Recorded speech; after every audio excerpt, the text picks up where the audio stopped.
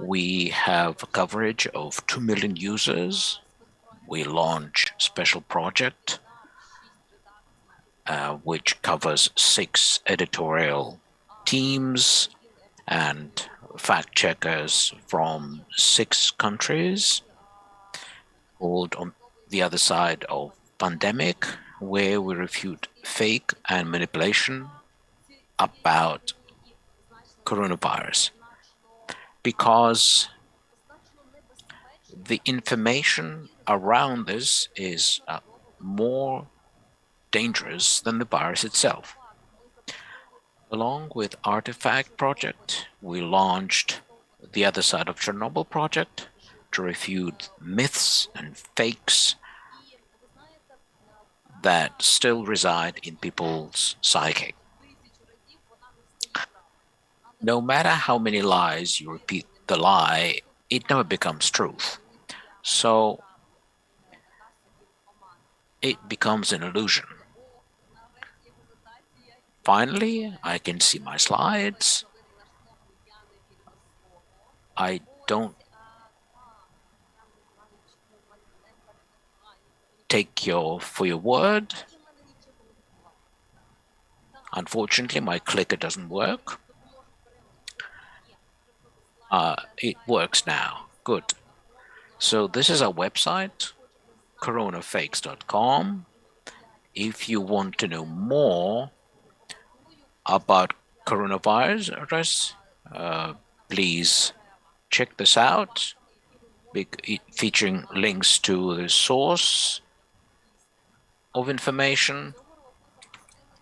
Also this year, we are launching a special project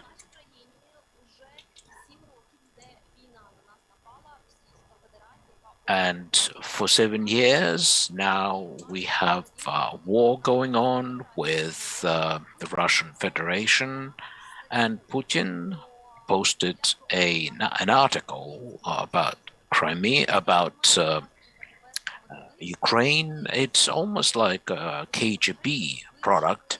And so together with our fact checkers, we decided to verify if there's any truth in it. There are 105 manipulative attempts that we counted in that article. So anyone who is interested, please subscribe. Now, a couple of words about our project, The Other Side of Chernobyl. For years, we've been refuting lies, and we're communicating truth to people. We're trying to spread the truthful information, so you will be able to find a lot of interesting information and refutations of fakes. Next slide, please. But in meantime, I'd like to introduce to you a person whom I respect a lot. He's a historian and director of the SBU Regional Archives, Andriy Kohut. Thank you very much for joining us today. Andriy will talk about Chernobyl KGB documents that have been recently declassified. By the way, Ukrainian SBU archive is one of the most open ones. Thank you. Speaking of what people call KGB archives, you see, most people think it's all about repressions and terrors of the 30s and so on. But if you look at the archives through the eyes of Chernobyl disaster, we will see unexpected conclusions and some interesting points that help us work with many topics, in addition to repressive policy of the Soviet Union, which includes disinformation, all kinds of activities and operations carried out by KGB. As far as the way we could use these documents, you see, what is kept here, it's quite unique, because the Ukrainian legislation with respect to access to former KGB archives is probably the most liberal in the world. Until recently, it was the Czech legislation. So now the Czechs are envious with us. Now, what Ukraine, how Ukraine is different compared to, for instance, Belarus. In Belarus, they still have KGB. We don't. By the way, after your presentation, we will have Franak Viacorka, senior advisor to Ms. Tsikhanouskaya. So please stay tuned. Speaking of Baltic countries, what Ukraine, or how Ukraine differs from their countries, KGB documents have not been taken away from Ukraine. But now I'd like to tell you a bit more about the documents concerning Chernobyl accident from the point when it was built and all the way to the accident. What makes these documents unique? Well, the fall of the Berlin Wall and democratic protests in the east of Germany, when they seized Stasi building, they seized not only the archive, but also rooms and the documentation. Basically, it's a special intelligence service which was created by KGB and was pretty much run from Moscow. After changes in the Soviet Union, we saw attempts to cover up what was secret and also try to take away the archives from the countries that could become independent. That's why the archives from the Baltic states were taken away, but Ukrainian archives stayed because in Crimea they doubted that Ukraine will actually become fully independent.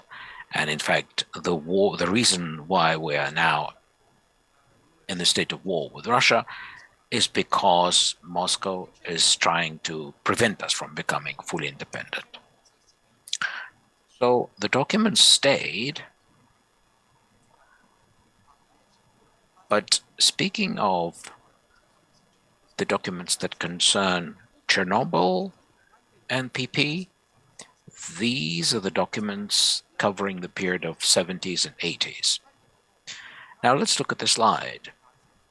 This is one of the orders, KGB orders, which was published in 1970, concerning the storage of archival documents.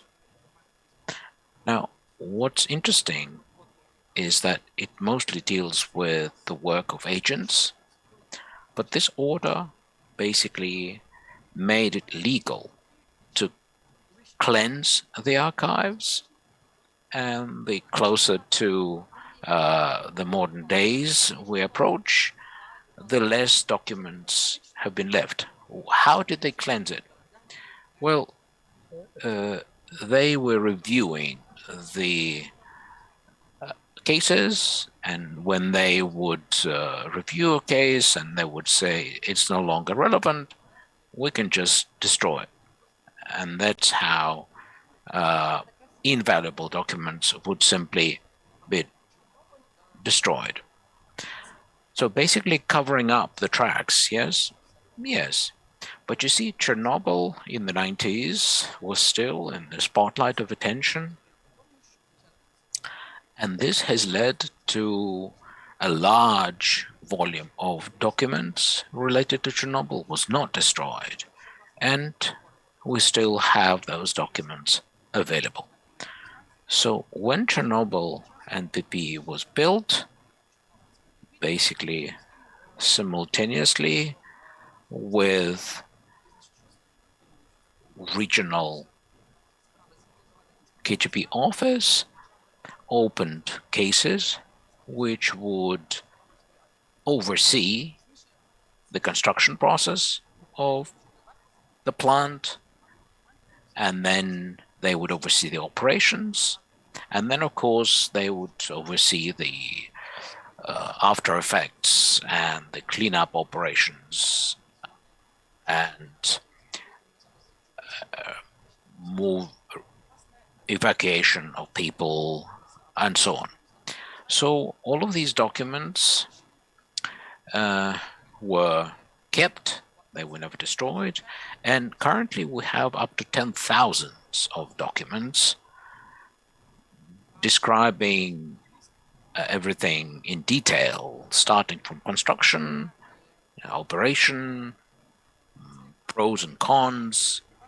Mostly it's internal KGB documentation, including reports, all kinds of agents involved, memos that would be sent to Moscow and back. And of course, because this was a regional KGB office, there was a fairly active exchange between Moscow and Kiev, covering a wide range of issues. We tried to look at a large team of researchers, and it's also a team of historians from the Academy of Sciences and so on. And they published this book, KGB Chernobyl dossier of files. And so we decided that we should represent these documents to a wide audience. We have prepared the online presentation, online collection of documents, and it is leading by a number of viewers we were able to attract, but also it is incentivizing researchers and further studies and attracts the interest of academia. So we concluded that it would be a good idea to prepare 2 volumes, 2 publications, 2 books. One book is telling what has been happening since the construction has been started to the nuclear accident, and the second volume would be dedicated to the events unfolding since the accident until nowadays. And we will show you a brief video and try to highlight the topics that might represent the greatest interest for media, for academia, for researchers, and for wider groups of public. Actually, these 2 books may be interesting for you to read as a documentary and as a novel. I would like to add, indeed, that these 2 books are really interesting. While preparing for this conference, I was going to review a couple of materials, but once I started reading these 2 books, I couldn't stop before 4 a.m. in the morning, because these documents are so relevant to us, Ukrainians living to the side of the major world nuclear accident. We can imagine how many facts have been silenced and how much the information was distorted in line with the then policies and the politicians trying to serve their interests. I like the slogan dedicated to the victims, to memory of the victims of the World War II, never again. I wish we could adopt the same sort of slogan to Chernobyl accident. Okay, let's review the documents included in the book. The first part of this publication, the first book, is the summary of events unfolding from the commencement of construction until the nuclear power plant accident, problems with construction, drawbacks in construction materials, and a lot of documents have shown that the construction works were poorly performed, and the information that was collected due to agents who were present among those teams who were involved in the construction of the Chernobyl nuclear power plant site.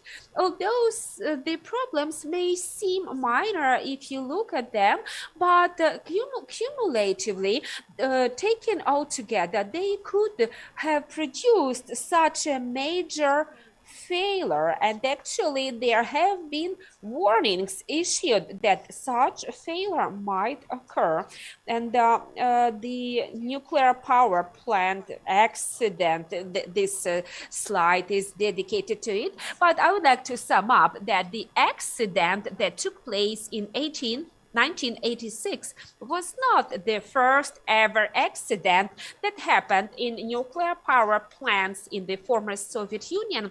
What made this accident famous is that it became, actually, this is the first accident that became widely known. However, we received other documents of KGB proving a list of a number of other accidents.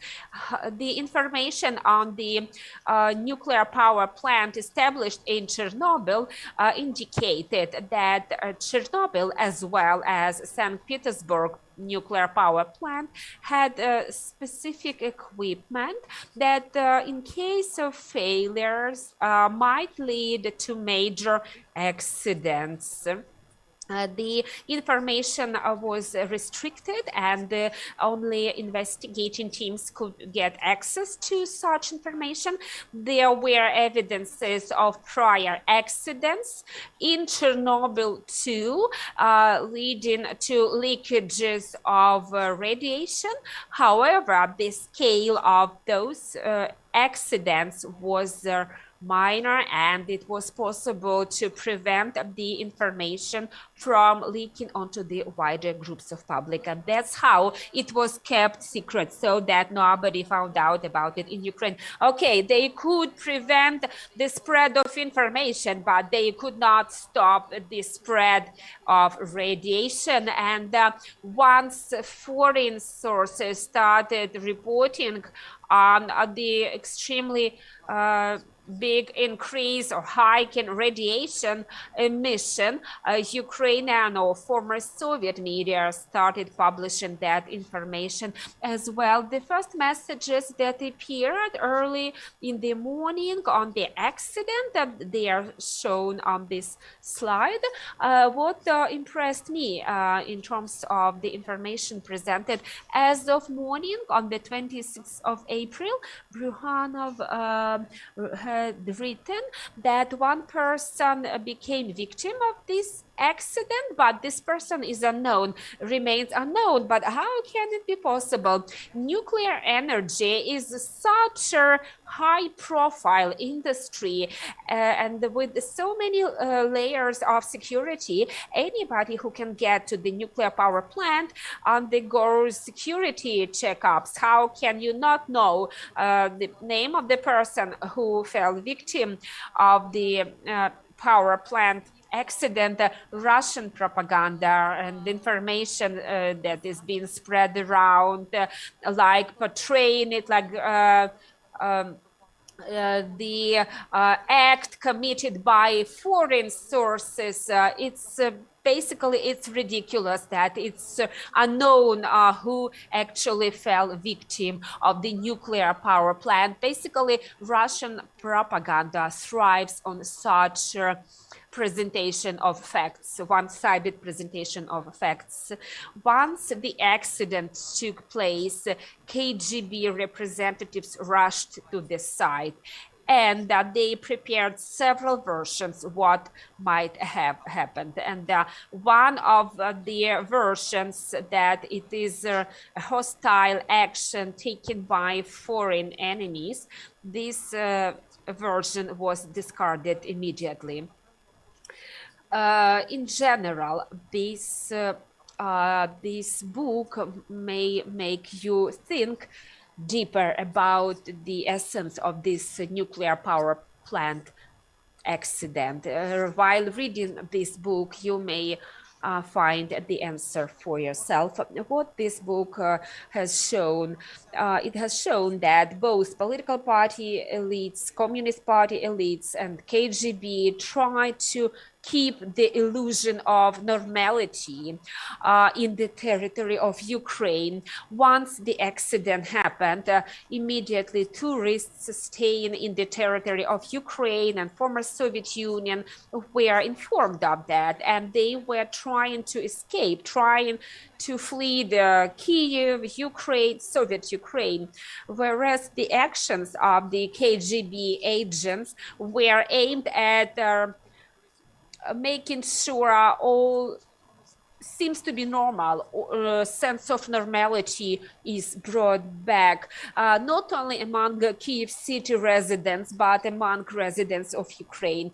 And in this case, we can recall the notoriously known May 1st Labor Day demonstration and manifestation, in spite of the fact that the ruling elite of the Communist Party, ruling elites were informed about the accident, and Kiev city residents were informed that the political elites were already deporting their children outside of Kiev. We have the documents included in this book about the children's costumes, children's outfits the children used while participating in the parade dedicated to May 1st Labor Day manifestation. They had to be destroyed because of excessive radiation.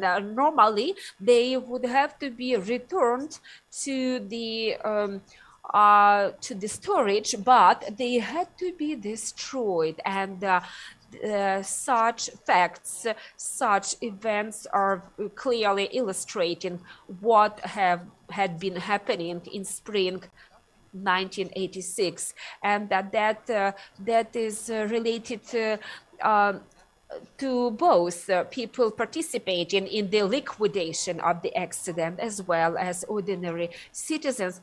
Very few people got to realize, people working in the nuclear power plant in Chernobyl, they were unaware of the level of risks and the threats arising out of such high radiation levels. And in addition to it, there was a problem of lack of equipment that could measure such high radiation levels. And evacuation, the issue of evacuation, also the population evacuation started, and some people complained of the radiation of radiation sickness. However, when addressing the hospitals, they were diagnosed with cardiovascular disorders and were provided with treatment for that.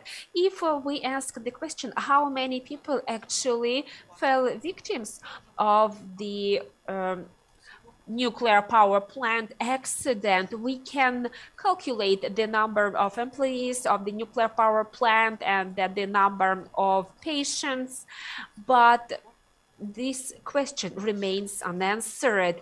This book presents an attempt to pose a number of questions, trying to identify those who were guilty, who are to blame for it. A lot of journalists then tried to come to Ukraine, come to Kiev, in order to understand what was actually happening.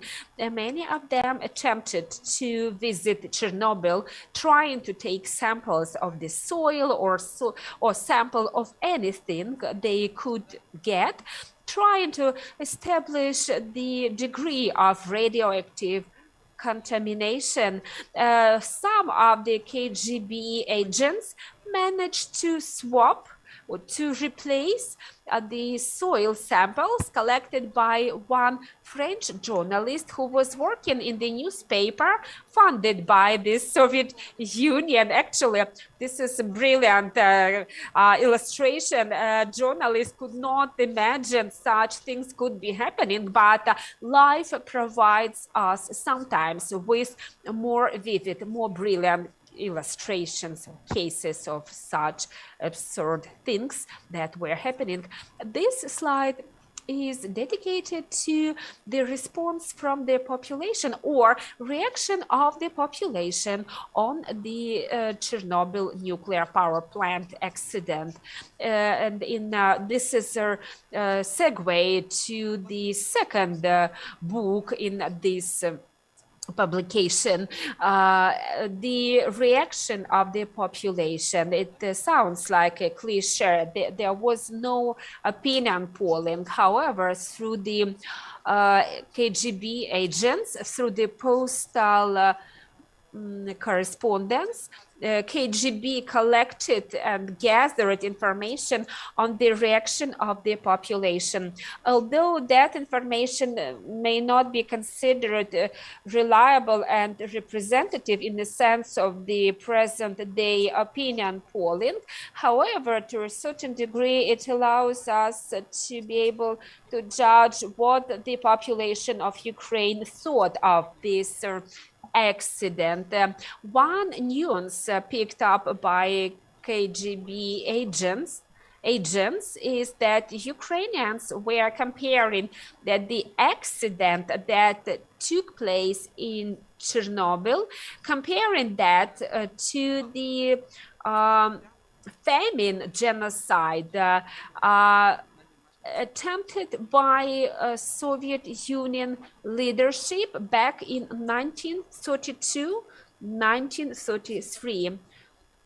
If you watch the documentary series HBO, you could see some relevance of this thought, but opinions that were spreading around among Kyiv city residents at that time were indicative of drawing a parallel between the famine in 1932, 1933 and Chernobyl nuclear power plant accident. Svitlana and Valery Parshunov once organized a major exhibition dedicated to 33rd anniversary of Chernobyl catastrophe, whereas representatives of many countries, journalists, media, and members of the public tried to review and address the issue, what actually Chernobyl accident was. I remember the piece of the Spanish artist. He tried to summarize what he knows about Ukraine, and he created an art object with a pile of wheat flour. Spanish artist knew that back in 1932, 1933, Ukrainians were deprived of bread, deprived of wheat flour, and he compared that with smoke or ashes from Chernobyl accident, which is also white, the same color. He tried to bring parallel and establish connection between these two historical events. If we look at this set of documents related to the nuclear power plant in Chernobyl, this publication represents a summary of the most documents that we could find documents that are available. They serve the important source of information about city of Kiev, city of Pripyat. And then if we talk about the second book in this publication, I would like to stress such concepts as classified information, confidential information. There are some documents which were published. They were related to classified information and relevant treatment of the information. If you read this document, you will be able to understand what that means. You will be able to analyze what was allowed to be spread around as regards Chernobyl nuclear power plant accident and what was not. Actually, my conclusion is that basically nothing was allowed to be circulated in terms of information. All information was classified, essentially. There is a document pertaining to instructions how to work with media, and interesting to look at what international foreign media wrote about this accident, and domestic media. For researchers working in the field of journalism history, this may be amusing. If I am not mistaken, this book contains documents depicting how foreign journalists were brought to Kiev and presented with some fake facts that we have no radiation emission, and look at our meters, radiation meters, look at the readings of various pieces of equipment. There is no radiation. Also, there was an attempt to organize it in a way as if ordinary citizens talk to journalists, so that journalists, international journalists, do not have an impression that they are talking to officials in Ukraine. They wanted to collect evidences and testimony of ordinary citizens, so that they could share the message across, but in fact they did not have contact with ordinary citizens. It was rather staged. And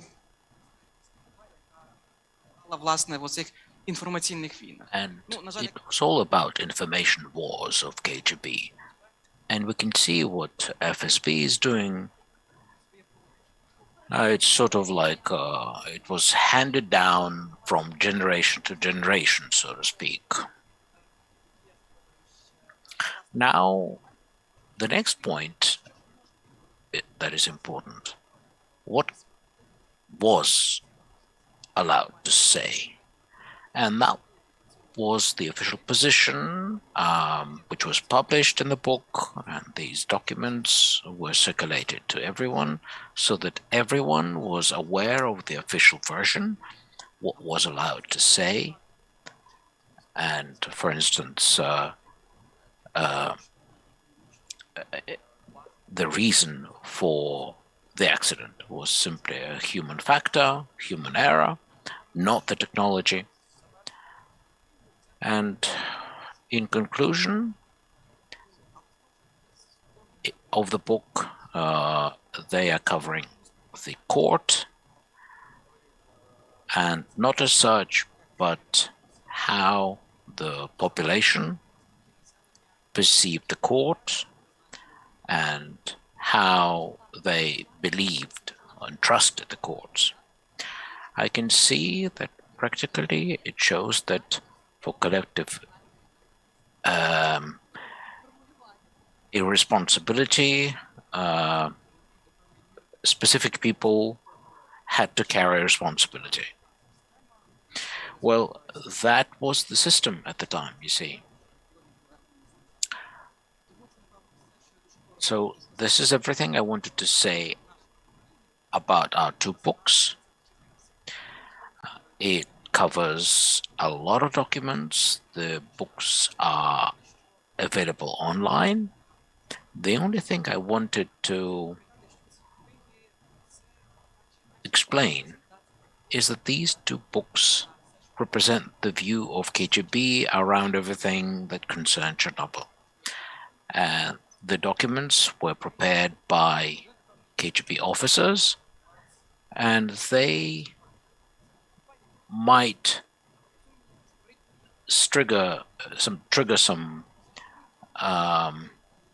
actually affinity to the officers of KGB, because you would get an impression that they were bright, well educated, and this hopefully will help you to figure out yourself how one could perceive everything that preceded the accident and its after effects.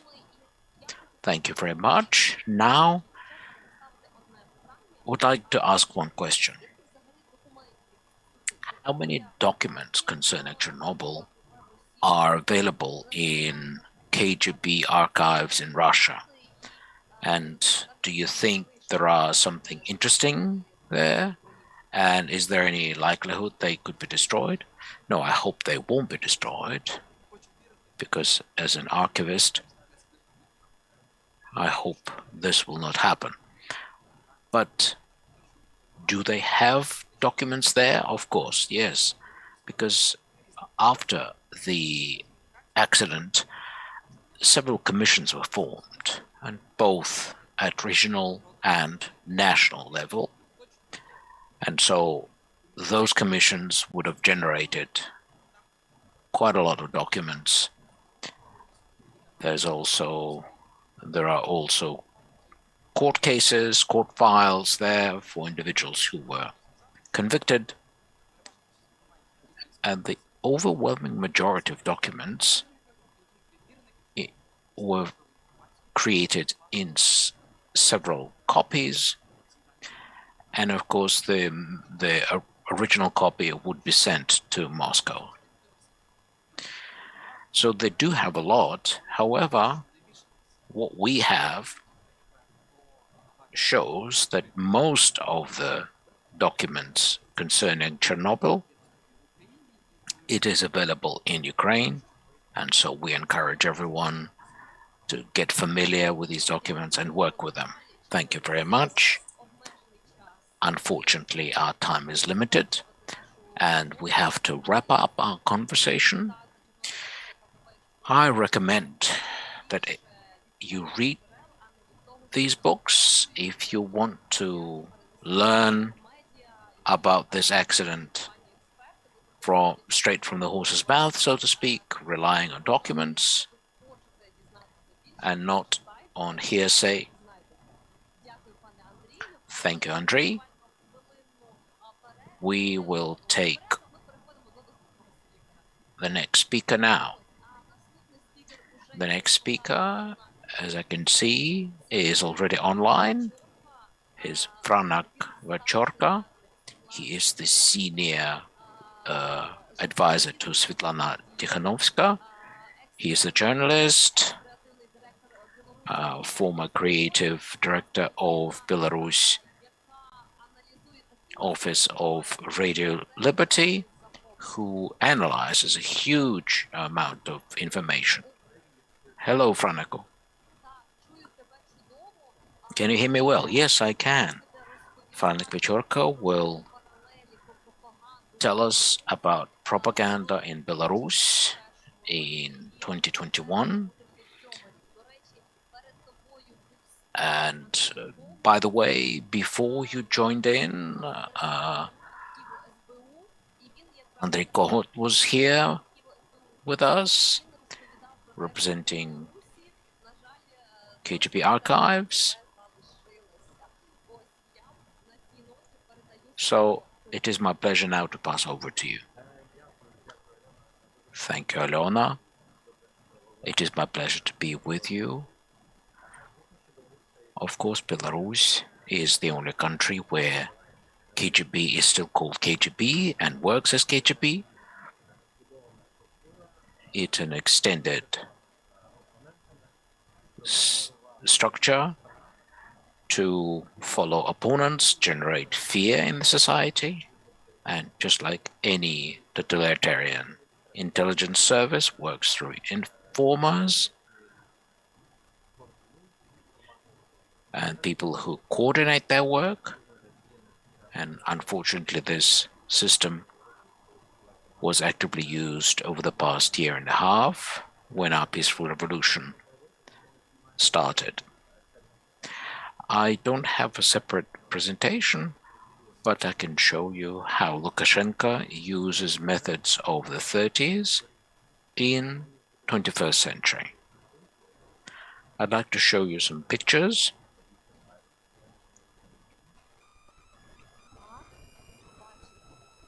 Yes, we can see that. First of all, you all must have read books about Stalin repressions, and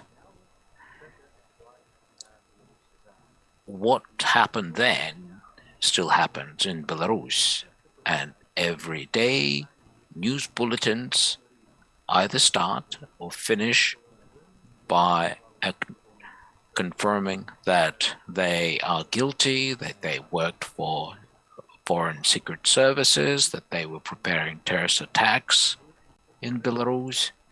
And all of these videos are actually shown in social media and television channels. And it is shown as advertising videos made by Protasevich, who shows that KGB is not guilty, is not responsible for seizing the aircraft. Recently, there was some shooting during KGB raid through flats, and they seized individuals, apprehended individuals who made some comments on Instagram, and now they show these people apparently pleading guilty, admitting that some foreign intelligence services asked them to do it. Unfortunately, I can't tell you whether it works or it doesn't, but it's quite scary. The goal of these videos is to create fear among people that if you attempt something similar, you might end up in their shoes. And you see thousands of these videos being shown on television, and they also use so-called bots and troll factories. And when I see in Ukraine attempts to discredit someone, these bots come to Instagram page and they say, we know where you live, we're gonna kill you, we're gonna cut your head off. We tried to work with this. We approached technological companies to block this, but it's done on a scale where it's very hard to do something about it, to counter this.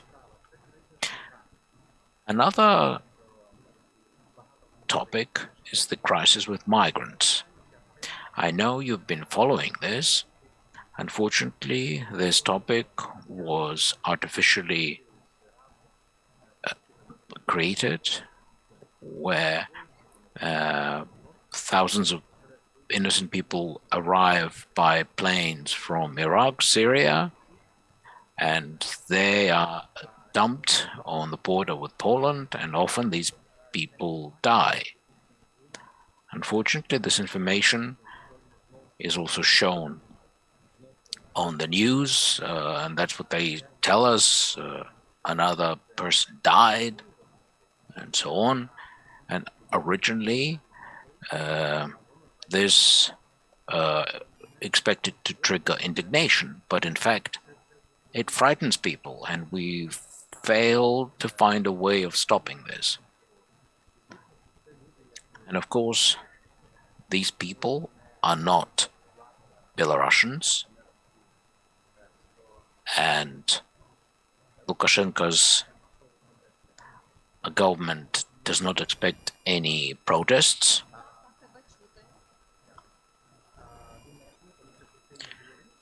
Because they are not Belarusians, but the fact that people are dying in peaceful Belarus, it shocks most people.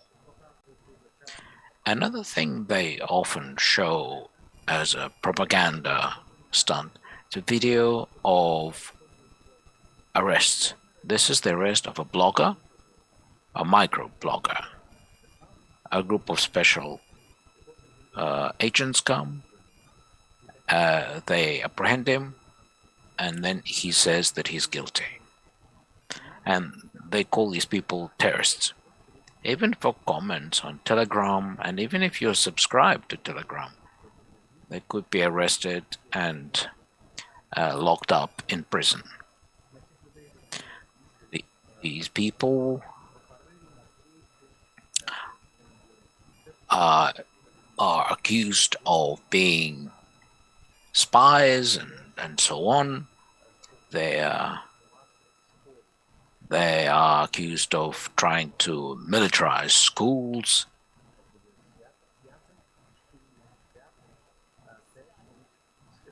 Не обходяться без військових, без спецназу. And every festival at school, they invite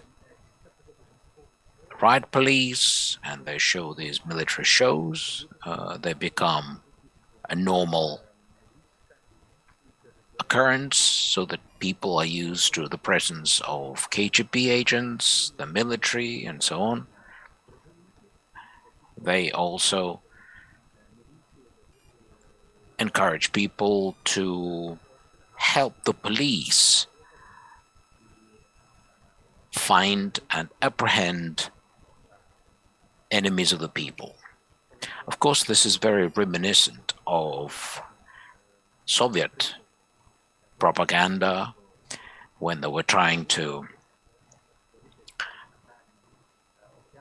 show that there are people, patriots in the society who are trying to fight the turncoats and spies and so on. And they are trying to create the perception about independent journalists being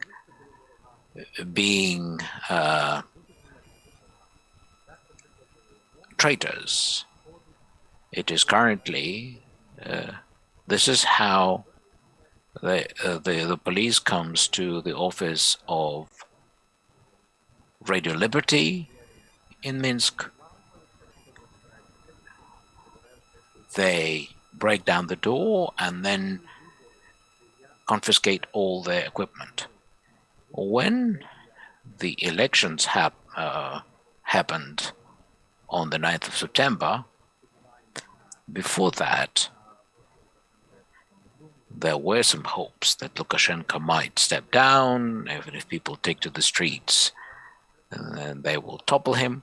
Unfortunately, after 9th of August, he stepped up the aggression and repressions, and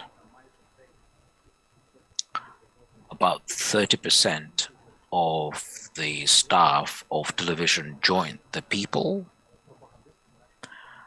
But propaganda staff from Russia Today came to Minsk and they simply started to copy Russian programs in Belarus.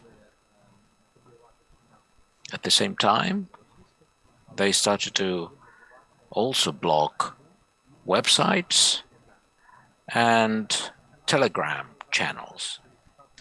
So now there are about 200 channels, and if you are subscribed to these channels, you could be construed as a criminal. You are branded as criminal.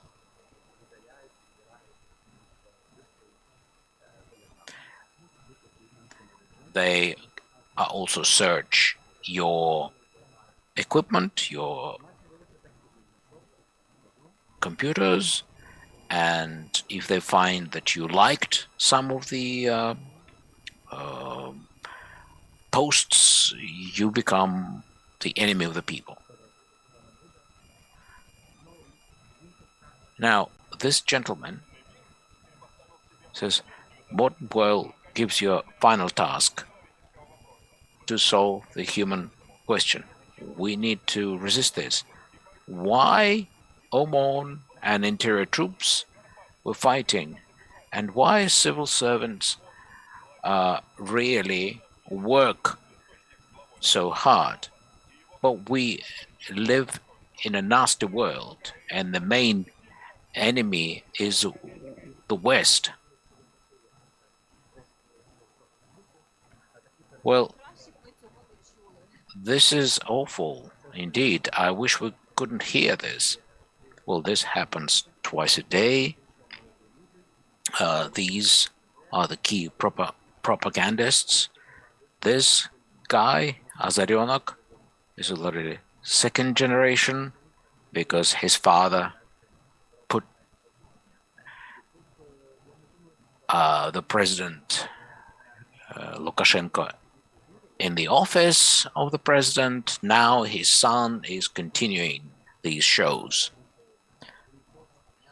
And every day he sends out all kinds of messages about people lying and so on. And eventually people start to really doubt whether it is indeed true or not. But this really kind of transforms you, or transports you rather, to the 30s, and almost all NGOs were shut down.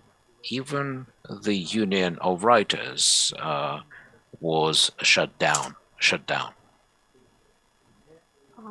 Writers Union in Belarus, including, and also Artists Union in Belarus was actually liquidated. Any creative union that could be critical of Lukashenko regime, they went abroad and they are trying to resume their activities being based in Warsaw or Kiev, Ukraine, and they're trying to carry on.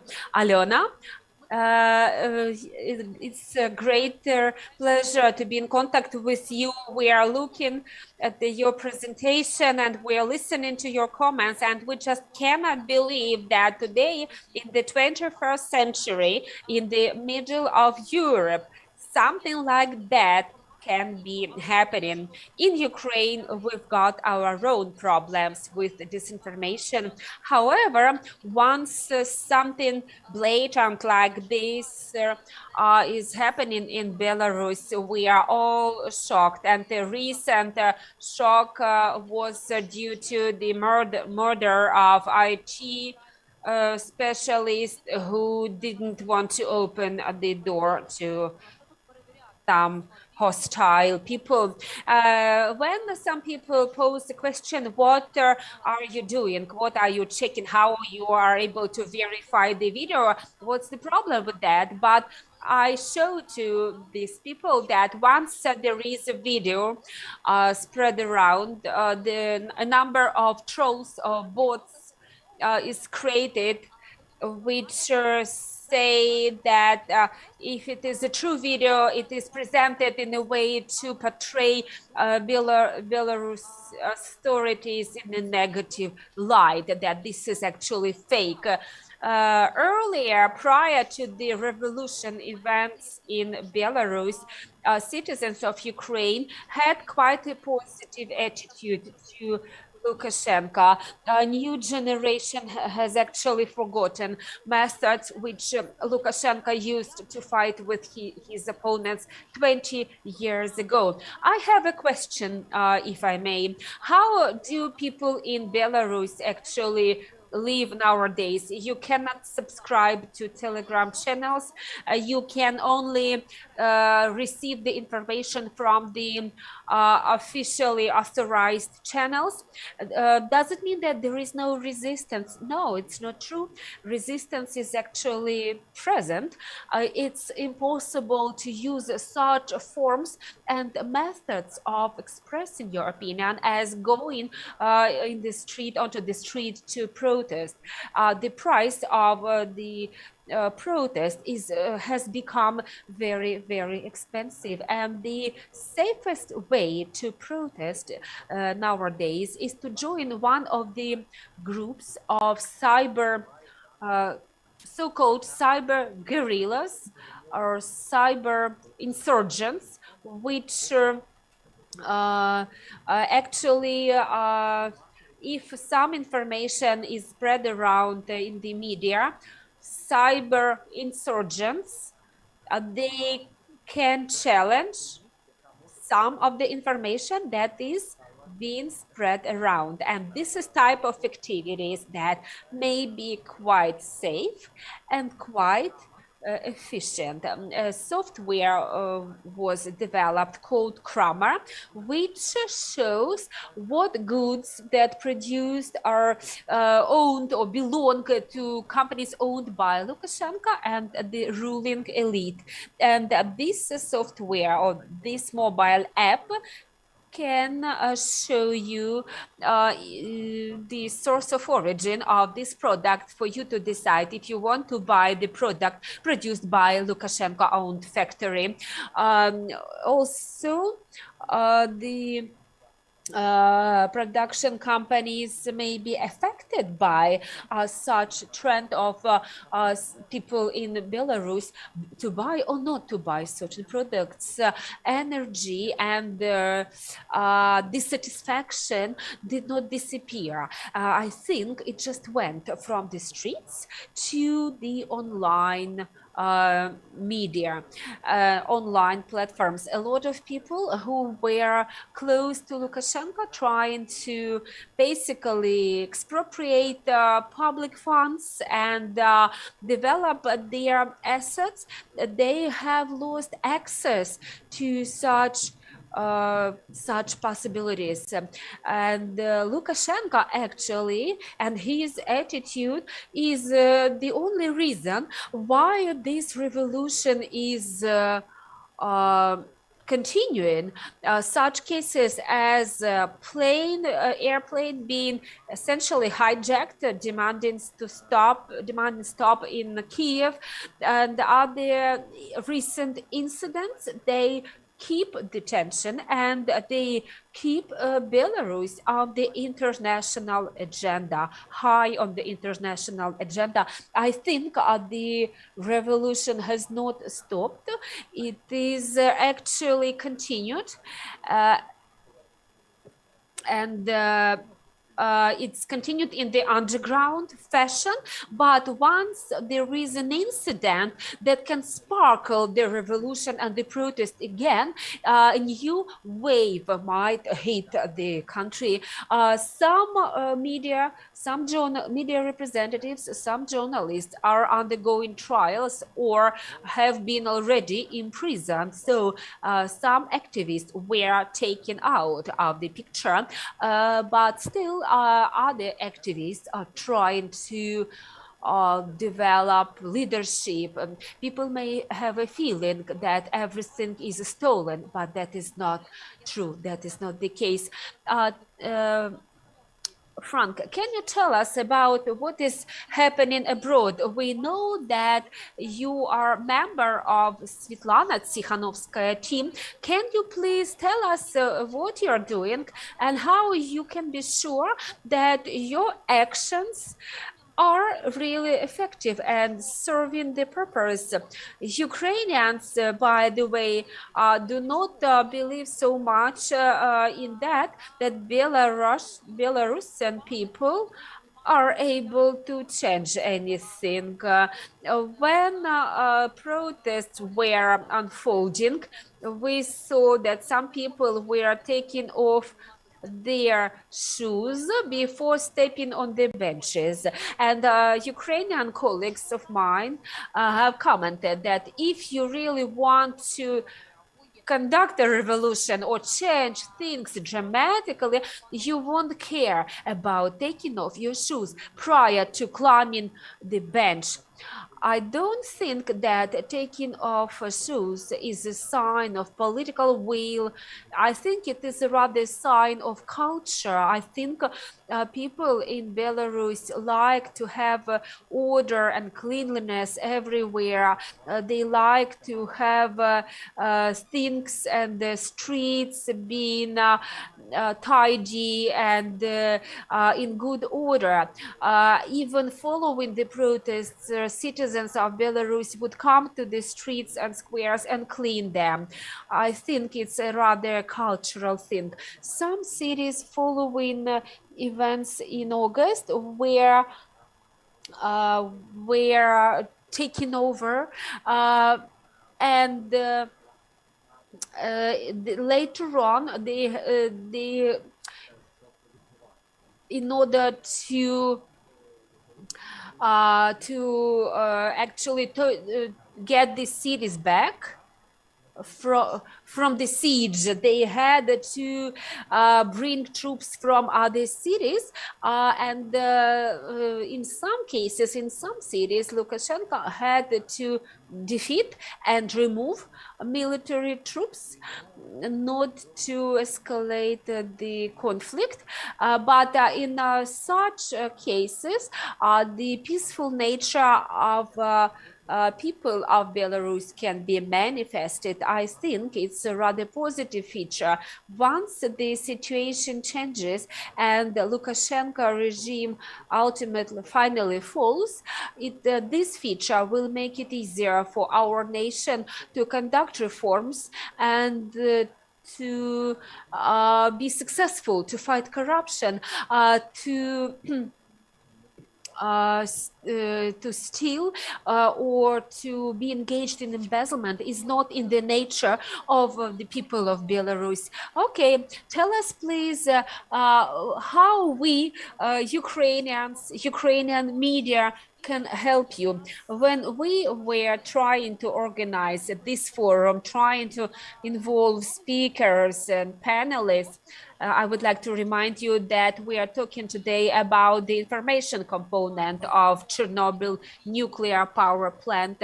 I would like to remind you that such effects and methods like silencing facts, hiding facts that we have inherited from Soviet Union, they are still remaining in Belarus.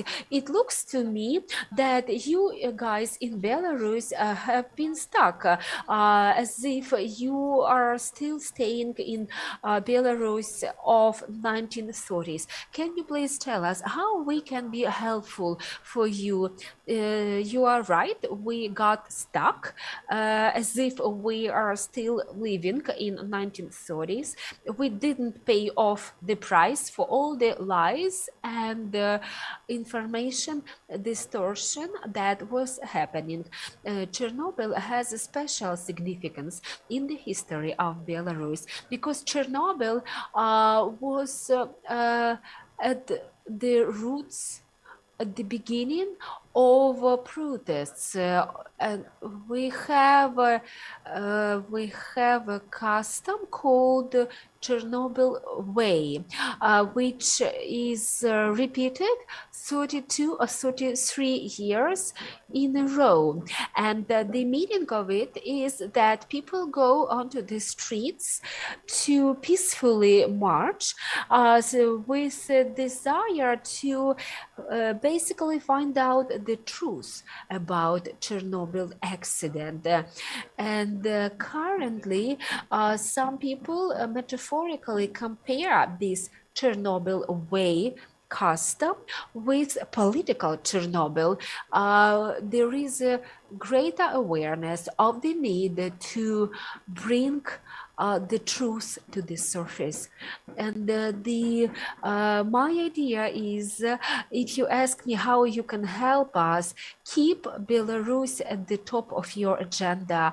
Try to keep it in the spotlight. Try to see how you can support and we can support the initiatives and projects at a grassroots level. Exchanges, whether musical, artistic, cultural exchanges, projects with involvement of different groups, educational exchanges, school exchanges. Try to explain in schools what is happening in Belarus. It is important for both Ukrainians and the people in Belarus to make sure we do not come back to dictatorship. We don't want either Yanukovych or Lukashenko to be leaders of future Ukraine and future Belarus. A lot of people from Belarus took part in military operations and in protests in Ukraine in 2013, 2014. We feel like we remain friends. Our nations are friends to each other. Thank you very much, dear Franak, for your reminiscences of the events of 2013 and 2014. I want to ask you also, Franak, what actually you are doing at the international arena. We have viewers and the audiences from 15 countries. Can you please tell our international audience what you are actually doing? We are working together with international organizations. Yesterday, there was a meeting in UN Security Council with 30 countries participating in that meeting, discussing democratic transformations in Belarus. Critical speeches were delivered by representatives of Russia and Lukashenko administration. Our objective is to bring humanitarian mission, UN-led mission to Belarus in order to stop this humanitarian catastrophe.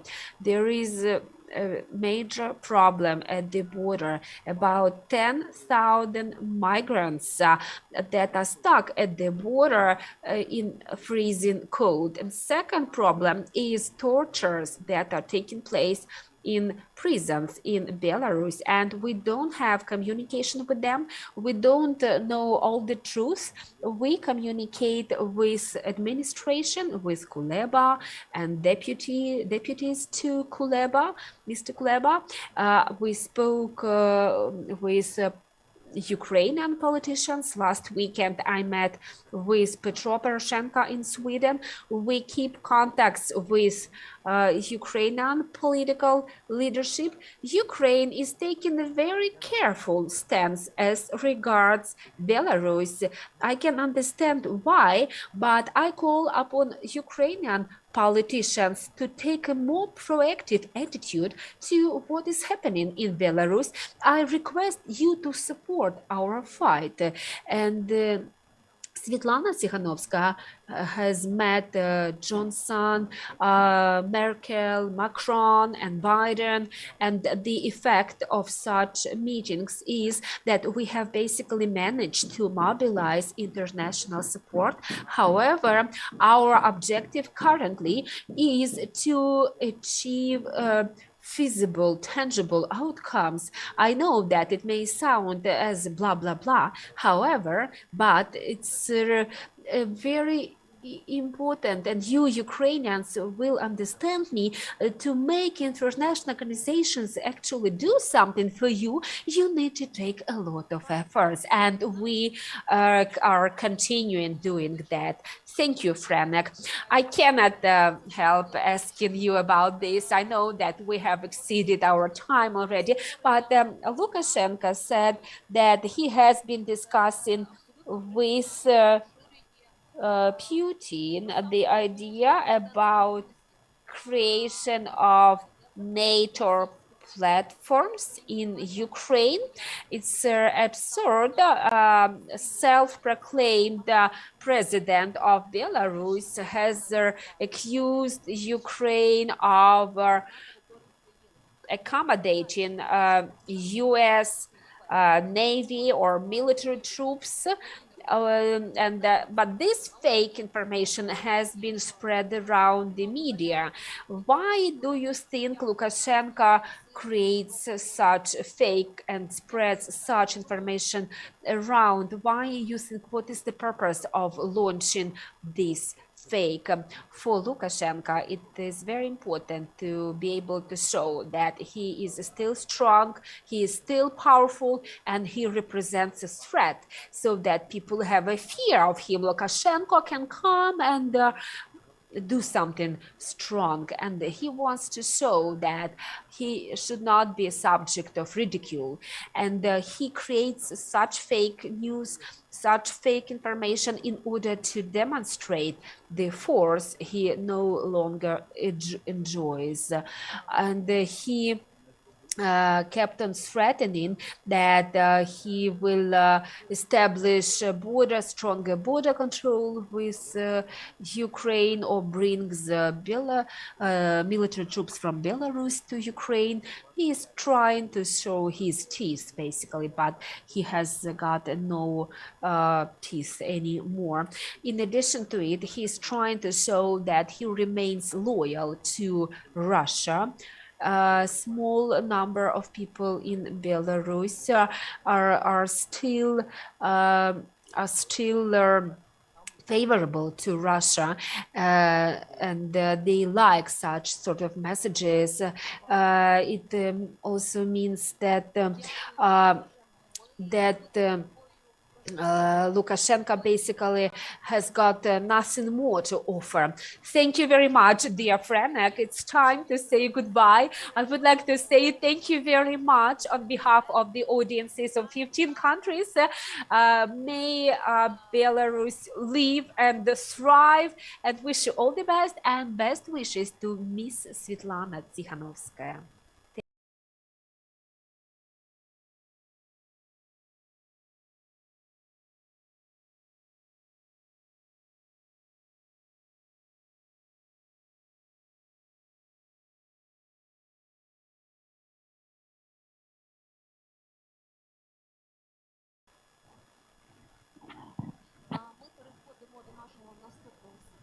We're now inviting our second speaker, Mr. Michael Bartukyu from Canada. He's the author of Digital Pandemic, analytician. He writes for CNN, lectured at Harvard. I recommend that you read his Digital Pandemic book, where he draws parallels to what happened in China in 2019, how this was disseminated in worldwide, and you will be able to hear now what there is in common between Chernobyl and the current pandemic. Good afternoon and good evening. My name is Michael Bartukyu, and I'm pleased to be here. I'm the global affairs analyst. I'm a regular contributor to CNN Opinion, co-host of the podcast and podcast called Global Impact, also author of the book Digital Pandemic, and many of you in Ukraine will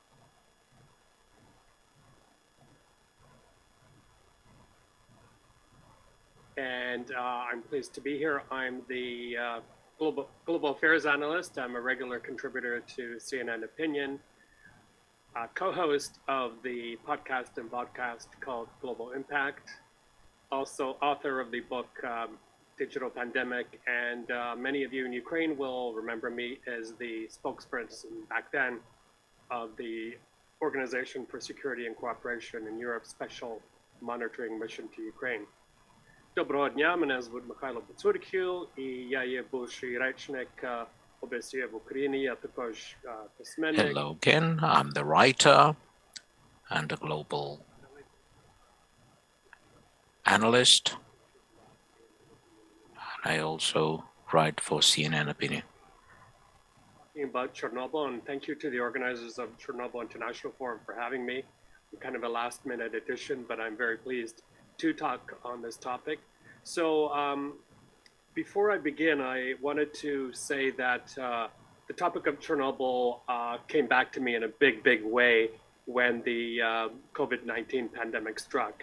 So while I'm talking, I'm showing you a bit of the trailer from my book, but essentially the book deals with the parallels, the very strong parallels between the two disasters. So basically my thesis for today will be to talk about these parallels that I've identified between the Soviet handling of the 1986 Chernobyl disaster and how China handled the largest pandemic in modern history.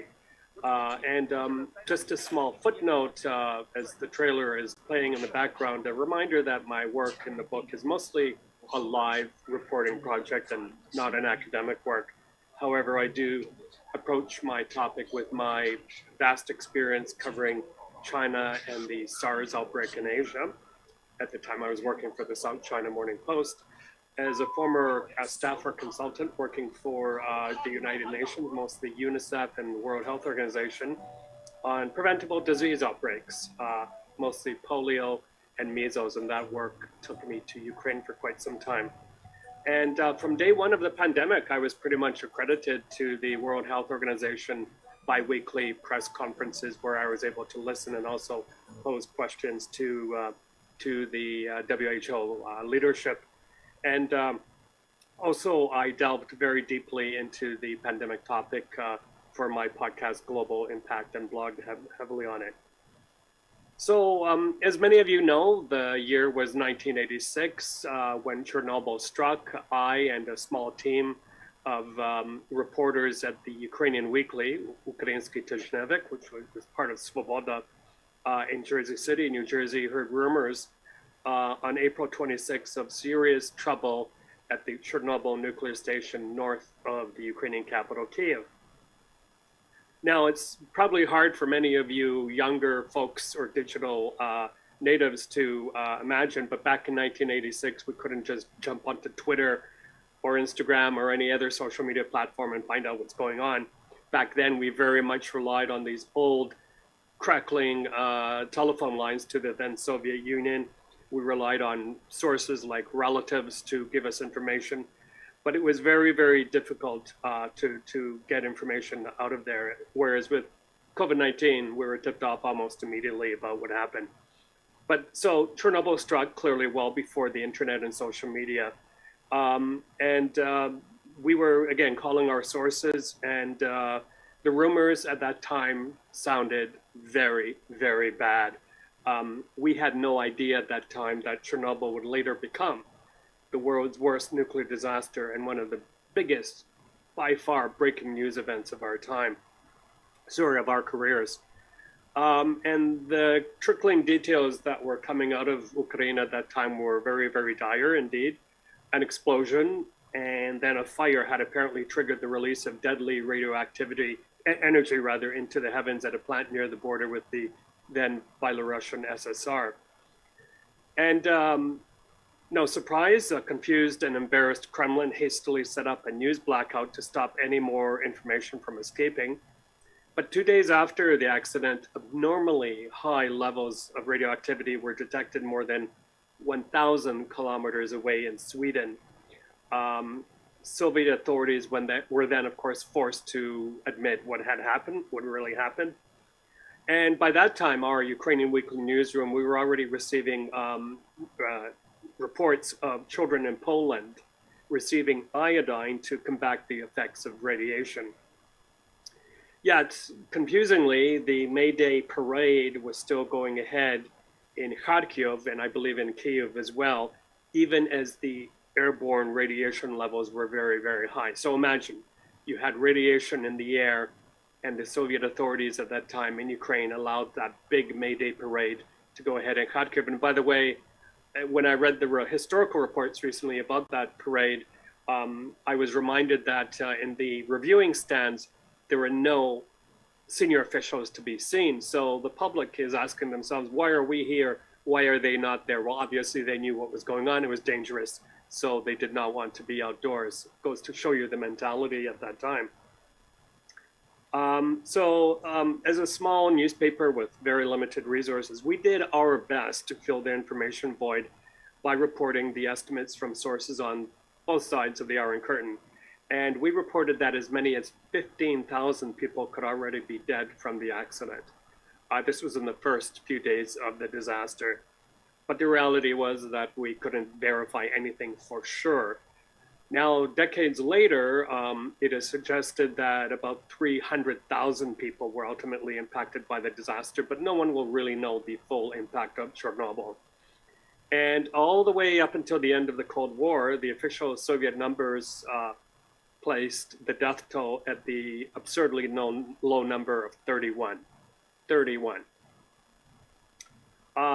Also, I should note that my friend and colleague, Professor Serhiy Plokhy, the director of the Ukrainian Research Institute at Harvard University, wrote in his very powerful book that at the end of the day, Chernobyl ended up being the third most powerful nuclear reactor in the world.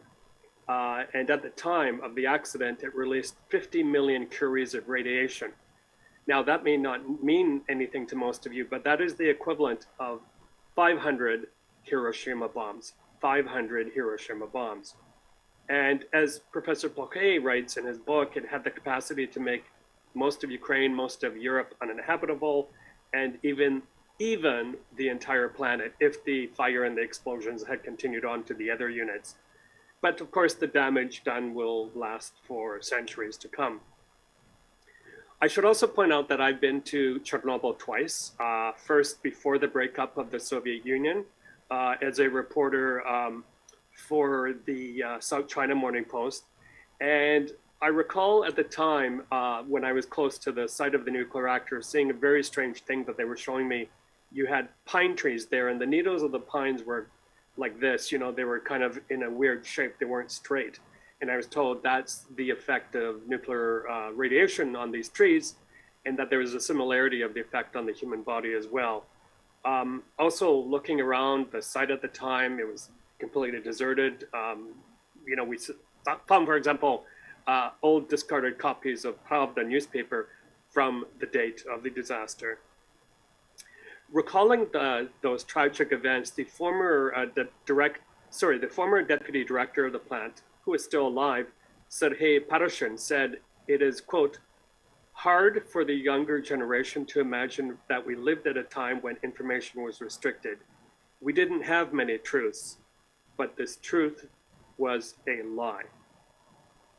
My friend from Sky News, Diana Magny, she's a former CNN reporter, said in her documentary about Chernobyl, quote, it is hard to estimate how many the radiation has affected, how many lives, cancers, or radiation-related disease will have cut short, but the feeling of loss and grievance of futures unfulfilled, they are as clear as ever. So in my book, Digital Pandemic, I said that Mark Twain once said, history never repeats, but it often rhymes. So it proved 30 years after Chernobyl with the first cases of COVID-19, the whistleblowers this time were a handful of concerned doctors in Hubei province who noticed an alarming number of patients arriving at their hospitals with pneumonia-like symptoms. One of them was Dr. Li Wenliang, who messaged his medical school on the popular service WeChat in about December 2019. So remember, this is December 2019. Many of us first started hearing of the pandemic only until February of 2020. And he said 7 of his patients showed signs of SARS-like illness after visiting a local seafood market and were presently quarantined in his hospital in Wuhan. Well, he immediately came under heavy censorship from Chinese authorities to shut down those communications and to stop talking about these cases. And sadly, weeks later, Dr. Li was killed by the same virus he was talking about. And of course, as word of the virus started to go around on Chinese social media, the big cover-up went into overdrive to suppress information, punishing or intimidating any enterprising journalists who tried to run the story. That is why my book is dedicated not only to my late Tata Natusia Shkolnik, but also to Dr. Li, and also the citizen journalists who blew the whistle on COVID-19 and then were also put away or detained, or we didn't hear from them for quite some time. So adopting a nothing to see here attitude that was eerily reminiscent of the way Soviet authorities behaved after Chernobyl, Chinese officials in Wuhan decided to go ahead with the annual Communist Party meetings and a huge Lunar New Year banquet for 10,000 families. Now remember how I talked about how Soviet authorities went ahead with that May Day parade right after Chernobyl? Well, this seems, again, eerily similar of what happened in China as COVID-19 was spreading. To not do so presumably would have undermined the Chinese government position that everything was fine. Yet both of these decisions were likely made knowing full well that the city of 11 million was about to enter a hard lockdown, and that these gatherings could, of course, become super spreader events. Again, similar to the deliberate obfuscation by Soviet officials at Chernobyl, the Chinese government delayed by about 2 weeks access for a team from the World Health Organization, experts that were tasked with tracing the origin of this rumored new virus appearing in Wuhan. The WHO team was sent in February 2020, but it wasn't until much later that China confirmed human-to-human transmission for COVID-19 was happening and began sharing data about the virus with the rest of the world. Now, you'll never hear this from any official from the WHO, but had those WHO experts been allowed to do their jobs, and had the Chinese authorities been honest about what was happening, it might have avoided a lot of damage. In fact, it almost certainly would have avoided a lot of damage, deaths, pain, and displacement. I had observed that in the book that in true Soviet revisionist style, Chinese state media has been quoting the WHO Director General recently less and less. So he's appearing in Chinese state media a lot less, presumably because of the WHO's increasingly critical stance toward China.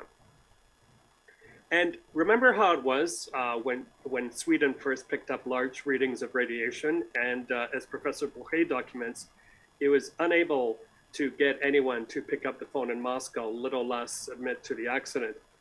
Well, as far back as December of 2019, officials in Taiwan, of course, the independent island from China, tried desperately to warn officials in Geneva at the WHO about mysterious but highly infectious cases they were also picking up. But they too were met by silence. And this is a very, very unfortunate development, because yet again, had the WHO listened to Taiwan officials, to their CDC, then we would have been probably in a different place where we are right now. So looking back over 2020, the parallels between the two communist catastrophes keep on piling up. But what ultimately made COVID-19 worse than Chernobyl was that humans are far more interconnected, and of course radioactivity can't easily be spread by coughing. For instance, Chinese citizens had for years dominated the world outbound travel market in terms of both money and the numbers of people traveling.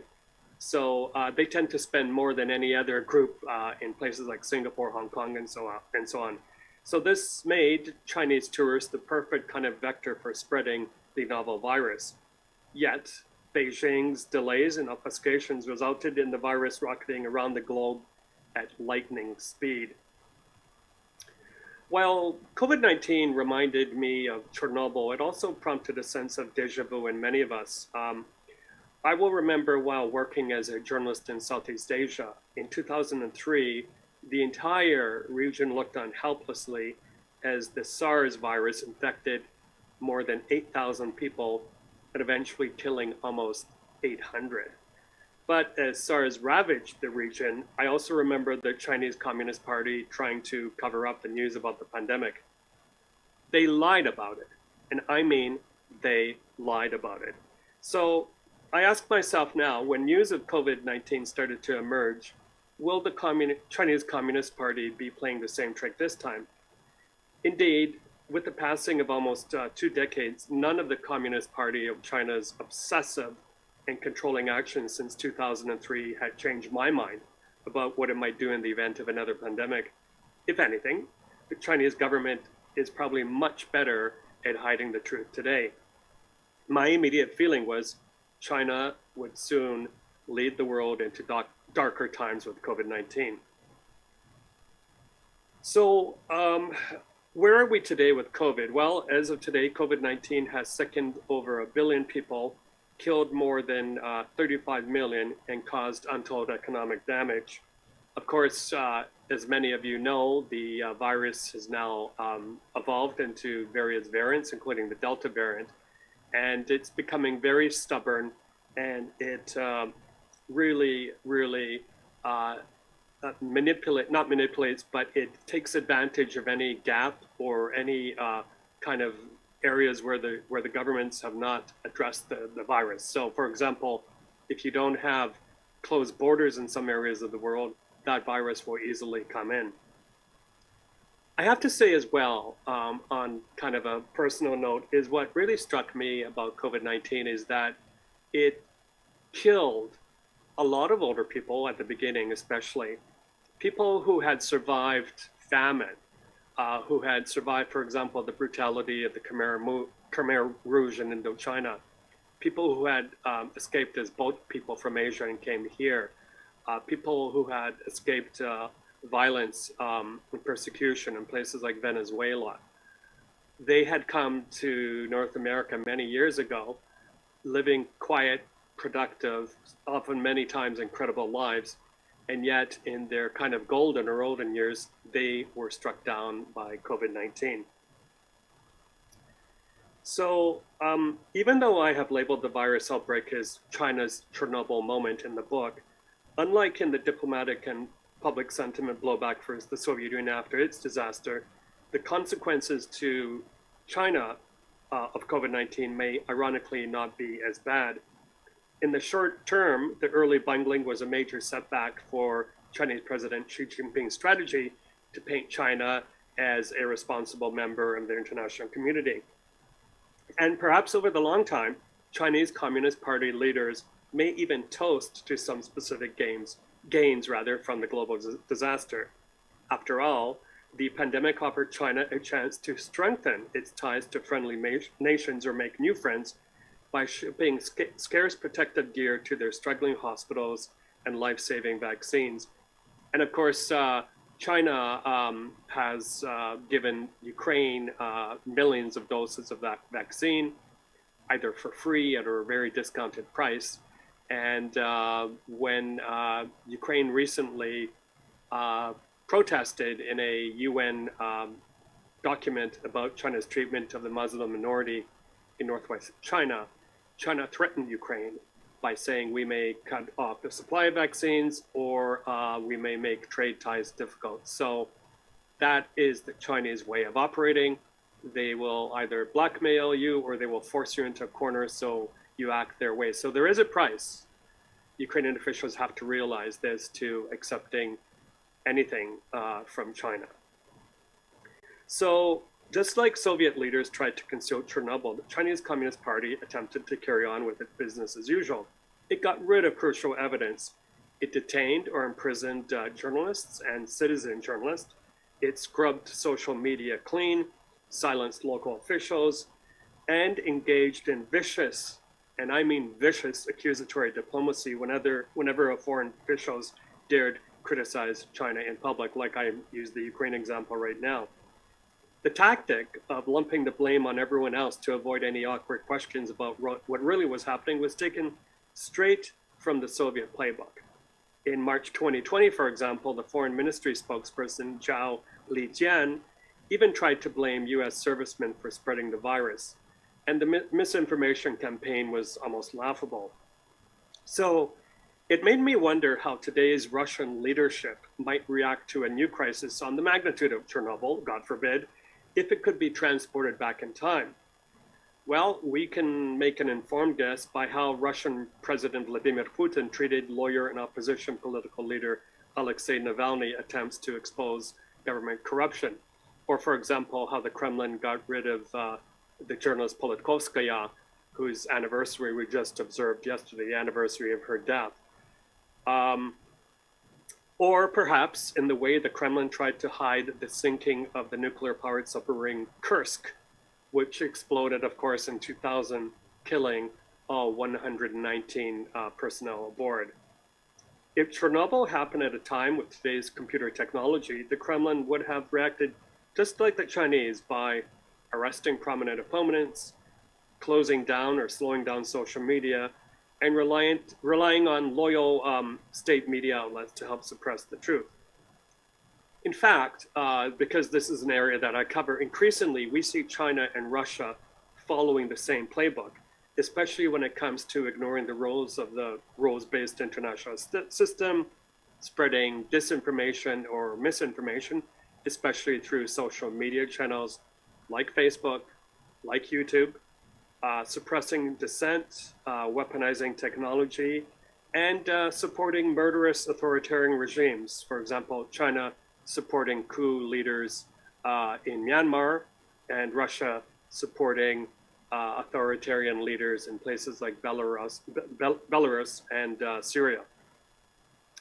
Also, I wanted to cite a statement by Chinese Foreign Ministry Spokesperson in March 23rd of this year, which gives you an idea of the kind of more close relationship, the developing relationship between China and Russia.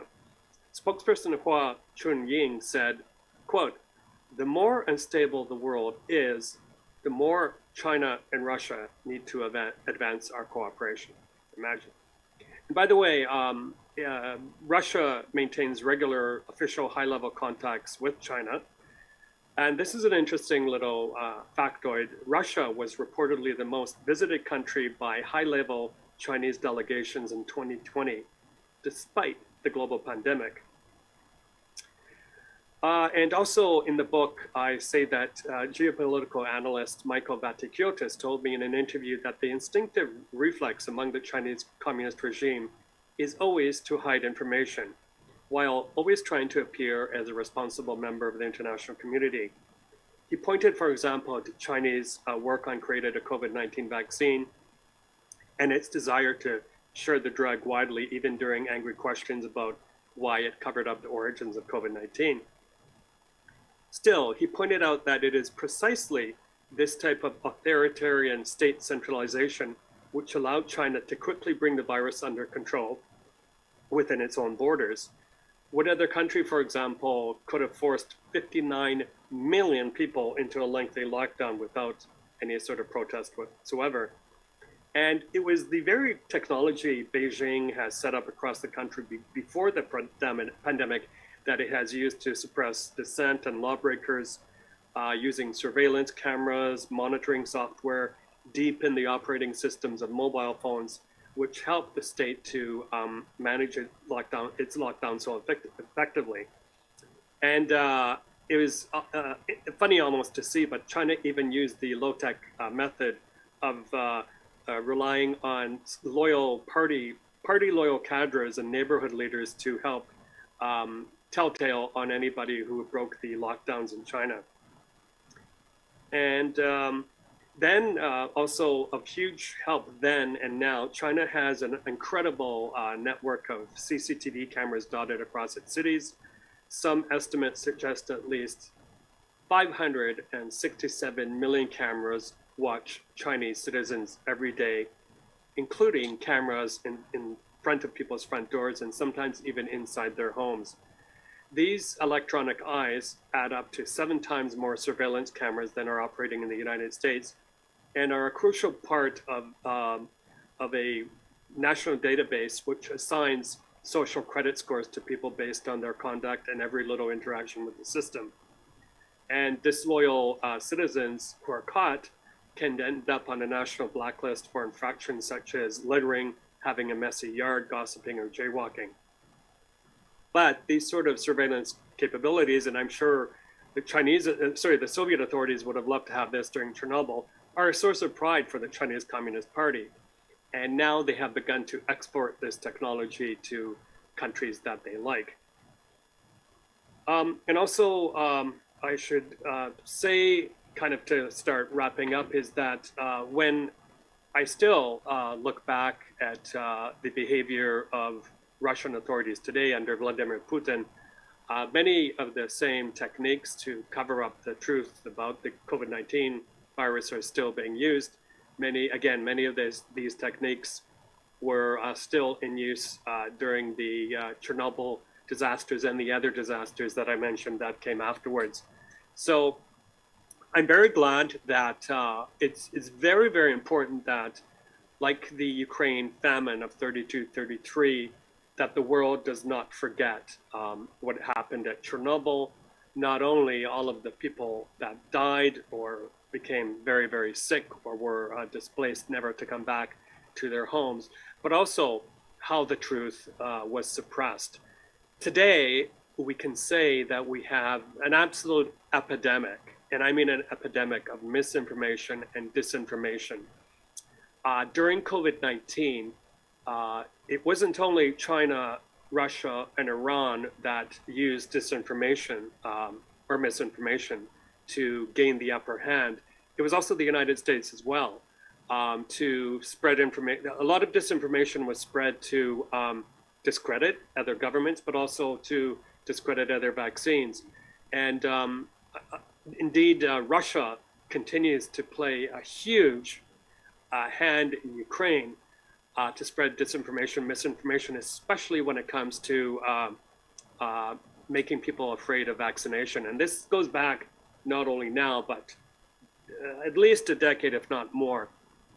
And then another point I wanted to make is that obviously the older people in society have a very, very good reason to mistrust government. I don't blame them. After the big lie of Chernobyl, it does not surprise me whatsoever that the trust in government is very, very low in Ukraine.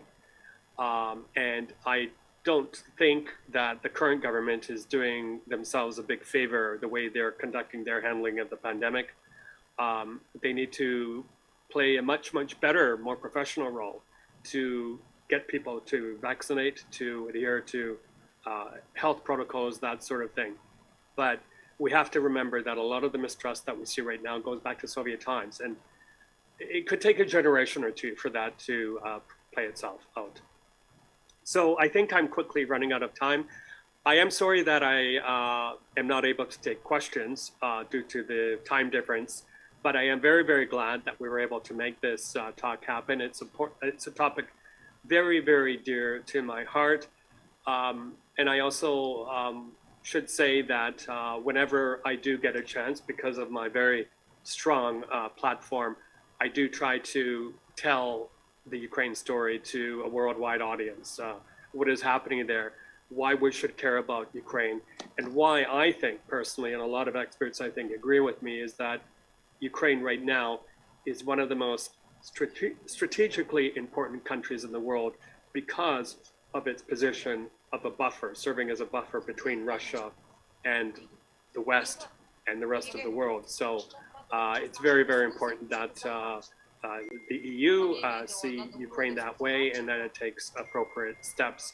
And as Foreign Minister Kuleba told me the other day on Global Impact, being my co-host, that the West, especially Europe, should stop looking at Ukraine through the prism of Russian policy, that they should have a separate, independent, objective policy towards Ukraine, and then they will see a country with a much more developed, more confident face. So again, thank you very, very much. Good luck for the rest of the conference proceedings, and I hope to see everyone soon in Ukraine. Щиро дякую, мені було дуже приємно. Доброго дня. Thank you very much. It was a great pleasure for me, and have a good day.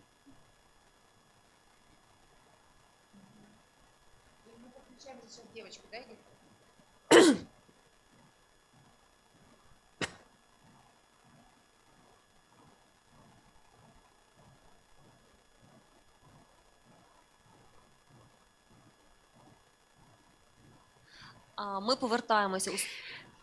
We are back to our studio. Thank you very much, dear Michael, for your comprehensive research and your presentation. And now it is time for us to start the next panel discussion, which is titled Information Disaster and its consequences. We have my colleagues, Yulia Kozdobina, chairwoman of Ukrainian Security Studies Organization, and we have Oksana Malenkovich with us, the head of the research environmental problems in the media space. And we have also Artem Zakharchenko, who will participate by video conferencing, professor of Kyiv National Taras Shevchenko University. We will be talking about the role and impact of media on the agenda, what there is on the top of the public agenda, and to what extent fakes or misinformation or silencing information affects the public agenda. I would like to give floor to Ms. Oksana Malenkovich to ask her to tell us about the research she and her team conducted and the place of Chernobyl disaster in that study. Good day, dear colleagues. Thank you for having invited us to participate in your panel discussion. Recently, on the 1st of October, we have presented the results of our study, which was performed on the support of International Renaissance Foundation and the Embassy of Sweden. Our objective was to try to explore to what extent the media affect a certain agenda, public agenda, whether the excessive information or shortage of information are likely to yield fakes circulating in the social media and in the media. While we were conducting our research, we have identified a number of facts, and a group of facts is related to Chernobyl disaster. In April 2021, on the eve of Chernobyl nuclear power plant anniversary, we have seen about 6,000 publications, and which gathered responses of 126,000 people, which is clearly demonstrating that the Ukrainian audience is taking still a deep interest in Chernobyl nuclear power plant. We all remember that in April 1986, a dust storm has taken over Kyiv. Recently, in April of this year, between 16th to 18th of April, the dust storm has taken over Kyiv again, and it was mentioned in broadly, widely mentioned and commented in social media, with commenting by representatives of Chernobyl confinement zone and representatives of the Ministry for Environment. Healthcare Ministry representatives were providing suggestions to Kyiv city residents of what they were supposed to do. Google Trends during the same time were exploding by intensity of search of relevant information. Ukrainians were Googling information about air quality and air pollution. The level of intensity of such Google search was exceeding the total amount of all Google searches about waste sorting throughout the year, which has shown that this topic is extremely interesting and relevant for information. So we've got a large number of searches, which is showing that there is a demand for such information. And of course, such high interest does not naturally may be easily transformed into the ground for generation of fakes. As Ms. Alona has mentioned about the forest fires, and a lot of fake news were generated at the time that some radioactive dust is about to be thrown onto Kyiv city, and it seems to me that some Russian propaganda spreaders contributed to that too. Forest fires around Chernobyl and in Kyiv region, in Chernihiv region, this topic generated such a huge interest. I fully agree with you. When you visit the website of the healthcare ministry or State Service for Emergencies, you could clearly see the explanation. However, the abundant information in the social media was spread with such a speed, and that information was not always accurate, and the speed of spreading that information exceeded that of official messages. Topics of environmental protection, environmental topics for ordinary readers, for ordinary viewers and ordinary audience with high level of education, for people who understand that they should perceive the information critically. That is not enough. When we analyzed this situation with my colleagues, it turned out that we have another problem. Інформації як проблема однобокого подання інформації. Зокрема, дуже яскравим є приклад на проєкті Є-40, він також пов'язаний з Чорнобильською катастрофою. Це проєкт днопоглиблення річки Прип'ять з метою судноплавства та об'єднання Чорного моря. І цей проєкт у медіа подається державними службовцями як амбітний проєкт економічного прориву. Ця тема резонує дуже голосно у заявах топ-представників нашої держави. І, звичайно, серед таких заяв на першому місці є економічна складова. І ті прибутки і економічна вигода, яку вони приносять. В таких заявах звучить фраза, що все буде здійснено відповідно з дотриманням норм екологічної безпеки. Проте медіа не транслюють у таких повідомленнях іншу точку зору, про яку говорять перш за все громадські активісти та науковці, що підняття мулу в момент днопоглиблення може скаламутити воду і ті радіонукліди, які вже осіли за всі ці 35 років. І у нас постане інше питання, у нас постане питання утилізації того мулу, який буде відповідно видобано з русла, так? І медіа або транслюють економічну складову, або ж транслюють уже заяви активістів, які з'являються в інформаційному просторі. І активісти, відповідно, з'являються точково, вони з'являються в момент якихось панельних дискусій або конференцій. Так, наприклад, як громадська організація «Чистий Дніпро», вона піднімає це питання і транслює його у медіа. Але якщо подивитися хвилю економічного амбітного проєкту Є40 і медіа резонування про загрози такого проєкту, то, відповідно, економічний проєкт набагато інтенсивніше комунікується та поширюється медіа, а загрози залишаються точковими в блогах активістів, в заявах активістів чи в якихось вже достатньо фахових публікаціях науковців, які так не поширюються активно, як поширюється економічна складова.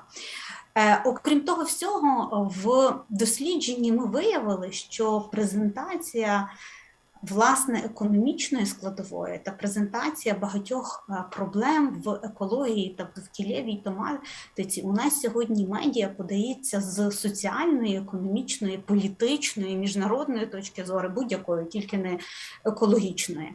В таких темах, як вирубка лісів чи проблема збереження лісових ресурсів, енергоефективність, тут же зелений тариф та менеджмент відходів. Тобто ці теми, вони резонують найбільше в українських медіа за 2,5 роки. Так от, в 30% таких матеріалів екології немає взагалі. Немає. Оксана, дуже дякую. Та також хочу додати стосовно того, що ви говорили. Є така інформація, є така проблематика, і вона збільшує цю прірву навколо довіри до офіційних організацій. Тому що коли ми згадували ці проблеми пожежі в Чорнобилі, інформація офіційна була, вона оновлювалась весь час, але вона була дуже сухою.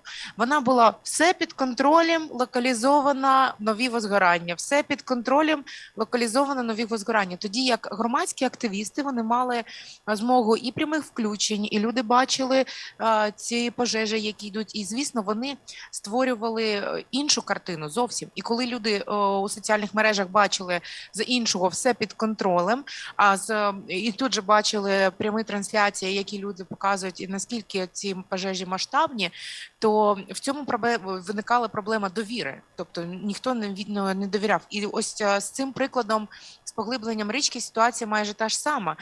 Все буде добре, все буде під контролем, але якби була комунікація про те, що ми знаємо ризики, ми знаємо, як з ними працювати, то, можливо, і сприйняття було б іншим. А так просто наші офіційні ці меседжі, вони втрачають довіру. Я хочу навести один із прикладів.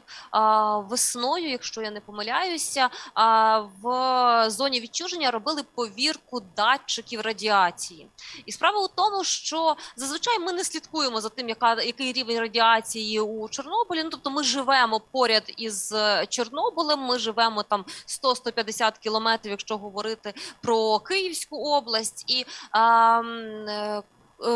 активісти із екологічної правозахисної організації вирішили, ну, тобто вони відслідковують ось цю історію із цими датчиками і побачили шалений сплеск. Ну, тобто, одразу постали запитання, що трапилося, ось, мабуть, якийсь витік, знову щось у Чорнобилі відбулося не те. Я просто додам, що в цей день було перше перевезення ядерних відходів ще, ну, таке але коли з'явилася ця інформація, але рівень радіації, скачок, був за тиждень до цього. Тобто просто відслідкували трохи пізніше, написали про це у соціальних мережах. Звісно, інформацію підхоплюють медіа, тому що, як на мене, уже навчені ось цією історією із Чорнобильською катастрофою, що лучше перебдіть, чим недобдіть. І, власне, все підхоплюється, все несеться. На другий день офіційні служби починають там десь повідомляти про те, що відбувалася повірка. Повірка ось цих датчиків, перевіряли, наскільки вони правильно фіксують норми радіації. Тобто датчик спеціально опромінювали певною дозою радіації, є спеціальна технологія, але дезінформація пішла по десятках медіа. Чому? Тому що не було попередньої комунікації, не було пояснень, не було ніякого оголошення про те, що власне буде повірка ось цих датчиків.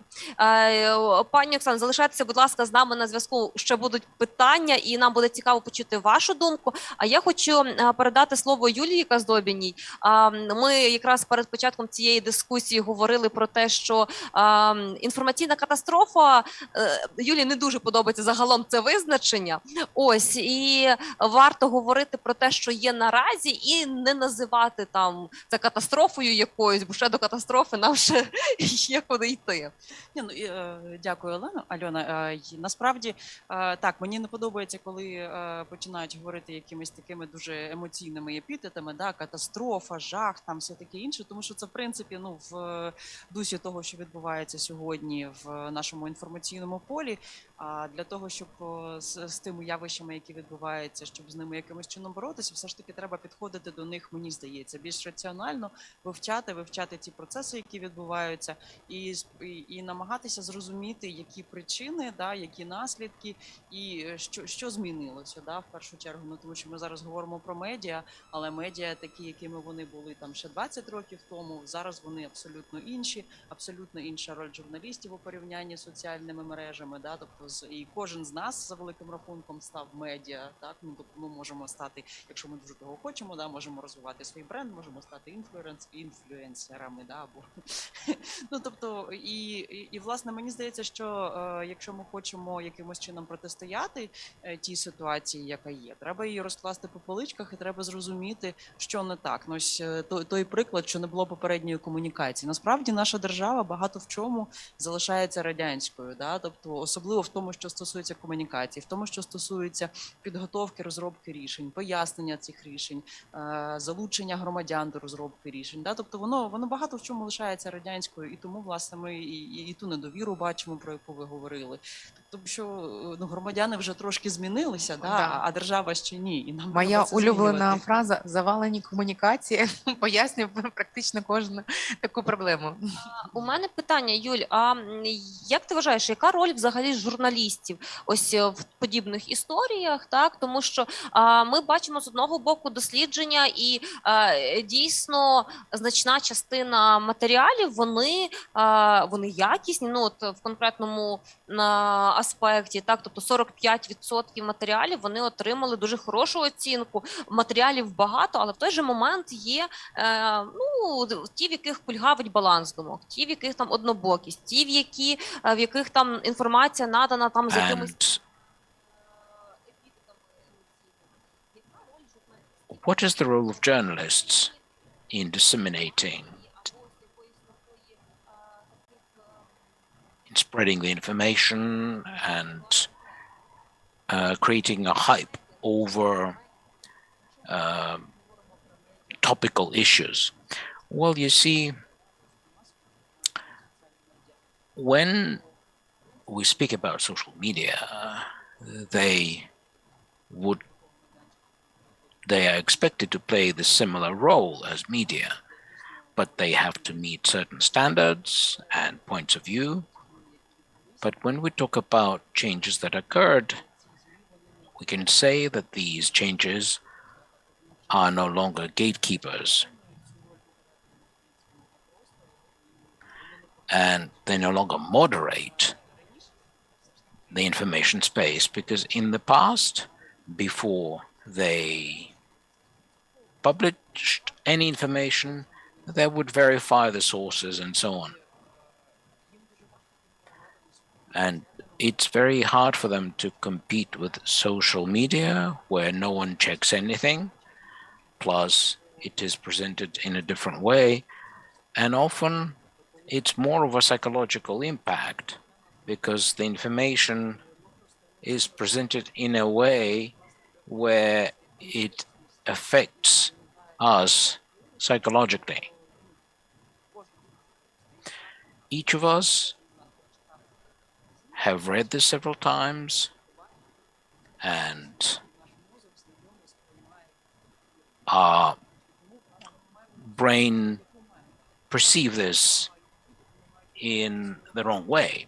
So media have to do their work, but what do we do, or how can we change the situation? Well, there are a few other things we need to mention.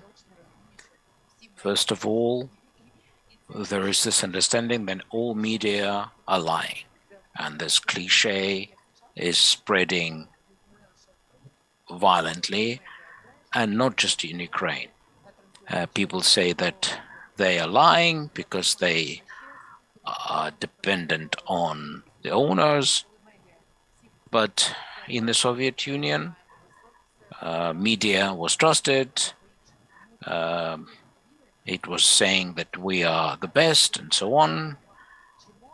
But in reality, it was the other way around. So can media get and gain a level of trust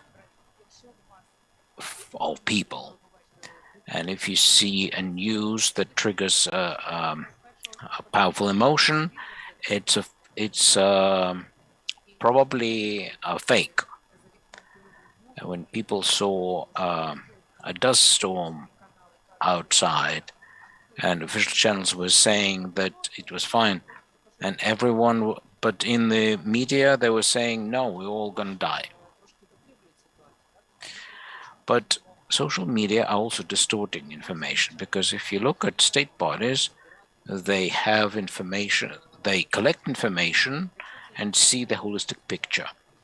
But if it's just one person in a social media and this person saw a fire thinking it's huge, but in fact it's a local fire and it doesn't affect the rest of the country. Just to give you an example, then I'll pass on to Oksana.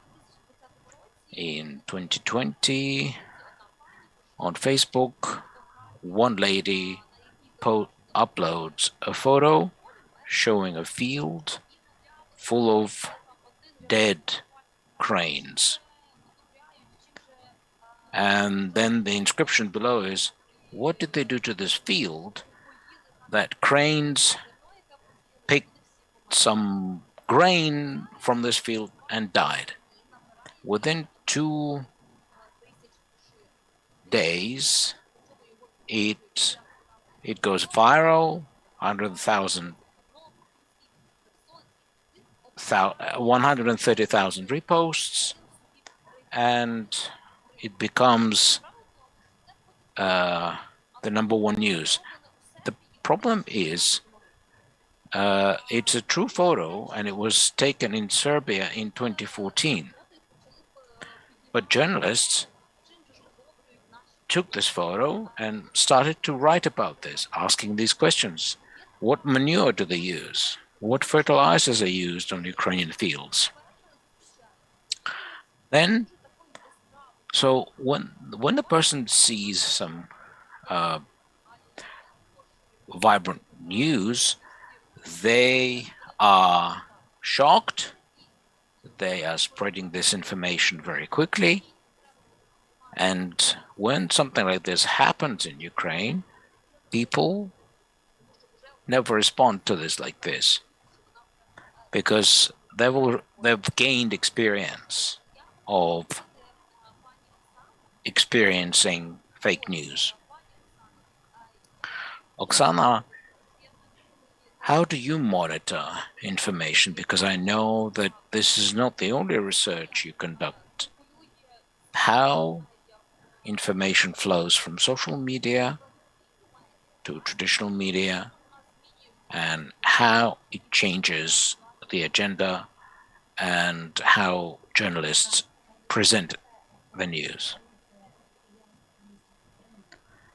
Colleagues, I share with you your opinion, and it is indeed true and important to ask these questions, whether we trust social media or not.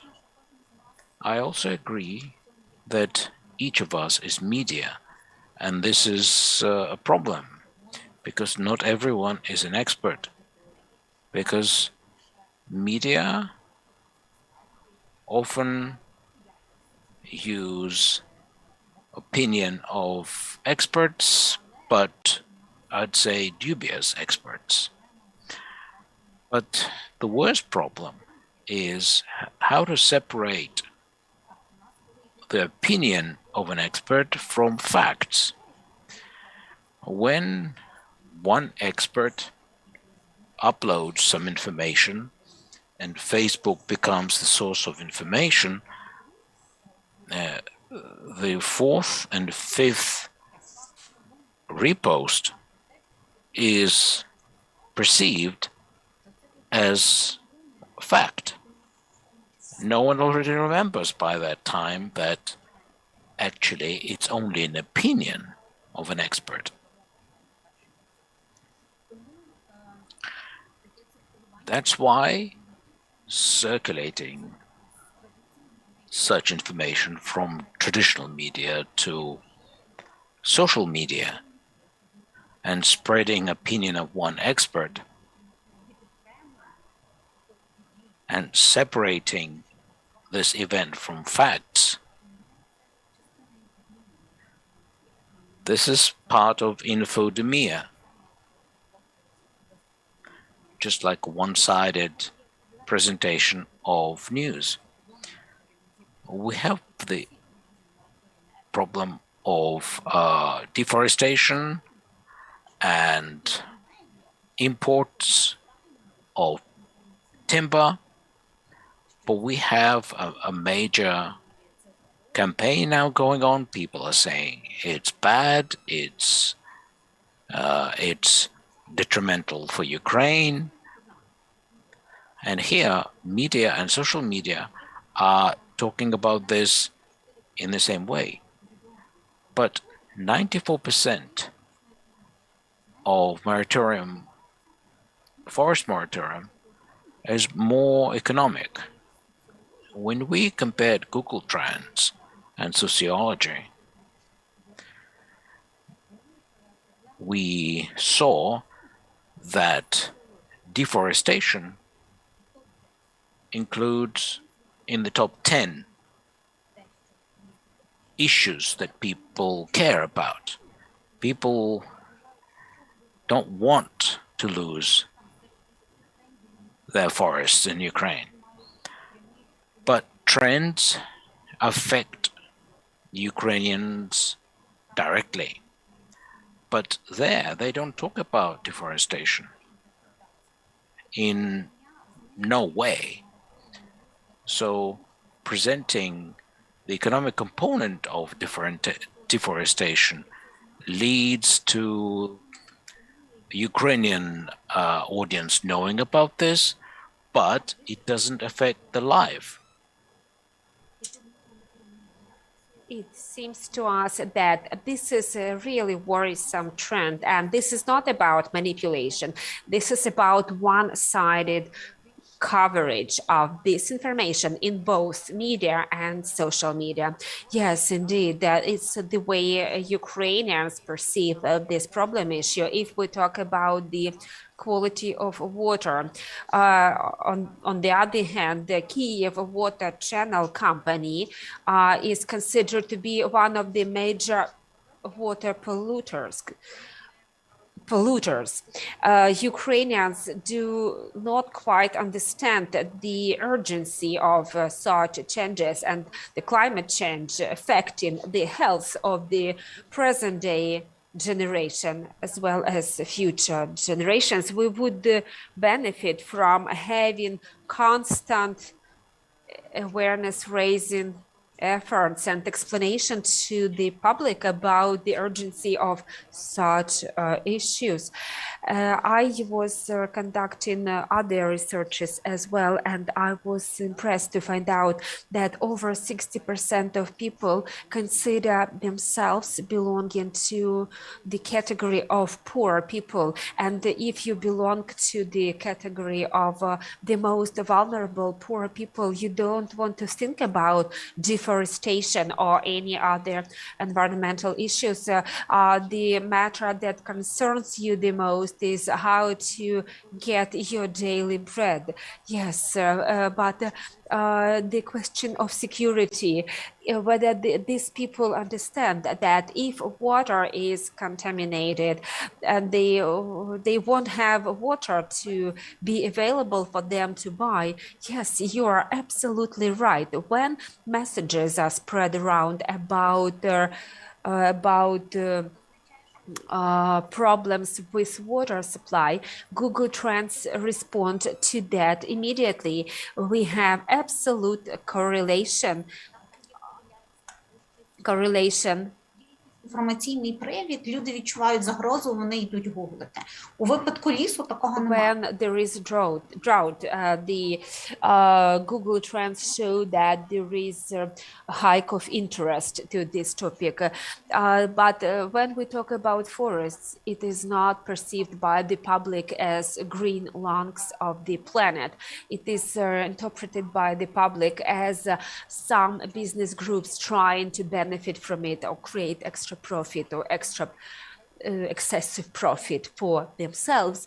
The way we present the information is going to be very effective in the way how people perceive the information, and the way we present the information actually affects most of all how the public understands the importance of the most relevant societal problems. Can you come up with 3 suggestions for the media or for the bloggers who are opinion leaders on Facebook or YouTube, what they should pay attention to if we talk about environmental issues or issues of Chernobyl disaster?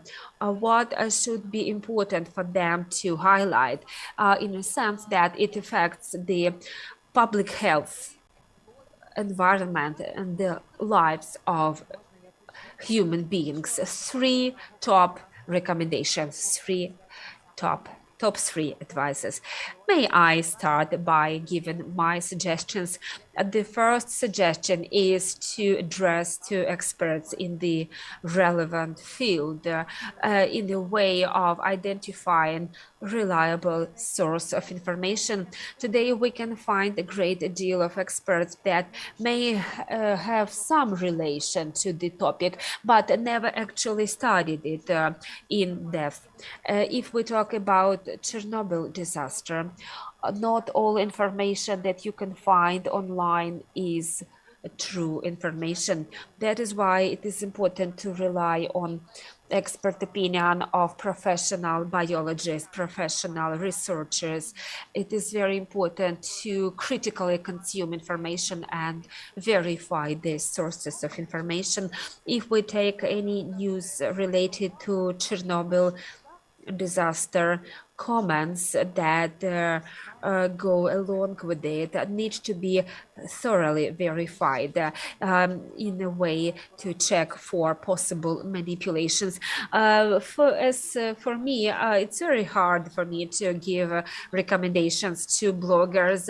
Bloggers are blogging is a way to express yourself, or perhaps people do not know how to verify information.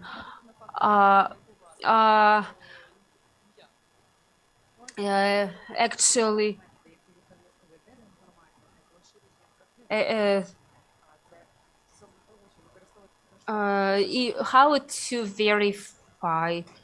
how to verify information.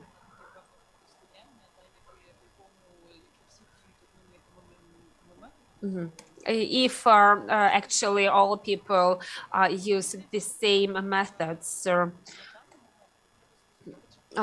we have to pose a question. Do we need the truth? And why do we need to find out the truth? It is a little bit sophisticated question, but why do we need narratives? Facts do exist and facts matter, but we need to find the sources of facts. I am not an expert in environmental issues, but if a journalist writes a lot about environmental issues, they need to be able to figure out where reliable sources of information are. Actually, we have so much disinformation circulating around our media space that is becoming really dangerous and represents a threat to our society. If different people believe different ideas, we just won't have topics for discussion. Okay, that will be the topic for another discussion. I would like to give floor to Ms. Oksana again. What can you suggest to media and bloggers, what they should pay attention to? You know, I would like to give such recommendation to bloggers, taking into account the great amount of information we have viewed that is available in social media, about over 300,000 messages.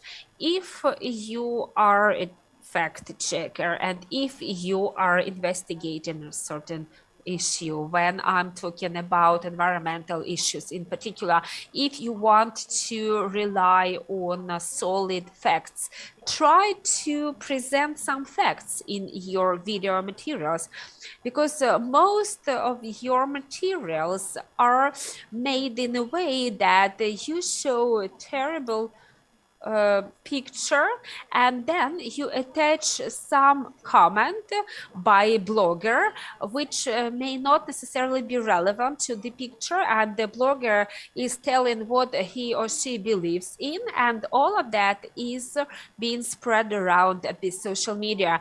If you are really trying to explore some problem, pay attention to the connection between the video materials you present to the facts you are describing, and the hype is our everything. Actually, the field which actually has been arable land, the image of arable land displayed next to the oil extraction equipment. Let's just be respectful of our audiences. If you are showing some picture, you should provide some true, genuine comments to it. Because we have a true virus in our media space that you are showing one thing and you are commenting a completely different thing. May I add something? It looks to me that the bloggers are trying to raise public interest or raise media interest or attract attention to a certain issue, but it reminds me of fairy tale, the moral of which is that when you are trying to frighten your audience all the time, they will get used to it, and the next time when you want to deliver a really important message, they won't react to it because they are so much used to you using hype or some special tactics of delivering your messages. I would like to provide the following recommendations. I am a professor of the Institute of Journalism, and my students are freshmen, and I teach them that when you run a Google search, and let's take 50 first search results, that's not all. Try to go deeper and try to really understand your sources.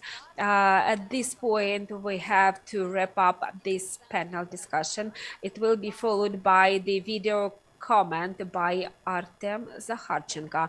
Please have this video on. We've got several attempts to explore who and how shapes up the agenda of the society. Actually, journalists are the ones who are able to shape up the public agenda.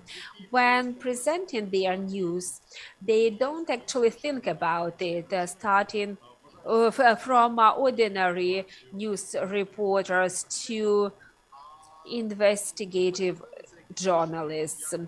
They believe that they are merely doing their job, delivering news, not thinking about them affecting the public agenda. The same can be applied to public opinion leaders, as currently we have less and less borderline or differences between the journalists and public opinion leaders. Public opinion leaders can actually take on some messages, some news, some injects from our political leaders, which it happens a lot. Actually, Ukrainian politicians are trying to use the same tactics, not such positive tactics, but the ones that are being disseminated from Russia. They are using the same tactics in their political struggle. They don't actually think about setting public agenda, not to mention their negligence of carefully checking facts. Against the backdrop of this, any critical information or any information of societal importance is spread with such a speed that it's hard to match. There was a research about the duration of hype topics and hype messages. As a matter of fact, that they are not very viable because they are usually replaced by new hype messages. People are fighting to have their piece of news the spotlight. There has been a research that was presented at Lviv Media Forum recently about perception of corruption in the media, and it turned out that most of all messages about the corruption in process of fighting corruption. For example, a case was filed accusing a civil servant of corrupt deeds, or corruption case has been launched, but there is no ultimate outcome of it. Basically, a lot of initiatives or a lot of new beginnings like digitization, and with the hope that digitization will bring more transparency. There is a start, but there is no end to it. In a similar way, like news on corruption, they emerge and generate interest, but then they disappear because they essentially they do not bring the audience to the very end. There is no follow-up of that. In the same way, such hype messages are generated and terminated. Annually, we conduct research on the quality of forecasts provided by experts for the next year. We verify whether their forecasts have been right or wrong, and basically we established that the same people tend to make the same mistakes every year, but still they are coming again with their forecasts, with their opinion on what the dollar exchange rate might be in the next year, and so on. The level of expert profile is not very good. Actually, the concept of what the expert means actually is very much distorted and twisted. the status of an expert is something that is not confirmed by anything. If a person took part in talk shows several times, it does not necessarily mean he or she is an expert. We have a number of people who pretend to be experts in gas sector, in financial sector. However, those people may be the ones which are just promoting and advancing the messages generated by our northern neighbor, Russia. Unfortunately, situation is like this, and luckily, and of course, we are not Russia, where all flows of information are controlled by one source, one center of influence. In Ukraine, we have multiple sources of influence, and we have information cross-sharing. The higher the level of education of the public is, the easier it will be overcome such negative trends. However, it is still a long way to go.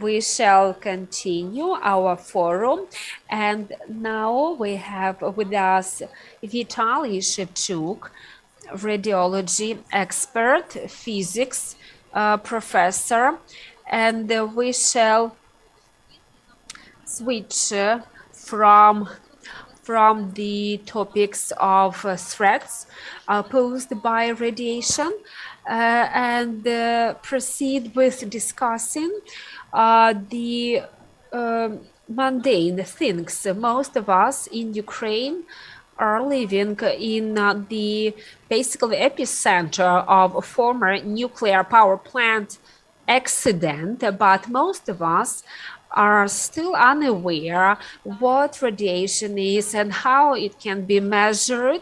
That is why we would like to clarify together with Vitaly where the borderline is between myths, fakes, and the truth. Can you hear? Can you hear me? Yes, we can hear you well.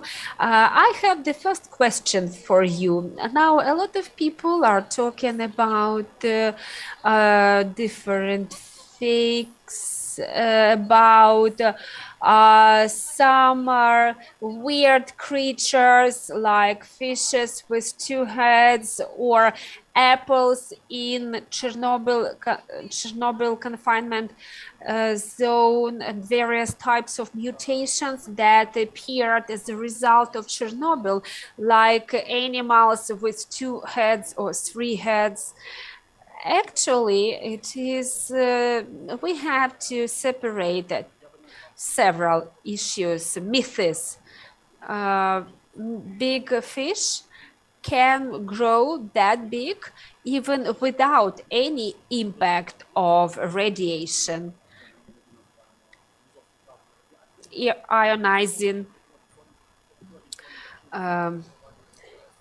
Ionizing radiation, that is the correct term for it. And actually,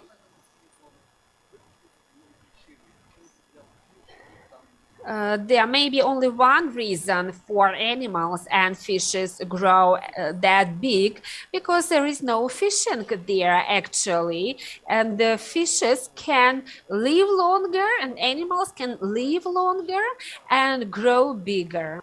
Тоді можна і прибрехати, вийде і всі 5 чи 10. На рахунок вроджених вад... Regarding birth deficiencies, yes, sometimes animals are born disfigured and they don't live long when that happens. Like there are indeed two heads perhaps, or some extra limbs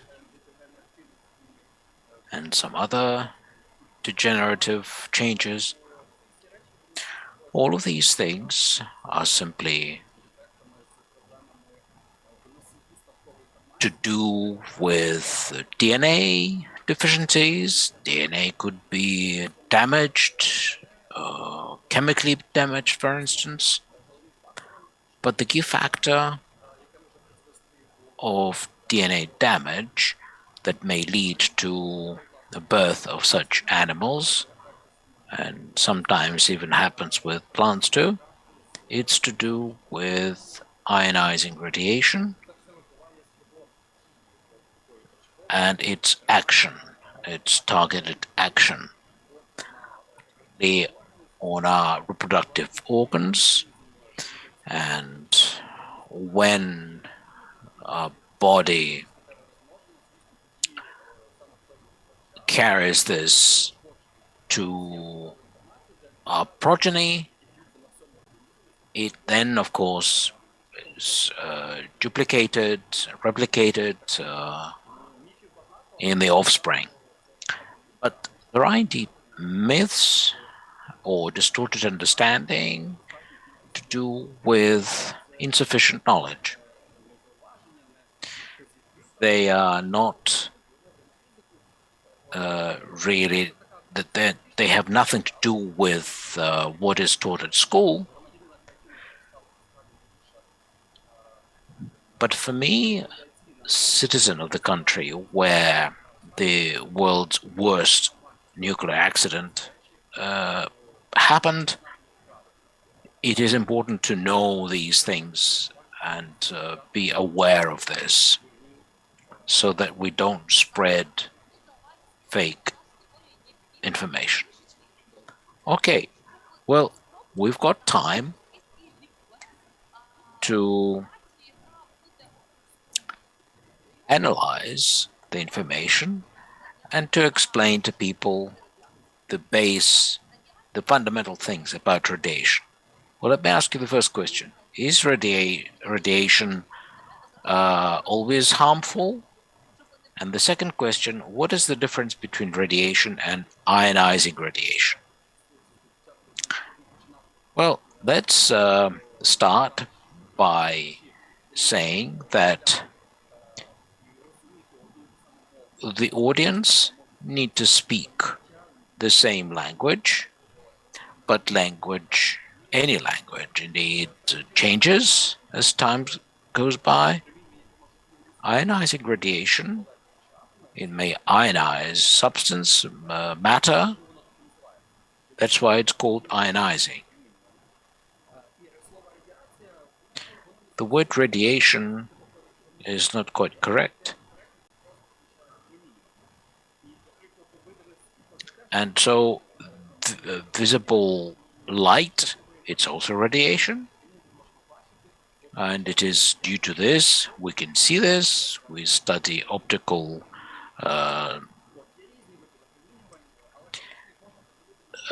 facts, but we can divide this into two large groups. One group involves radiation of waves, such as visible light. So in this sense, we should not be afraid of this.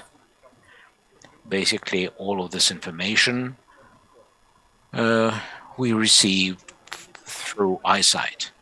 But electromagnetic radiation goes beyond what we can see. It has different range, and they have radio waves, for instance, infrared, ultraviolet. Then there's also gamma radiation and X-rays. These could, at a molecular level, do damage. That's why we can say that this is radiation, which most people would interpret as negative, as harmful radiation. And we can feel the after effects of this radiation. And usually the consequences are negative. The other group of ionizing radiation, that is high energy particles that can get inside the cell penetrate it and ionizing substance in the way, ionizing matter.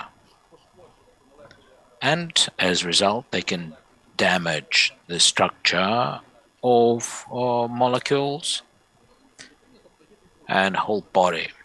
So there are electromagnetic waves, and not everything there, but only high energy radiation can be harmful. But particle radiation, again, in the past, Rutherford divided it up into alpha, beta, and gamma. Зокрема, можна сказати, що найпоширенішими Or частинками, we could say that the most popular ones to do with radioactivity are the particles such as electrons. They also call beta particles. They're basically elementary electrons. There are also beta particles, 2 protons and 2 electrons. There are also neutrons. They are also part of the nucleus of atom. So this is basically it. Their speeds are very huge. That's why they carry a lot of energy. And by sending those to atoms and molecules can change the structure of molecules.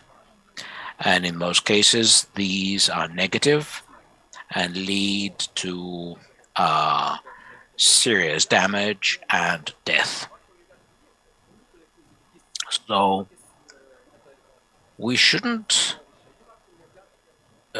think of this as a flow of tiny balls this size of atom. They're very fragile and they have huge energy and they move at the speed of close to speed of light. Okay, where can a person receive this negative impact of ionizing radiation? Well, actually, we're receiving it on a permanent basis. If a person is thrown out into open space, for instance, away from galaxies, also sources of radiation, if I am in an isolated capsule, I will still be under the effect of gamma rays. Why? Because my body is also radioactive. There are some processes going on with the nuclear of atoms that can, but the main sources for us is of course nature, environment, and if we rank those sources in terms of how powerful they are as sources on our planet, and of course it depends on the location, and the first factor here is the air that we breathe, because it contains radon, which is a gas.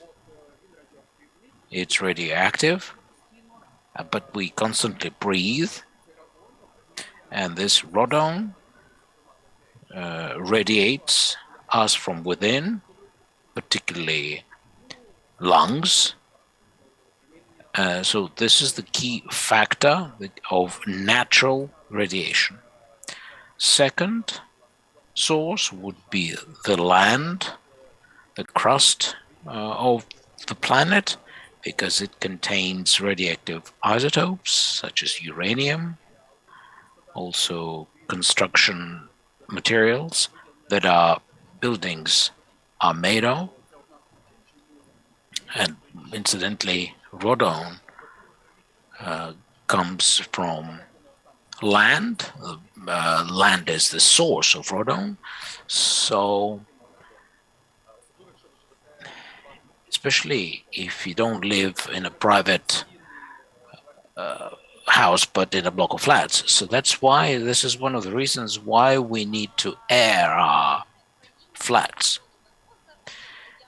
People say that there is Rodon Lake in Ukraine. It looked great. And what's interesting is that people swim in this lake, which is enriched with radon, and they talk about positive impact radon plays, saying it's good for the state of skin, nails, hair, and so on.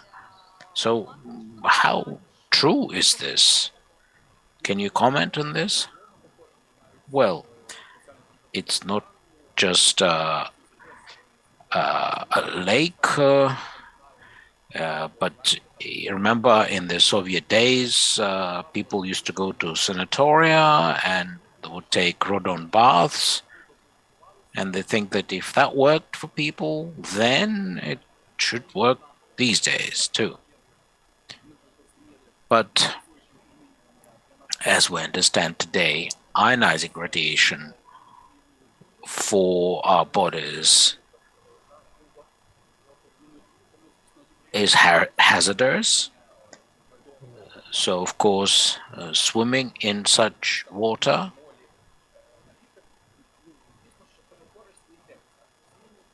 is definitely wrong. Perhaps chemical composition of the water may yield one effect. For instance, if it contains lime or chalk or something else, it will affect the skin in a certain way, but perhaps sometimes a positive way. But I don't think it's got anything to do with radon. Okay, thank you for dispelling this myth. So let's go over this again. Its first source is the air. That's why we need to air the room where we live. Second source, I said, was land. It's the land, yes. By the way, granite, for instance, shouldn't be used inside the building because it's radioactive. So only external elements can be made of granite. But if you put dosimeter, it will show, for instance, radiation much higher. This is one of the reasons why granite should not be used at home. But also land, we also receive radioactive carbon and potassium and so on with food. You may have heard of banana equivalent. Regardless of where it was grown, for potassium 40, banana will contain that. Also, there's space radiation, of course. This is, but we live on the surface of the planet.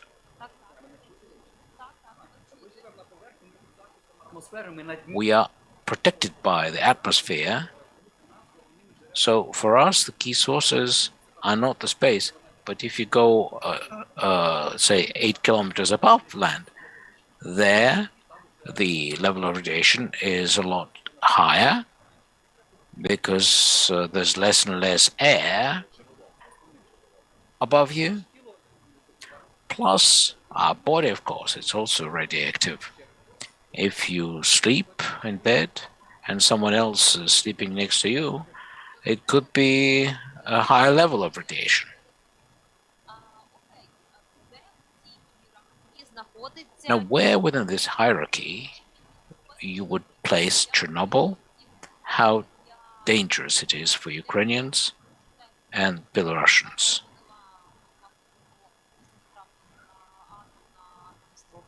Because both countries are located very close to the source of this accident.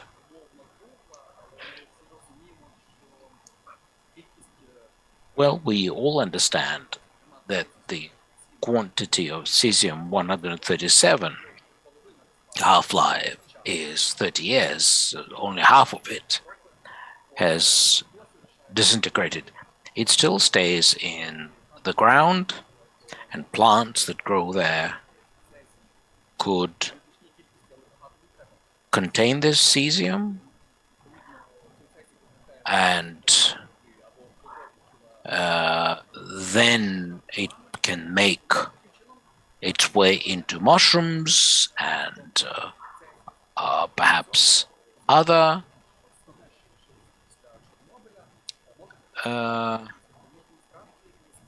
plants and so on. That's why За норму, ну норма це умовно. Це от ми визначили, що такий-то вміст. The overall background is much higher.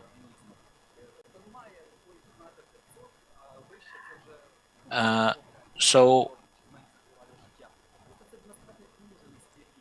it is indeed a very low level, and називається в честь французького вченого Андрі Беккереля. Це один becquerels, which was actually named after this scientist. And in my body, I have 2,000-3,000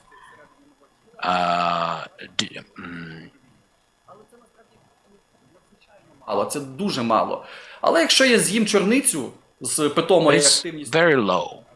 But if I eat, say, a blackberry with containing 50,000 becquerels per kilo, the activity of my body will grow up considerably. And this cesium will end up in our muscles and so on. And in fact, the half-life of this would be about 100 days.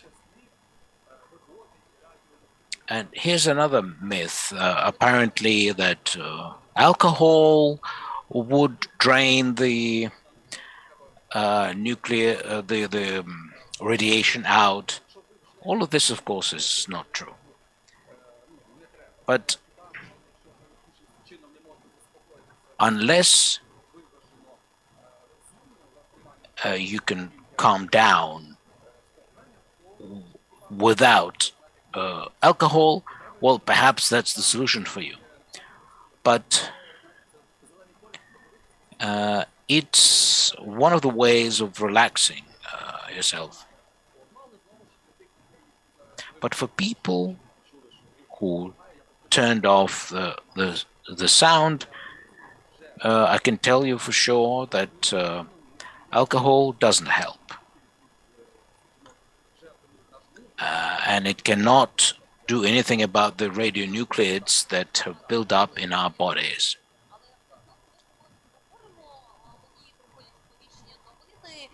Знаєш, це цей безперервний потік новин, як безперервний потік частинок з іонізуючого випромінювання. І просто я змушена це зачитати, і якраз це корелює із наступним питанням. В Німеччині більшість лісових грибів досі заражені радіацією Чорнобиля. Близько 95% зразків диких грибів, зібраних у Німеччині за останні 6 років, все ще містять радіоактивне забруднення внаслідок Чорнобильської катастрофи 86-го року, хоча його рівень не перевищує допустимих меж. Про це повідомляє Reuters. І, власне, за даними Федерального управління у справах захисту прав споживачів та безпеки харчових продуктів, підвищена концентрація ізотопів, якраз про які ми говорили, цезію-137 і цезію-134, викид яких стався під час аварії на ЧАЕС, була виявлена здебільшого на півдні Німеччини. It was detected in South Germany. At the same time, none of the samples about 200 samples did not show any excessive amount of radiation. And that's where we shall try to understand. We talked about, I would like to repeat, we summarized and talked about different kinds of radiation and units of measurement of radiation. We're used to X-ray. We also hear term becquerels and other terms. Let us try to figure out what are the units of measurements of ionizing radiation. If I ask my question correctly, thank you very much for your question. This is an excellent question. I would like to say right away that I am unable to answer this question in such a short time. Of course, we understand we are running out of time. Vitaly is author of the blog Interesting Science on YouTube, and you provide very interesting explanations on your YouTube channel. The amount of radiation can be measured by such units as dose, and there are several types of doses, and the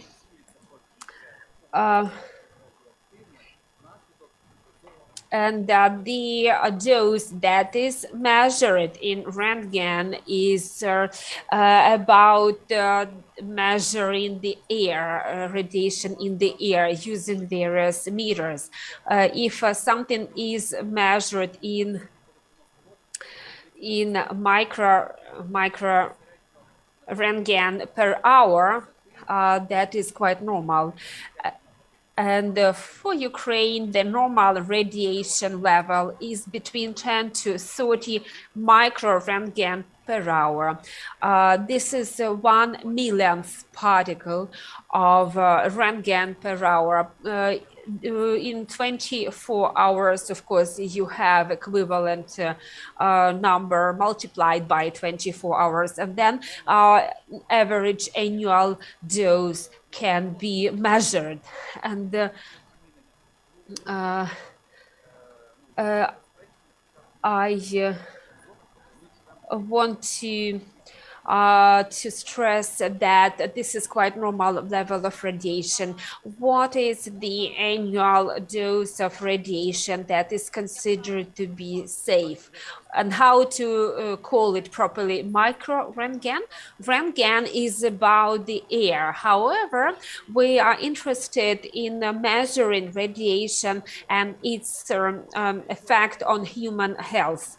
Absorbed, and there is another way of measuring radiation. It is measured in Gray's unit, and it is the amount of radiation absorbed by a human body, depending on health condition. Well, you could say that you can absorb between 4 to 6 grays, and it will be semi-lethal dose. Average person would survive having consumed this amount of radiation with the probability of 50%. Or a person could survive and it would take 2 to 3 months to recover.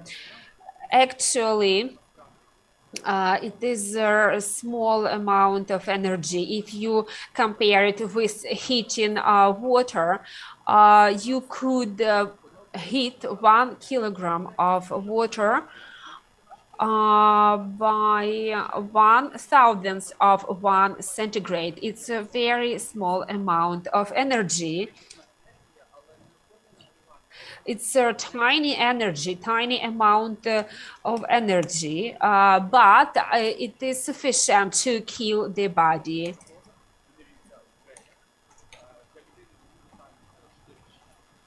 For a human being, a detrimental lethal dose is between 4 to 6 gray units.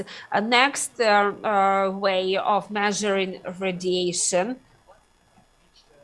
is in Ziegert units, and the coefficient used is 20. For electrons, it can be different coefficients. From absorbed dose, you could calculate the estimated dose.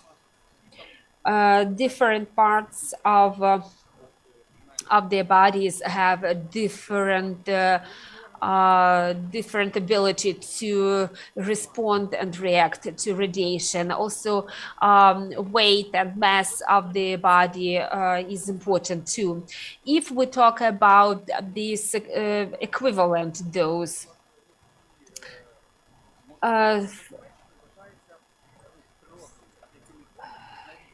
the safe radiation dose is between 0.5 sievert per year. It's the same as 6 gray. From 0.2 to 0.001 sievert. Basically, you can receive the same amount of radiation when undergoing X-ray of your tooth. It does not make sense for you to take X-ray scan often because it may be harmful for you. Tomography produces a certain amount of radiation. If a tomography test runs 10 minutes, you are going to receive the same dose of radiation as you are likely to receive in about 10 years of your life. So it represents a serious risk for your health. For example, tobacco contains radioactive polonium. Mammography also represents a risk. One mammography test is equivalent of 6 to 7 weeks of natural radiation.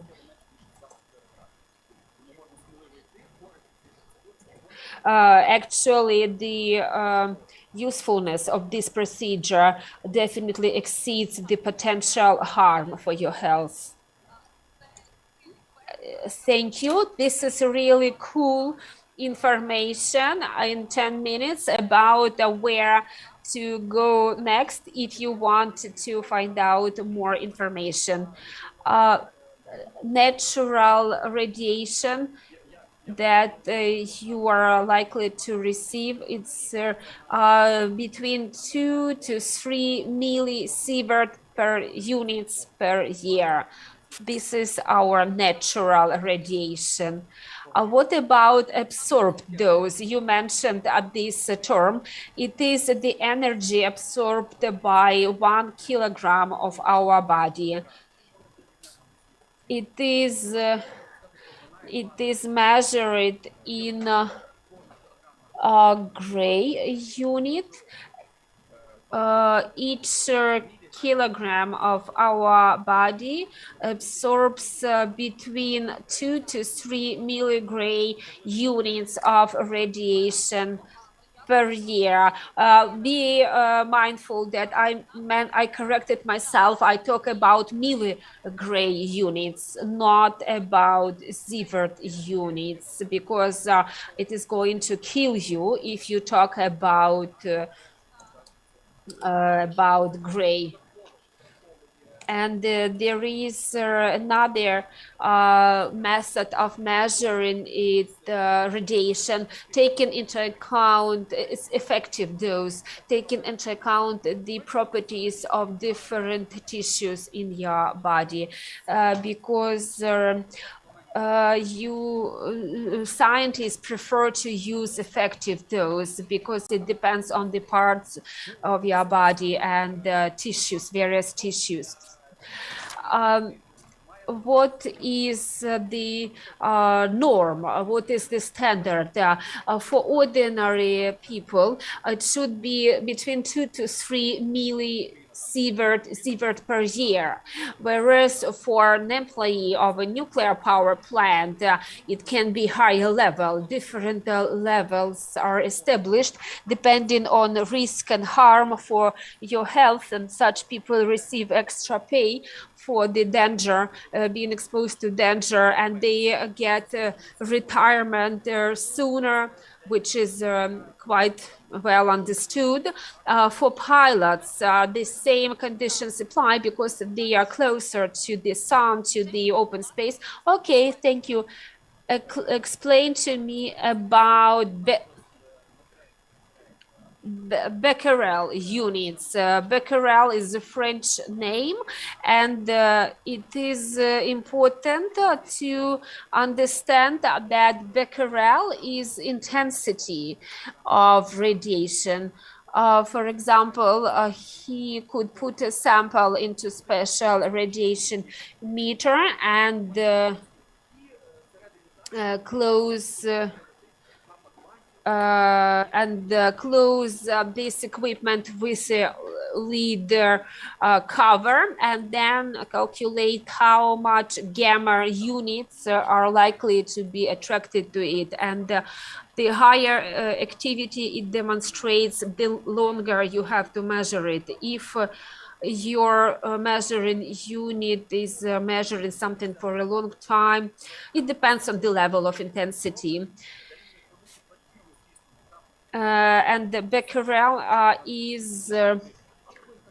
is used to measure intensity of radiation for products of natural origin like milk, berries, or mushrooms. And the standard radiation is between 500 to 600 becquerels per hour. This is a standard radiation level. Last question: how safe is it nowadays to travel to Chernobyl confinement zone? How safe it is for your health, including reproductive health? A lot of people may know that it is prohibited to visit Chernobyl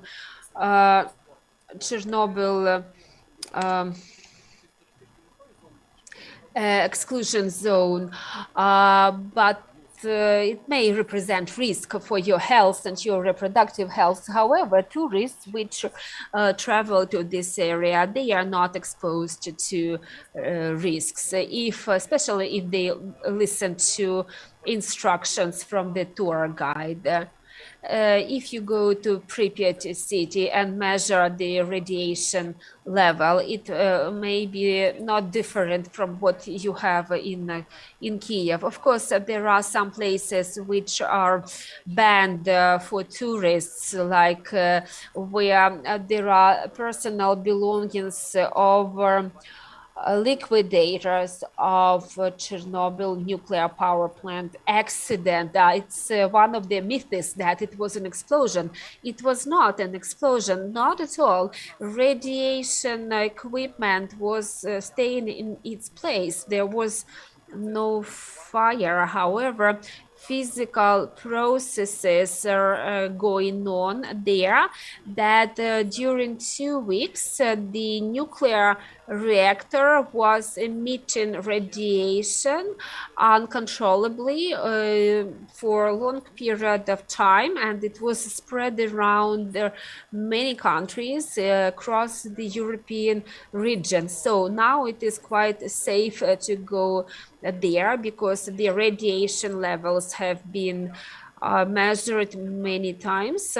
Be careful and try not to step in places which you don't know, and wash your shoes afterwards. Don't touch things that are unknown to you. It is generally safe to be there, and it is safe normally for your reproductive health also. Just listen to instructions of tour guide. Dear audience, dear viewers, just listen to instructions of tour guide if you go to Chernobyl exclusion zone. We have meanwhile a question from my colleague, a journalist. Over to you. Very interesting that radiation is measured in relation to time and equipment which help to identify radiation level, but 1 hour of flying by airplane on the height of 10,000 meters. What is this radiation dose equivalent to? How many days of consuming radiation? It's impossible to talk about equivalent in terms of time. It is about the level of impact of different kinds of radiation onto living cells, living bodies, compared, for example, to X-ray radiation. This is the way for human beings to compare it with known radiation such as Röntgen. The main, which was discovered earlier, the main particles of this radiation will be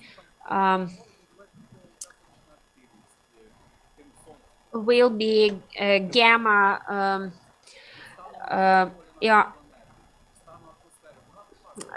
Gamma emission. It depends on the sun intensity. It can be equivalent, for example, 1 hour of flying by airplane can be compared by half a day or day spent on Earth. So the level of radiation per hour, if you are flying by airplane, exceeds that of staying on the ground by 10 times. Thank you very much, Vitaly. We've got a lot of questions to you, but we have limited time. Thank you very much for your detailed explanation.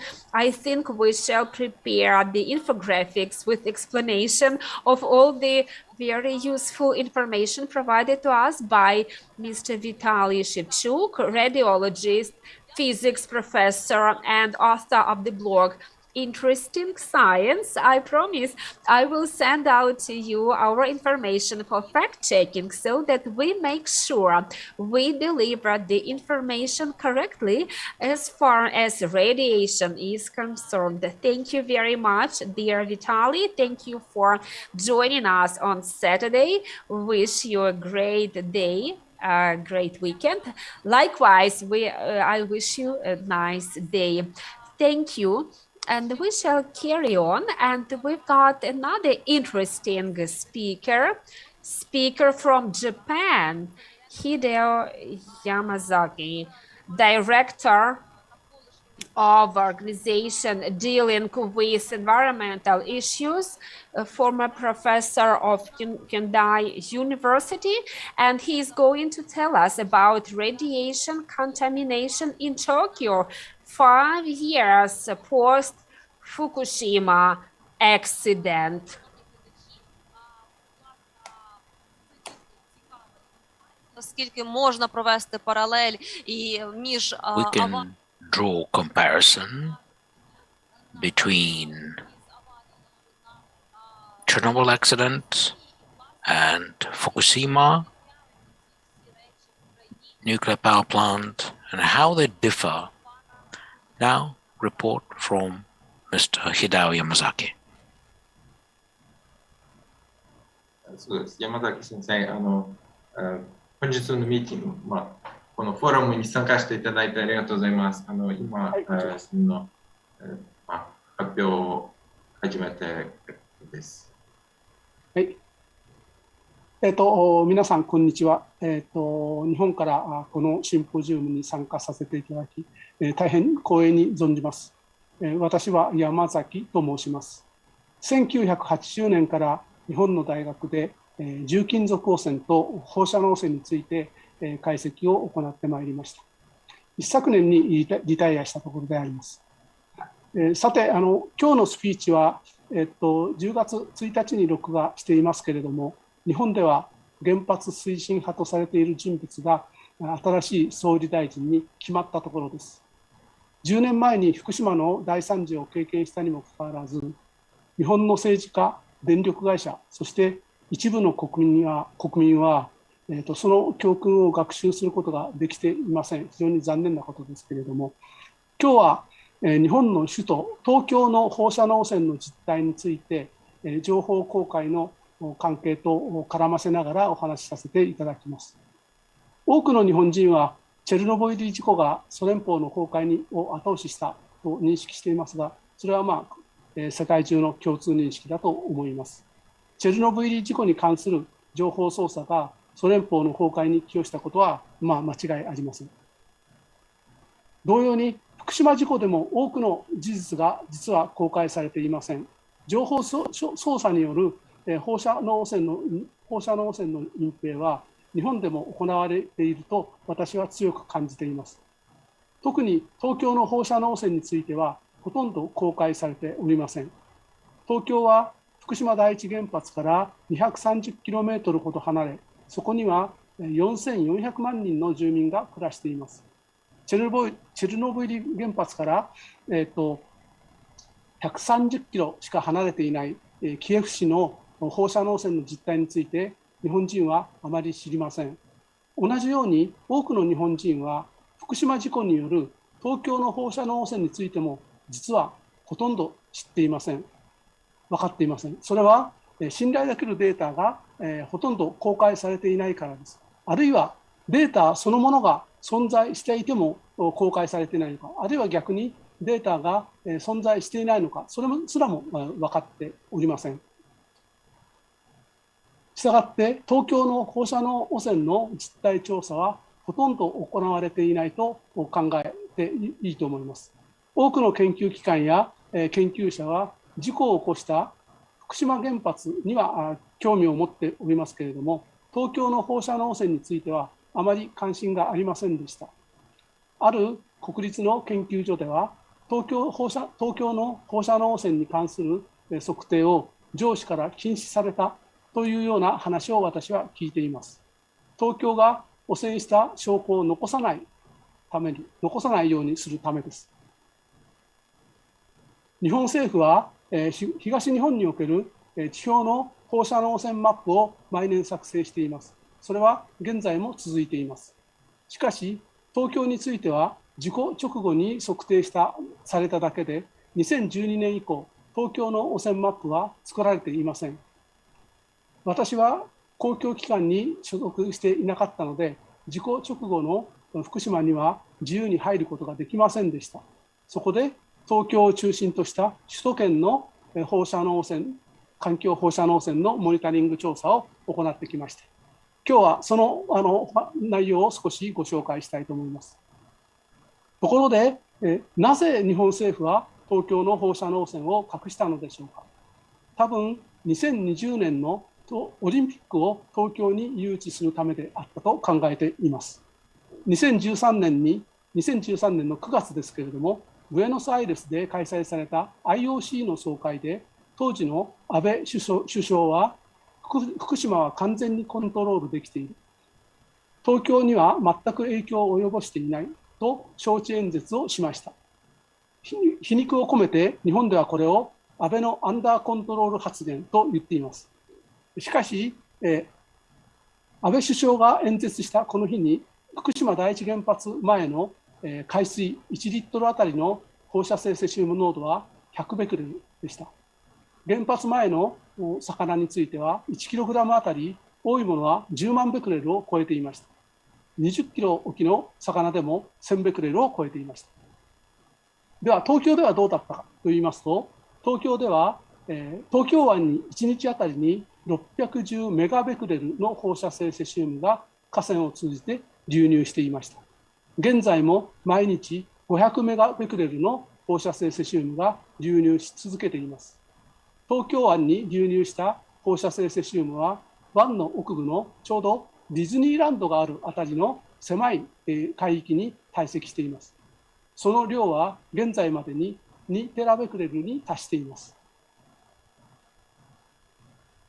東京や首都圏における私のモニタリング調査の結果については、スプリンガー社から東京の放射能汚染としてこのような本が出版されていますので、参考にしていただければ幸いですが、この本では福島事故の概要、放射性プルームの拡散、首都圏の土壌と森林の汚染、東京湾の汚染、魚の汚染などについて議論しています。また、この本では、In the book, we also see the link between the sewage system of Tokyo and radioactive contamination. The sewage waters are cleansed at the water purification plant, and the sediment is burned. This, in other words, radioactive cesium is collected in the sewage system. And vice versa, we can say that radioactive concentration in Tokyo Bay is currently 0.7 terabecquerel.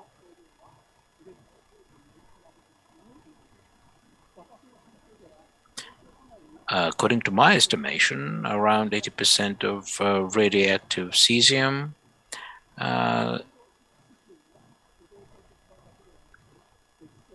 is identified in the ash after burning of the sediment,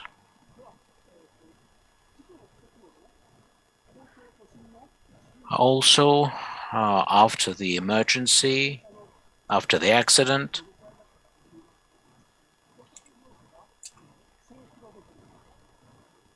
A radioactive level has gone up in Tokyo. In Fukushima, it's around 60 kilometers from the plant. Level of radioactive iodine is 1600 kbk. That's why we can say that the level of contamination in Tokyo, it's about the same as Fukushima. And this information was never made public until now. By the way, the level of radioactive iodine around the Ukrainian embassy in Tokyo is 260 kbk. It is quite low compared to other cities in Japan.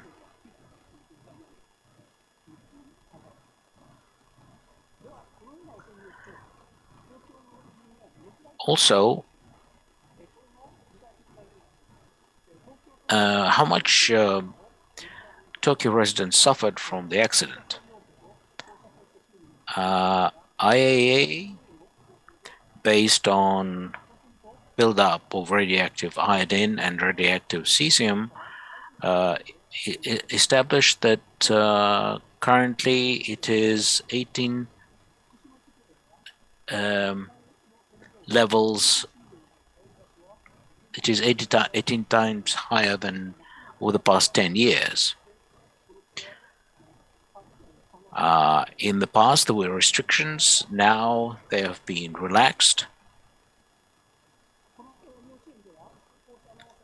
And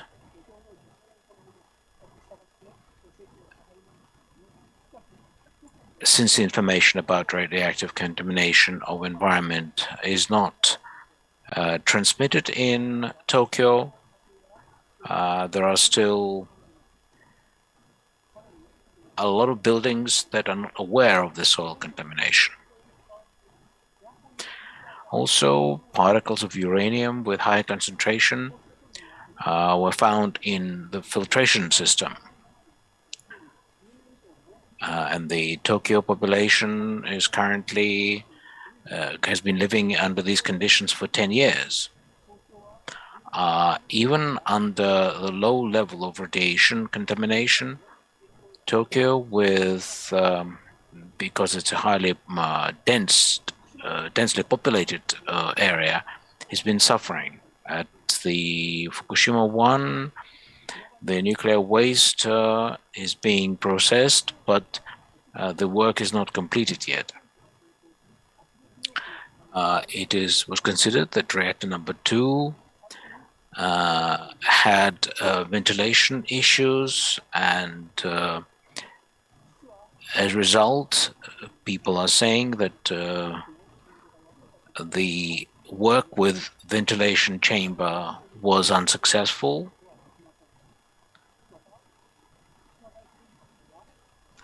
And control over the groundwater was also a failure. And currently, radioactive materials continue to flow into the ocean. And contaminated fish is still being caught near Fukushima nuclear power plant, and there is lack of control over this. I am now concerned about the new stage of development of nuclear engineering.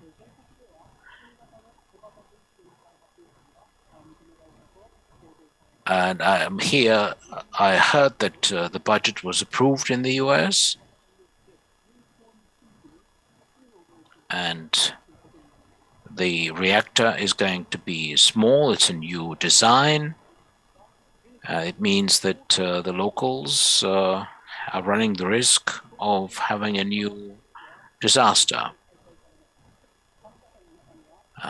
Olympic Games were held later. Some participants had COVID-19, but it was successful otherwise. And radioactive contamination in Fukushima and Tokyo will last as long as Chernobyl contamination.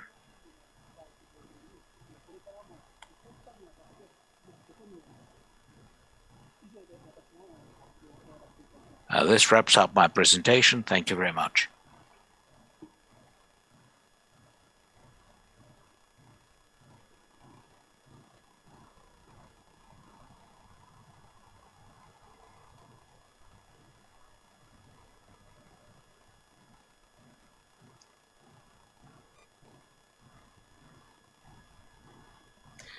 Ми повертаємося у нашу студію. We are back in our studio and continue the fourth day of the forum dedicated to Chernobyl. We talked a lot about fake disinformation and covering environmental issues and reporting about Chernobyl in media. But we have a major problem with verification of data, especially when the speed of spreading the information in social media is 10 times faster. And now, a small Alganish Aiderbekova, researcher and expert from Bellingcat, will conduct a small workshop. She will talk about methods that will be used to verify. Because many CIS countries are watching us, which include students and regional journalists who write about environmental topics, including Chernobyl. That's why we decided to hold this workshop in Russian. Hi Ganesh, hello. Всем здравствуйте. Hello. I'm very glad that you found time and prepared practical materials, because I already attended your workshops and masterclasses, and it is very good that you were able to join us today. Aidanish Aigerbekova. She will talk about methods and ways of verifying information in digital materials. Thank you very much. I'm glad to be here with you. So now let's start. Can you hear me well? Yes, so we can hear and see you very well. As I was introduced, I work for Bellingcat. It's an online publication where a group of researchers and journalists upload their open source research. You may have heard about us as journalists who investigated the crashing of Boeing, the Dutch Boeing over the Ukrainian territory, and we found that Russia was the culprit. We do all kinds of research, such as war, environmental research, searching missing people, criminal investigations, and so on. Anything to do with open sources. So what are exactly open sources? It's basically everything you can find as open access on the internet.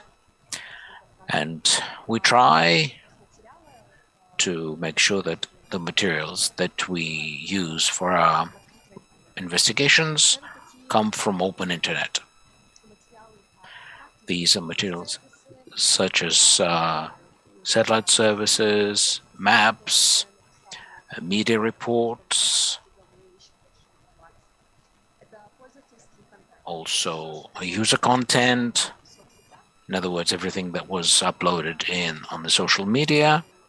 We use all of these materials. And a large part of our research about Boeing air crash was based on Kontakte and Odnoklassniki, where soldiers would post their photos with a book that shot down the Boeing aircraft. This is a database and uncover materials. We basically accumulate all of this in our archives.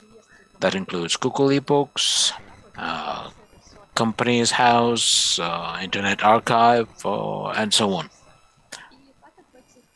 So these are our frequently used resources. And because we have a lot of data, all of this can be used in different walks of life. We also have materials in gray zone. This is what not everyone uses this open source. Some people use it, some think it's unethical. Here we also have some leaked materials, such as published by WikiLeaks or Pandora papers, also leaked databases. In Russia, for instance, there are a lot of databases that have been leaked into the internet, such as air flights, passport data, and sometimes we use these materials, but this is always the information that we can actually find online. We never hack into any databases and so on. If we find out that the database associated with air flights, we are using it.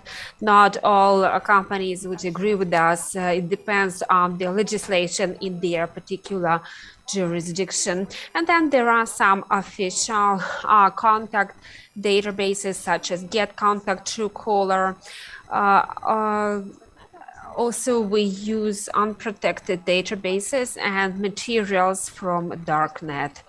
What the open source is? Open source is the source of information available and accessible for the public. And in the most cases, it means that the open source is free of charge and you can access it any time. And even if you have to pay for it, this open source is accessible. If there is an article that you might need for your work or for other purposes and you have to pay $5 to access it, we still consider it as an open source. The prices can vary. If we cannot find maps, if we're looking for maps and we are unable to access it using Google Earth, we are ready to pay for it. Of course, it depends on the price. If you have your own budget and if your budget allows, you can access those materials. Ideally to have access to all sources of information, but that is not the case. If we have to pay small amount of money, we go ahead and pay for it if we have budget to cover it. If we have no budget, we do crowdfunding or fundraising efforts to get access to it. And ways to access these sources of information is hacking, stealing, and spying. We don't do any of those, and we use open sources. This is more or less a new genre, new type of journalism. And in New York Times, they have chapter on visual investigations that conduct visual investigations using open sources, photos and videos, and map services. BBCI is another type of media that have such type of visual investigations, and this is becoming a more popular trend. Different human rights organizations use it, like UN. As I have mentioned, online you can find a great deal of information, and using map services you can also find all types of information, and you can use this information for corruption, anti-corruption investigations, military investigations, financial investigations, and so on and so forth. Whatever sector you might tackle, you can find the information from open sources to be able to conduct your research. Now I would like on this slide, I would like to show you the way to investigate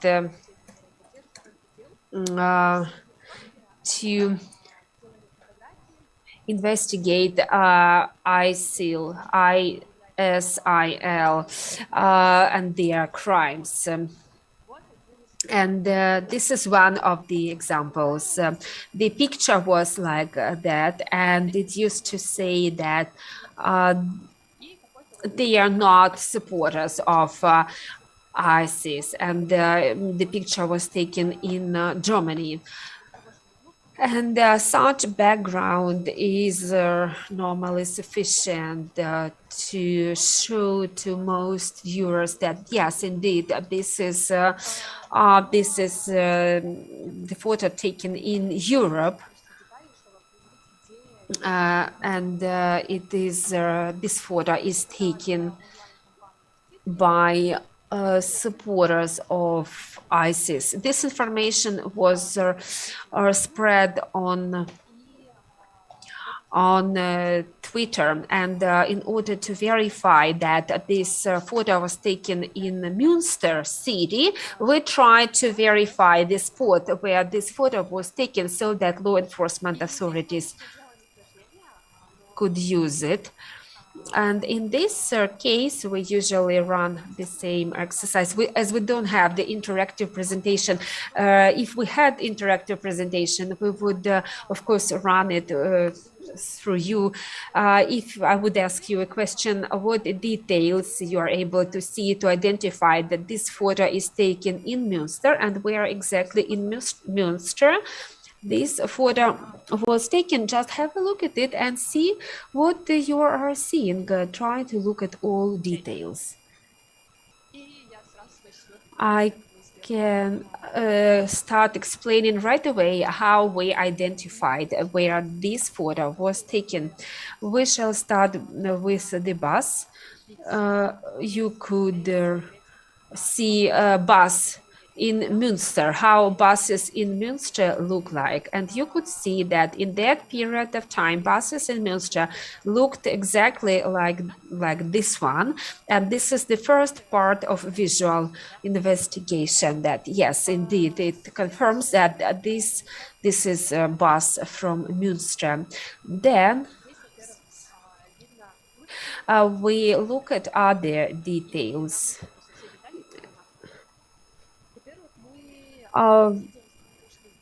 We see that there is a crossing with the traffic light over there, and there is another traffic light. This is not straightforward traffic light, but it has some specific shape. And here you can see a shadow, and many people could think that this is a shade from the building or from the gas station. But if you look well into it, you could see that it is still light is coming through it, and it means that it is rather a shade from the tree. And then many of you could figure out that there is a poster or banner, like advertising banner. The quality of this photograph is low, and we could not see what this advertising is about. And in this case, our founder, Ingrid Hickings, asked, using his Twitter account, asked who can identify this location where this photo was taken. And one of the residents of Münster, or Germany, they said that in Germany, such ads, you could find a map with advertising pillars. It's very easy. Just it's very German type of things, like in Germany, you could find the map of location of such ads. And we found this website where all places can be found where ads are established. And you could see that it's about 100 places with such ads, such pillars, and we were looking for the one which we need. And in order to find it, we were using maps. Most of all, we use Google Maps. The quality of Google Maps is the best, and it is a free of charge source. What did we do? I can show you 6 options and try guessing where is this photo taken, looking at these 6 variants. The first 3 variants are screenshots from Google Earth. And this green square is where the advertising pillar is located. And I will show you briefly at this photo. Pay attention to details and try to find the relevant details. Look at the details. What you can see is pillar, and then it's a crossing, a building, trees, and the traffic lights. Let's have a look at it again and spend the 5 seconds looking at each of the photos, so that you can find if it is the right place or not. This is the first photo. Most likely you said no, because there is no crossing here. In the photo, you could clearly see the crossing. Second photo, the same. No, this advertising pillar is located amidst the trees. This photo is more interesting because it has a crossing. Pay attention to where the pillar is located, and let's think about maybe it's this place we are looking for, and I will show you in a second the first original photograph. Is this the one?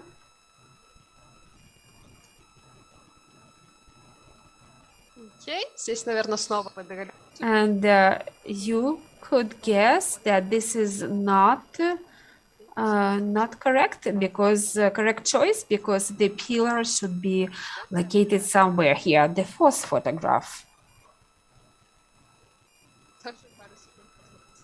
Just look at it for a few seconds and see if you can find anything familiar. We see the crossing, we see the trees, and that's it. Next one is this one. You could see the roundabout, and some of you could probably figure out by now that this is not the place where the photo was taken. And the last one, and there is no crossing over there.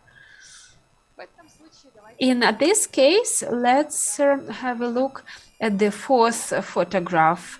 That's how we were looking at it. We used the data from this website, locations of all advertising pillars. There are about more than 100 pillars, and we checked through each of them using Google Earth, trying to identify exactly that place. And we looked through a great number of photographs, and but we have shown you only 6 photographs. This fourth photograph is something which we immediately identified as the possible candidate. And in order to see that this photograph was taken from here, we tried components of geolocation, geopositioning, and this is the pillar. This is it. And what we can see that the traffic light, one traffic light and another traffic light. Anything else? Trees are located over there, and you could see the road signs. And also, you could see the fence.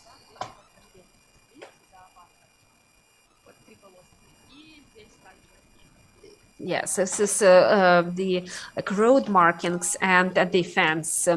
You could see the tiles. You could see that there is a red stripe over there. You could hardly see it because of the shade, but that's how we identified that this photograph was truly taken in Münster at this spot. The author of the photograph took it while standing under the tree, but it was different part of the day with the shadow of the tree going above the pavements. And what we are doing, we're doing everything online. We published this photograph and the results of our investigation, and so it's possible to interview witnesses or use this photograph with law enforcement authorities, etc. In this case of verification, we used geopositioning. It had all the components we had to take into account while performing visual investigations. This is no magic. Internet is very useful to conduct visual investigations. However, there are a number of issues that you might run into. You may be faced with excessive information or shortage of information. If you conduct an investigation dedicated to protests, you can encounter a great number of posts and messages and photographs, and it becomes very hard to sort through the relevant information, and you need to be able to sort out the information, to review it, and it's very difficult trying to find details, verify the details. In this case, the problem appears that sometimes we don't know where to start from, and as there may be a lot of information and a small number of resources, it may be a problem. Another problem is there is shortage of information. If you run a research or investigation of a particular person, you may see that there is almost no information or event, for example. And now I would like to show you another example about excessive information, and that this is 2014 investigation of airplane crashing, which actually fell in the territory of Ukraine. About 300 persons died, perished, and it was neither Russia nor Ukraine that was ready to assume responsibility for it or recognize who did that. And it was mutual accusation of two nations. And for Bellingcat, it was the first time ever we did such a major research using social media such as Vkontakte and other social media to prove that it was Russia that is to blame for it, which was extremely unpopular statement at that time. And at that time, nobody actually knew that Vkontakte social media may be used as a source of information in such investigations. What we actually managed to find out, we thought in the course of the survey or of this investigation that it was a convoy from Russia, and the book was a type of a missile that was used to to shoot this airplane. And Kursk, this book is a missile, this weapon was moving back and forth from Kursk to Donbas area. And we went to social media and established people to number of people who were potentially members of Kursk military troops, and that these are guys aged 19 or 20 years of age, and they published this photo in their social media accounts, and we understood that they were Russian soldiers, and it says in the photo Russian army basically, and here we have the screenshot from video registry, and during the time when this missile was transported back and forth from Kursk to Ukraine, some people published such videos on YouTube, and we were able to get information about this type of missile. Военная. So on YouTube, we saw some missile devices and found this video.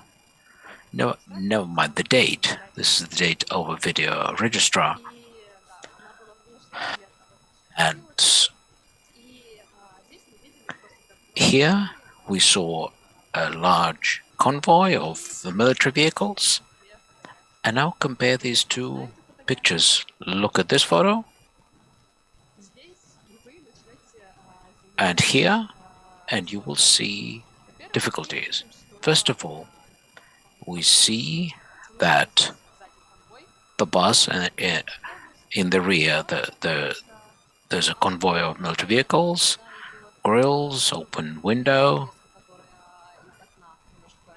and the curtain, similar curtains. And here we see that this soldier is asleep, and we can see a beret, and we can see the same vest of this guy. And one other detail, you can actually notice the nose of this guy here and here. So there's so much information on the internet that we found these photos and videos made more or less at the same time. Okay. So these tiny details helped us to verify the fact that the Russian military were involved in Ukraine, in the war in Ukraine, and are fully responsible for downing the Boeing. Another problem, ethical issues regarding spreading the information from open sources. Where do you draw the line when you collect information about someone? If the person has closed account on Facebook, do you send the request? Or in the past, there were cases when there were neo-Nazis on Facebook, and so journalists could make a fake profiles, such as the Caucasian man, make it look a little Nazi, and send a request to join these closed neo-Nazi groups. To some, this is ethical, to others it's unethical. For various organizations, it's different. What is the policy of Bellingcat? Well, we all have accounts. We never use our own accounts.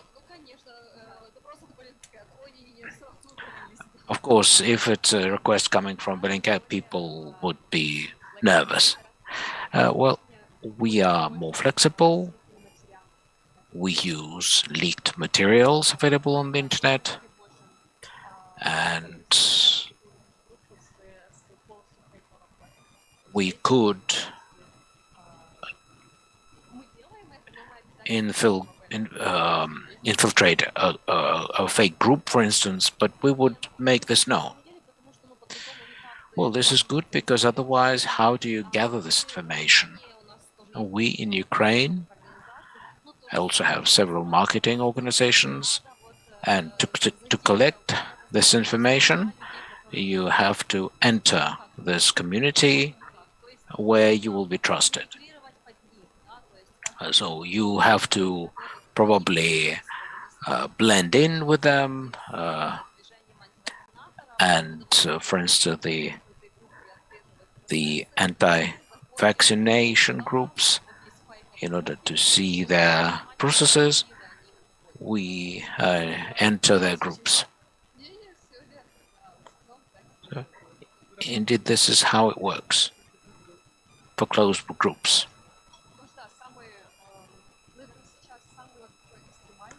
Well, now the most extreme content, perhaps, The most sensitive content can be found only in closed groups or on Telegram. These Telegram channels are now problematic. If I may, I'd like to talk to you about verifying information from Telegram channel, because for Ukraine it's a major problem, because when Facebook and YouTube change their policies to counter disinformation, some groups of people believe that this is the violation of their freedom of speech, it's censorship, and they go to Telegram. And in Ukraine, we have several cases when through anonymous Telegram channels, they throw information in, and through anonymous Russian channels, they throw information into Ukraine that Ukrainian POWs are returning to Ukraine. This was in 2019, when there was a hot phase of negotiations about the POW exchange. So this was entered into Telegram channels, then anonymous Telegram channels pick this up. This then makes it into Facebook, and then at that point, a new Prosecutor General, Ruslan Rябошапka, was appointed, and he reposted a message about Rana Islamova, who was assistant to one of MPs, and he reposted information that Sentsov, Gribov, and other PFWs are returning to Ukraine. Media are going to the airport to meet these people. The relatives come, and then when it became known that this is a fake information, we try to understand where it came from. We traced it down to Nizigar Telegram channel. So question is, what can journalists, bloggers do to communicate truth? How do you work with this? Yes. Regarding verification of information, indeed, the problem exists. Even in the US, President Trump, when he was the president, he would retweet all kinds of fake posts. So when we work with text information, we should always verify the source. If it's a Telegram channel or unofficial source, then we know that we shouldn't trust it. With text information, this is the only thing we can do.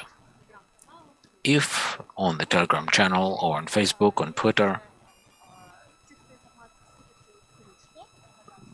there is some information about photo evidence, it gets more interesting because you can work with photos and videos. You can find whether it's a regional photo. We can try to identify it. And so if it's a text information, we need to find the source. If it's a photo or video, we go through several items. And now I'd like to tell you how Willie Kent works with identification of video and photo materials. We still have 20 minutes. Okay? Of course, yes, we're still listening with our whole team, and many people are also watching online.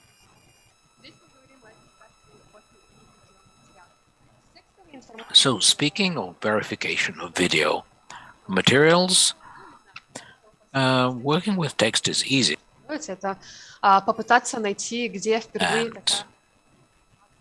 You can just find where the information came from originally, and then make yourself make a decision whether you like it or not. But with photos and videos, there are several stages we can go through.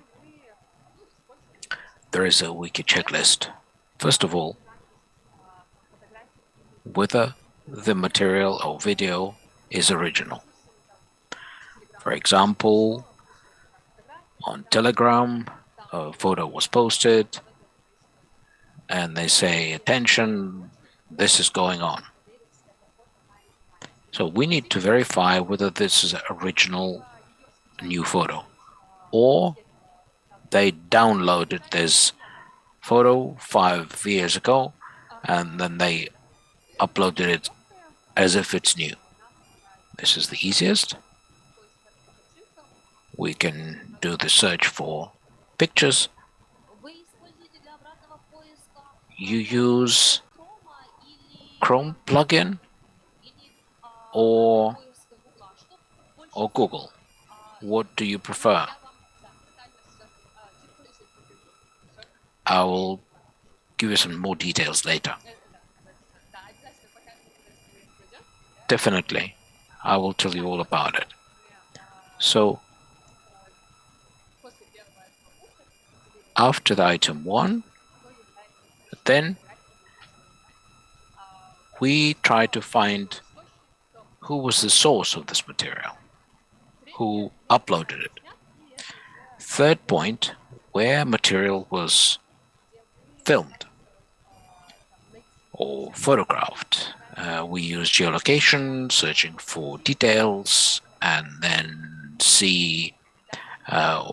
try to understand where the photograph was made. Then we'll try to understand why the material was made. Let's start with originality. I have a question. Is it a new photograph or it was simply reposted? How do you tell a false information from genuine? As we know, we live in the world of digital information, but there are too many fakes, unfortunately. Here's one of the examples. One of you perhaps know that this is a screenshot from a screenshot in Domodedovo terrorist act in Russia 2011. Since then, this video is used as soon as any other airport has an explosion or in the shopping mall. In 2016, for instance, they used this video again as if it was a BBC attack. And then BBC made actually a whole report about it, showing that this is actual information from 2011. Actually, it says misleading videos. Is it possible that this is done on purpose in order to shock people and trigger negative emotions, fear? Because I don't think it's a mistake. It's disinformation. Well, I think this is indeed true. And they're trying to purport this as if it's Brussels, whereas in fact it's Domodedovo. But other people might simply believe it without verifying it, and then it will be a misinformation.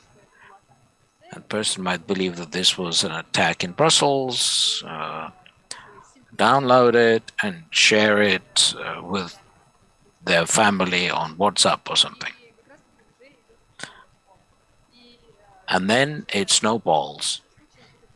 And in some cases, it would be clear that this is disinformation, but in other cases, this is simply misleading repost.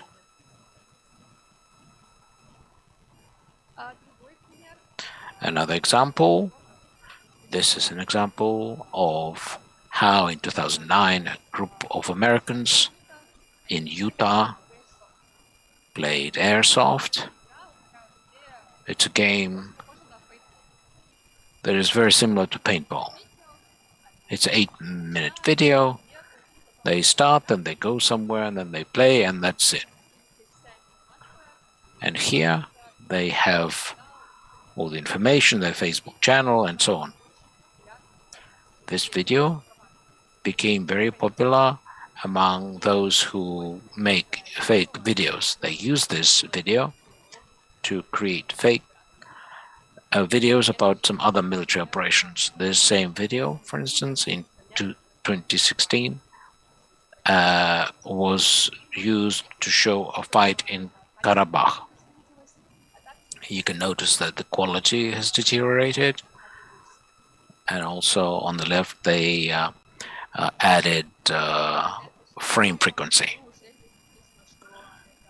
Again, the same video where it says a fight between IGIL and the Kurds in Syria, and they added a logo as well,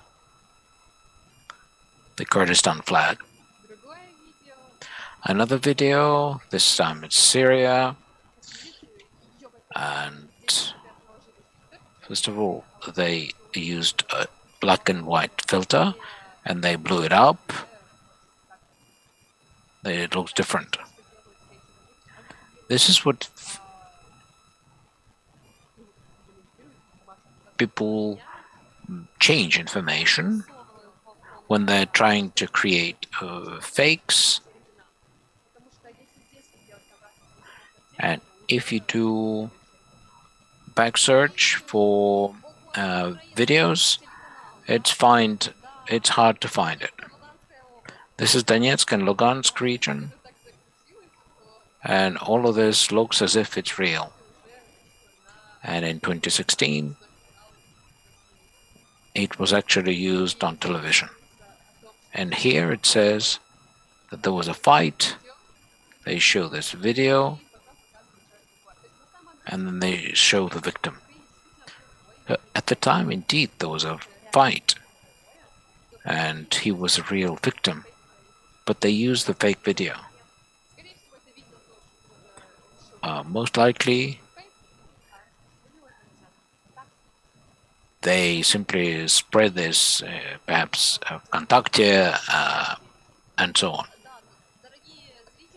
Yes, dear viewers, be cautious, because it is possible that this could be used to demonstrate something in Chernobyl, for instance.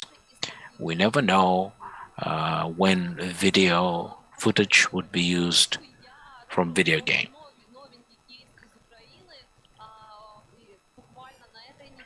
This week, tens of opinion leaders on Facebook, bloggers, experts, armchair experts, spread a video that apparently that Bellingcat spread a teaser about Wagner team.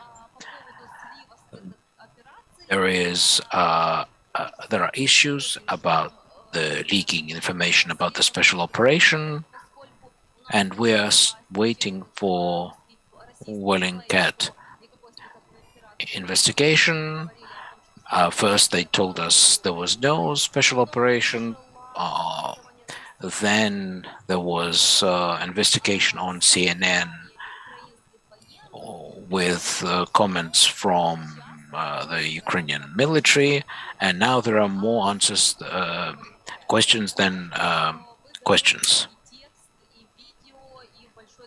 I know that you are preparing the narrative and the video. We are looking forward to it. But in addition to it, a teaser video has been launched this week.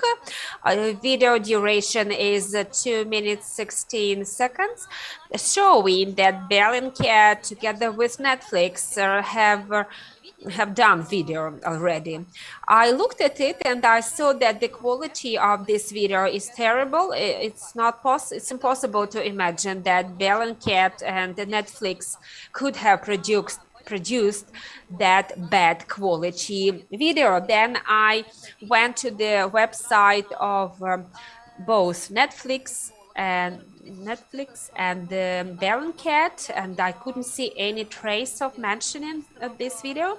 And then I found out that the source of origin of this video, former minister of so-called Luhansk LNR, Luhansk People's Republic, and this video has been launched from the account of this former minister of the government of breakaway region of Ukraine.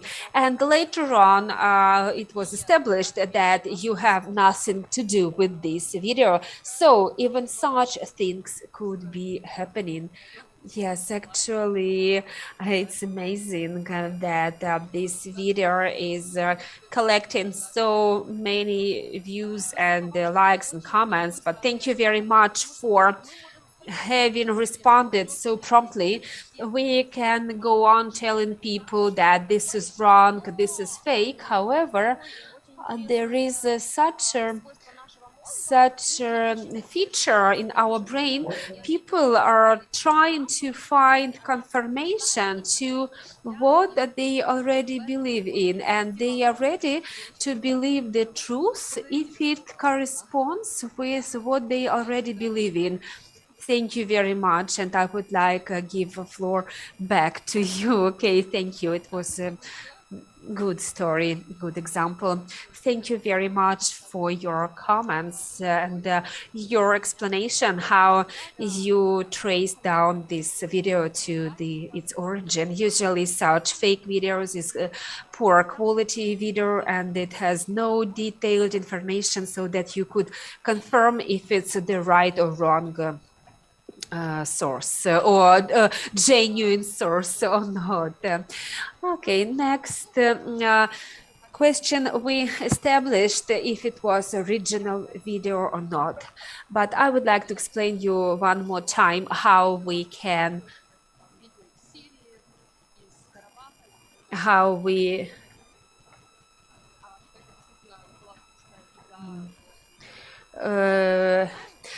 we can actually establish the source of origin of this video or original video. How to find the original picture? Try to think in the same way as fake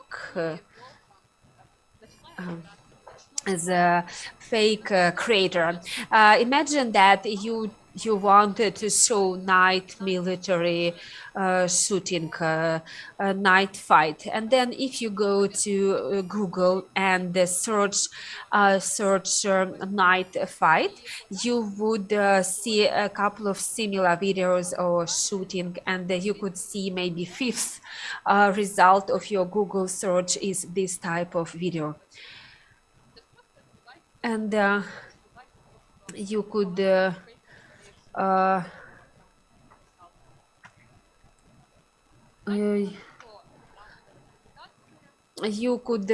later on see the author, see the information about the author of this publication. You are trying to find the original, the first original source of information, and then who the first author of this publication is. And metadata can be of help. What metadata is? When you create photo in your using your smartphone and then you come back to it, you can easily see the date where this photo was taken and also the location. essentially your smartphones keep a lot of information on the details when this photo was taken. However, if you publish this photo on Facebook or Twitter, the metadata will no longer be there. If you found the photo on some website, or Telegram has maximum quality of photos. Perhaps some of you know that in Telegram, if you send photographs as a photo to each other, the quality of the photo is going to be low. But if you save a photo as attachment, the quality of the photo is going to be high.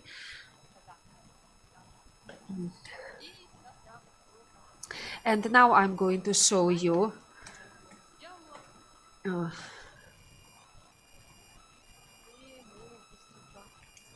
so I'm going to show you how I found the details of this photo.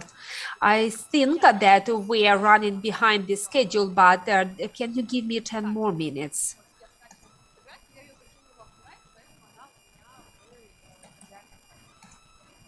So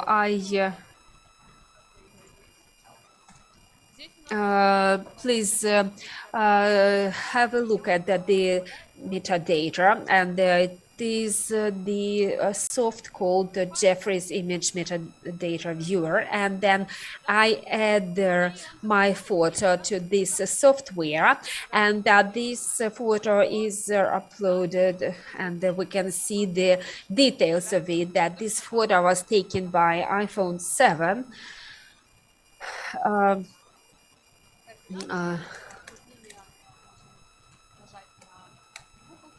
And then you could actually go to Google Map and find the location where this photo was taken, and you could see that this photo was taken in Bishkek, Kyrgyzstan.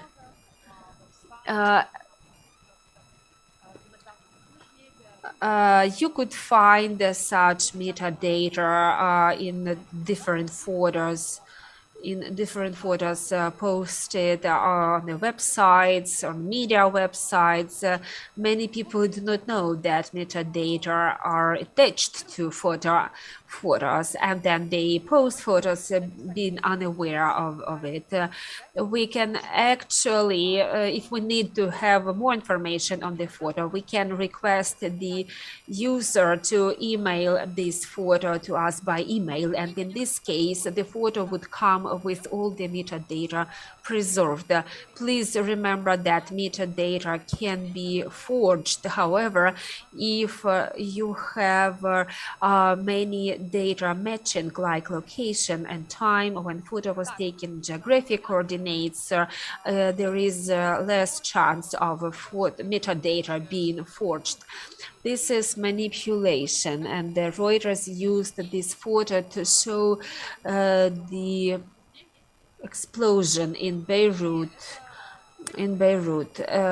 Actually, but if you look at this photo, you could see like a shape reminding digit 8, which in nature such shape is not likely to be found. It means that some user used this in Photoshop to edit this photo.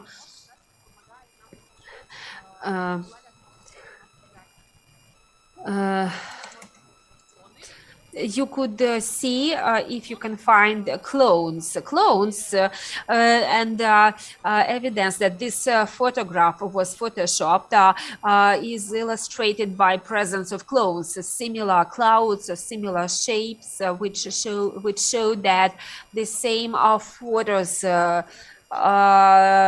same clones were added to the photos.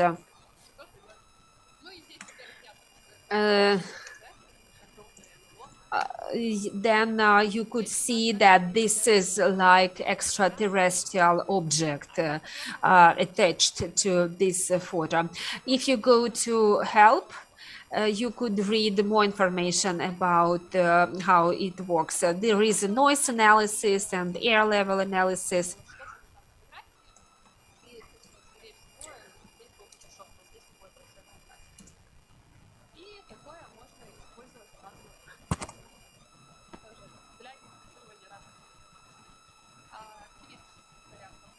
And then there is a tweet of Secretary Pompeo. We upload this photograph to forensically, and we can see that there is nothing on the table, but then it shows that as if there is something on the table, because the way a mirror works and the surface of the table is mirroring. There is one well-known case of a photograph with a very expensive watch. One of the leaders of Russian Orthodox Church wearing extremely expensive watch, and in photograph where he was wearing extremely expensive watch, the image of the watch was taken away in Photoshop.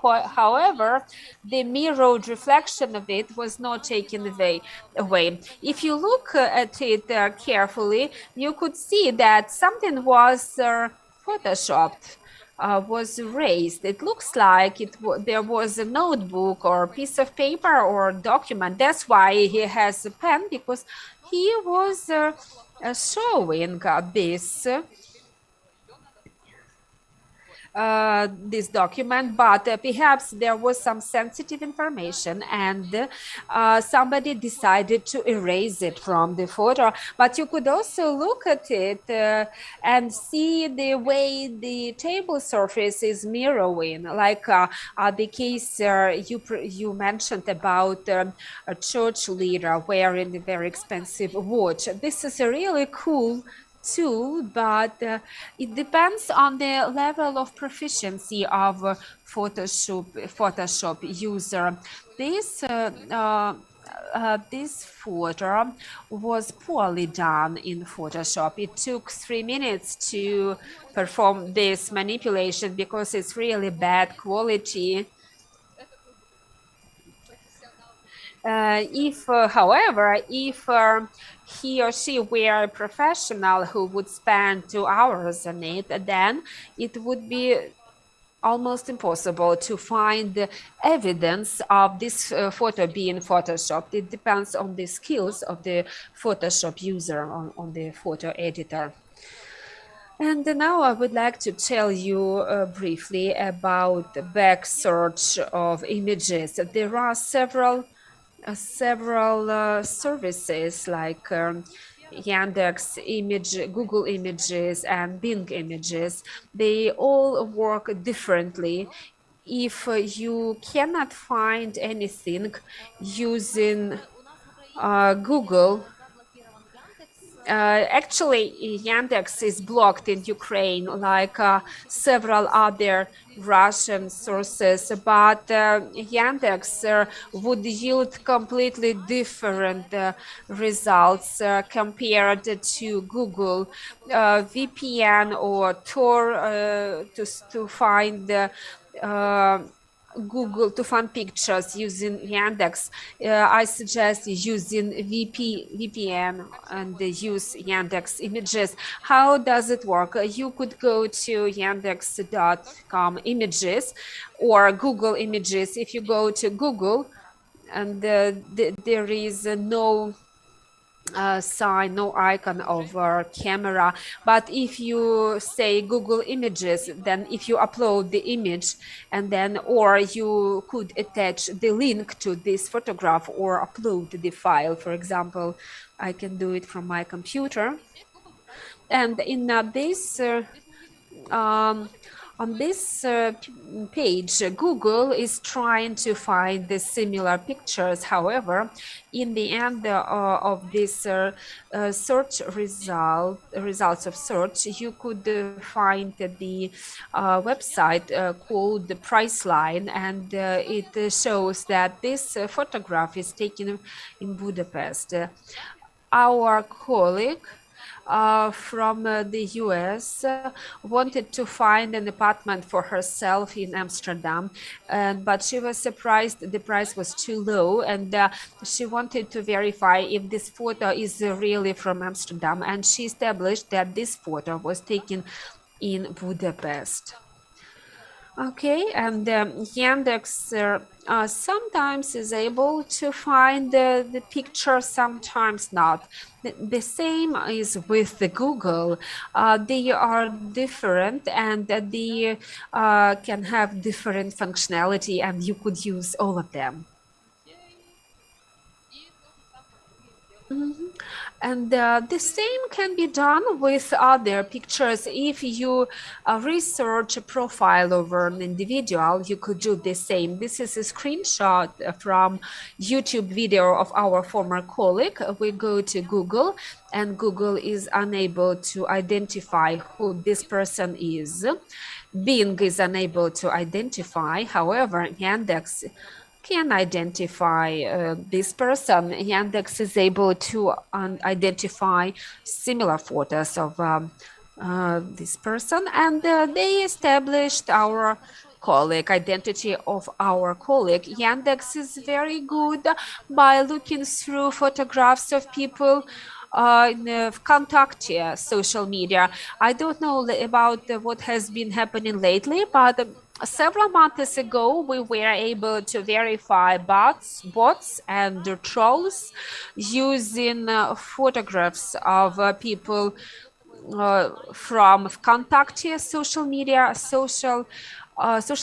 and Yandex is actually the most efficient. Yandex is very good when working with face images. The same was happening with bots and trolls in Kyrgyzstan. In Kyrgyzstan, when bots are created, they would use photographs of people from eastern parts of Russia. Another cool service is PMIs. It is paid service. It costs $30 per month, but if you need to identify a person, this tool works very well with recognizing faces. We uploaded the same photograph of Christian to this platform, and they found about 100 search results, and that they work not only with Western faces, but with Ukrainian or Russian faces. And also another service is clone.ru, but they are taking photographs from Vkontakte social media. Great tool to recognize faces. We worked on Wagner Gate, and once we watched the video on YouTube channel, and military officer from Wagner group, he killed another person, and somebody was shooting the video, and we could see the face of this person, and our colleagues took a screenshot of the face of this person and uploaded it using findclone.ru, and this platform tracked down the face of this person, and they found him using his Vkontakte profile. So face recognition technology was very effective.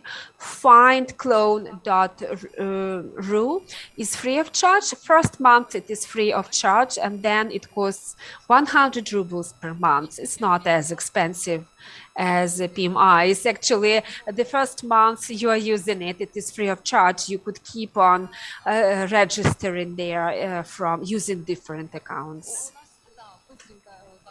Okay, actually, we want a very interesting presentation, but it's time for us to finish. How much time do you need? 2 more minutes. Geopositioning also gives very interesting results. This photograph was taken by our colleague and it's not present online. Earlier, Google was able to identify it, but now it cannot identify it, but Yandex is able to find the similar picture. It's not the same picture, but the same angle. Острова и так далее. И здесь мы видим, что это Елабуга, это в России, и это вид на реку Каму. Так вот. То есть если у вас есть фотография, и где она вообще такая непонятная, то и вы хотите узнать, где фотография сделана, или верифицировать, что это действительно там, то снова обратный поиск по картинкам вам в помощь. Если же фотографии очень много деталей, мы советуем ее срезать. То есть, к примеру, если мы хотим узнать, где эта фотография была сделана, мы ее отрезаем, этот участок, и уже находим. Okay. Другой пример, ну и помните, что фейкеры, они всегда хотят манипулировать информацию, они меняют фотографии и так далее. Вот такая вот фотография с, снова, исследованием 17. Наши коллеги искали просто все фотографии этих ракетных устройств. Здесь же номер, да, отзеркален, да? Да. Знаете, вижу. Да? Нет, не первый раз вижу эту фотографию, но просто сразу смотришь, да, на детали, смотришь на номер, чтобы понять, какая страна, да, или какой регион. Ну и видно, что цифры отзеркалены просто. Да, все верно. То есть вначале мы не сразу это заметили, и наши коллеги... Это уже был не тот бук, то есть мы уже думали, и здесь написано, что это там в Донецке, и мы думали, может, в украинской стороне тоже было ракетное устройство. Но да, потом мы заметили то, что здесь номер, оказывается, они его перевернули. И это тоже же самое... Фейкеры очень часто это делают, потому что если ты переверяешь фотографию, то все, Google картинки, Яндекс картинки, они уже не работают. И эти боты, они тоже часто просто переворачивают картинку. В этом случае мы ее переворачиваем обратно и находим уже кучу оригинальных фотографий. Вот так вот. Ну и в итоге верификация это не всегда просто, это не ответы, да, правильно и нет, неправильно, а это больше такая вот... It's not always easy. And it's a scale, and you can be fully sure. But to expand it, we do all these steps. I'm done. If you have any questions, feel free. Yes, we have a lot of questions. Unfortunately, we are out of time. Thank you, Ganesh, for a very interesting presentation, for wonderful examples. A lot of interesting examples that we never saw. Thank you for your presentation. I hope you can share your slides with us. Thank you for finding time, and thank you for doing a quality job and searching and doing this very useful work. Thank you very much. I will send you the presentations. All the best. Thank you, friends. And we now switch to the last panel discussion for today. Okay, I just remind you why I was speaking Russian, because the target audience of this masterclass were regional journalists and students from CIS countries. That's why we decided to conduct this workshop in Russian. Now I'd like to invite for our panel discussion my colleagues, Olga Yurkova, a journalist, fact-checker, as well as Alexander Gorokhovsky, editor, chief editor of Bezbrechny project. And we are going to talk about how difficult it is for fact-checkers to work, especially when they work with environmental issues, Chernobyl-related issues, and how all of this reflects on the work with modern disinformation, specifically Russian propaganda, and what can we do with all of this, and what lessons we can learn.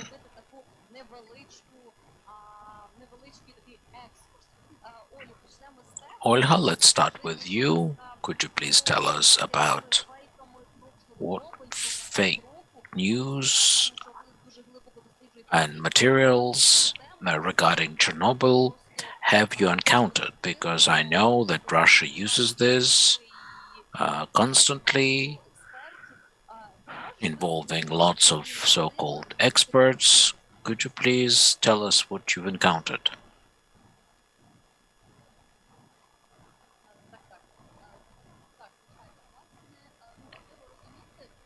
Sure, it's important to understand when we talk about Russian propaganda and Chernobyl, Russia has a certain set of narratives and myths about Ukraine that it has been creating using their speakers and fake news, bloggers, books, and other products. There is like a list of topics that they circulate in information space, and each information event, such as exacerbation of situation in Donbass, signing of a new agreement, and so on, Russia has been using this quite professionally in order to communicate their messages. We at Stop Fake identified them around 18. Of course, it could vary. But speaking of Chernobyl and how information events are used, there are 3 major topics or myths to do with Chernobyl and nuclear energy generally. First is the poor state of Ukrainian nuclear industry, and they keep talking, and frightening people that apparently Ukraine is facing new Chernobyl, that we signed with Americans to supply US nuclear fuel to Ukraine because we're diversifying the sources, because in the past we used only Russian sources, but now we are moving away from those sources and diversifying them. And a lot of that is bought from American Westinghouse company. And apparently Americans might sell a new Chernobyl to Ukraine because this is an experiment. And the whole idea is that this fuel is dangerous and it may lead to some explosions. And the third narrative is the state of Chernobyl itself and recreational zone, exclusion zone around it. They often talk about crazy stories such as something happened at Chernobyl, something exploded, or a fire broke out. And supposedly nothing strategic was damaged, but they're hiding the truth from you. I'm talking about real scary stories. But when we work with Facebook, and there are a lot of virus stories on Facebook, like they're hiding truth from you, something burned in Chernobyl, they found some weird animals, mutants, and all kinds of similar stuff. Now, if we don't, there are some additional narratives And this whole idea is that Ukraine is a failed state and things are bad. Everything is wrong with Ukraine. We have bad armed forces, church, history, and so on. And so there was this fake that apparently they spent nuclear fuel around Chernobyl has disappeared, and they showed an image of 2002, and now it's empty because all of this equipment was sent to the Eastern Front, trying to discredit the Ukrainian government and so on. And so Russia is trying to use all available means to them to peddle this. Alexander, what narratives around Chernobyl do you encounter from the Russian propaganda, or perhaps Ukrainian side as well? Well, I'd like to pick up where my colleague finished. We work with regional organizations, and when we start to investigate, we find key narratives. Just to give you a good example, I call it a myth story, which was created around the burial ground of spent nuclear fuel last autumn. During local elections, we had a project which was checking facts and fighting propaganda and fake information around the election. There was an information campaign that lasted for 3 weeks, and the key message of this campaign was that apparently the local Odessa government signed a contract with a Chinese investor to build in Odessa port the nuclear spent nuclear fuel facility in Odessa port. This was, of course, to discredit the current mayor. At the same time, tens of pseudo news channels started to publish this news. There were even interviews given, talking to a local investor who was preparing the site for it. Then this information was supported in Telegram channels, and most had their connections with Russia, and eventually we realized this is formed in Russia. Now, what's interesting is that we saw the investors never existed, and they used real photos of meetings many years. For instance, 2019, when our president met with the Chinese delegation,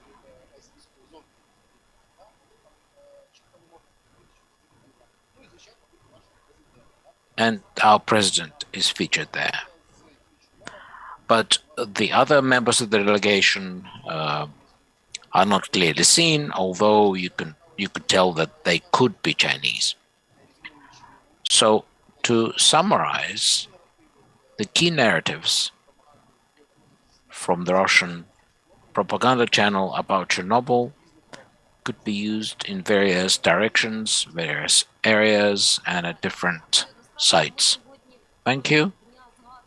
Today, during the day, we talked about many fakes and distorted information. Now I'd like to share with you one example that happened in 2018 when Valery Svitlana Kushanova in Pripyat launched an artifact project dedicated to rethinking of information tragedy, because we are not a poor, wretched nation. We are the nation that survived the world's largest nuclear accident, and we survived, and in Pripyat to the exclusion zone they brought several dozens of journalists, and they were journalists from 30 countries of the world, including Ukraine. But there was no one from Russia. This was located on the central square in Pripyat. They organized a digital show. But the problem is that next day on REN TV, there was a report about this event, and they're saying in Chernobyl they brought journalists to see three-headed elk. They helped them. They treated them to vodka. So someone from this event leaked this information to REN TV because there were no Russian journalists there. So this is like Russian propaganda works.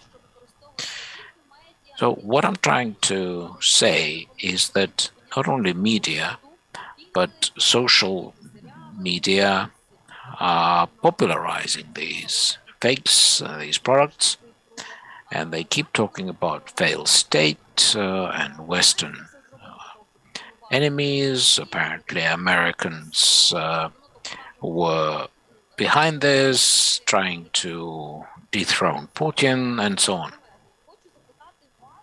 Colleagues, now I'd like to ask you regarding the information behind Chernobyl.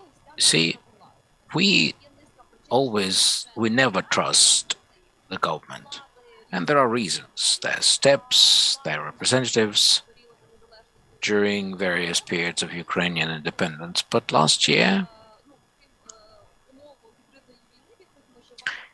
in addition to hybrid war, we saw infodemia around coronavirus. We saw so many fake reports and rumors that all fact checkers of the world tried to verify this, but still there is more information than one would expect.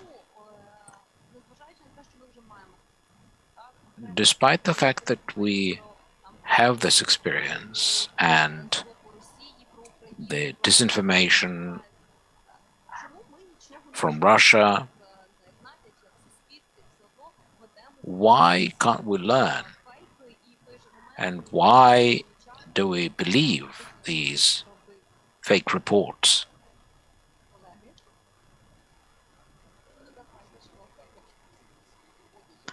Well, you see, when I prepared for this meeting, I had this interesting thought.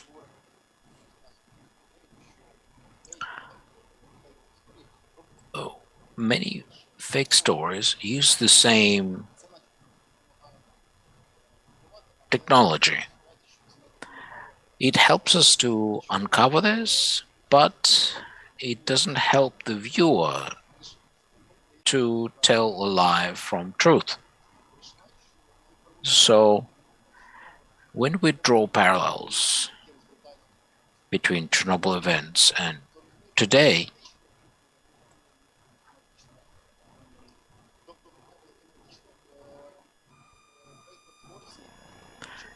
those who create fake reports, they are not really inventing anything new. For example, we remember funny fake reports that dolphins returned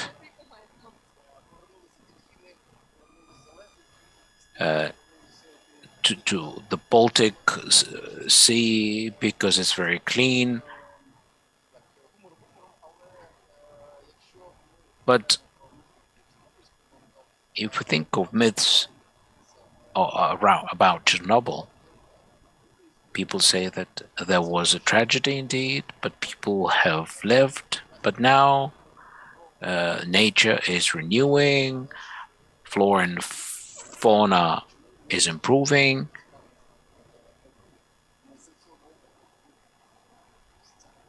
And people are trying to visit the place, but in fact, wild animals end up there due to migration. But when we talk about vaccination, and first they scared it with chips, then genetic mutations, and also, but in Chernobyl, they told us that there are three-headed elks. But now they're using the same when they talk about coronavirus.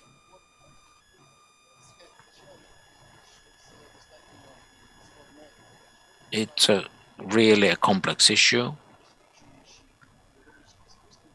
When researching this and drawing some conclusions, we came to the conclusion that fake is an aggressor. We have to fight it off, and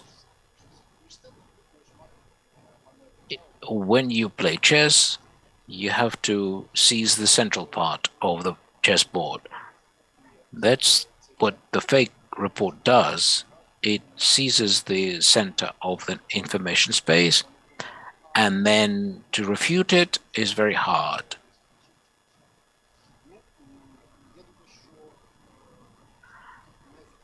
So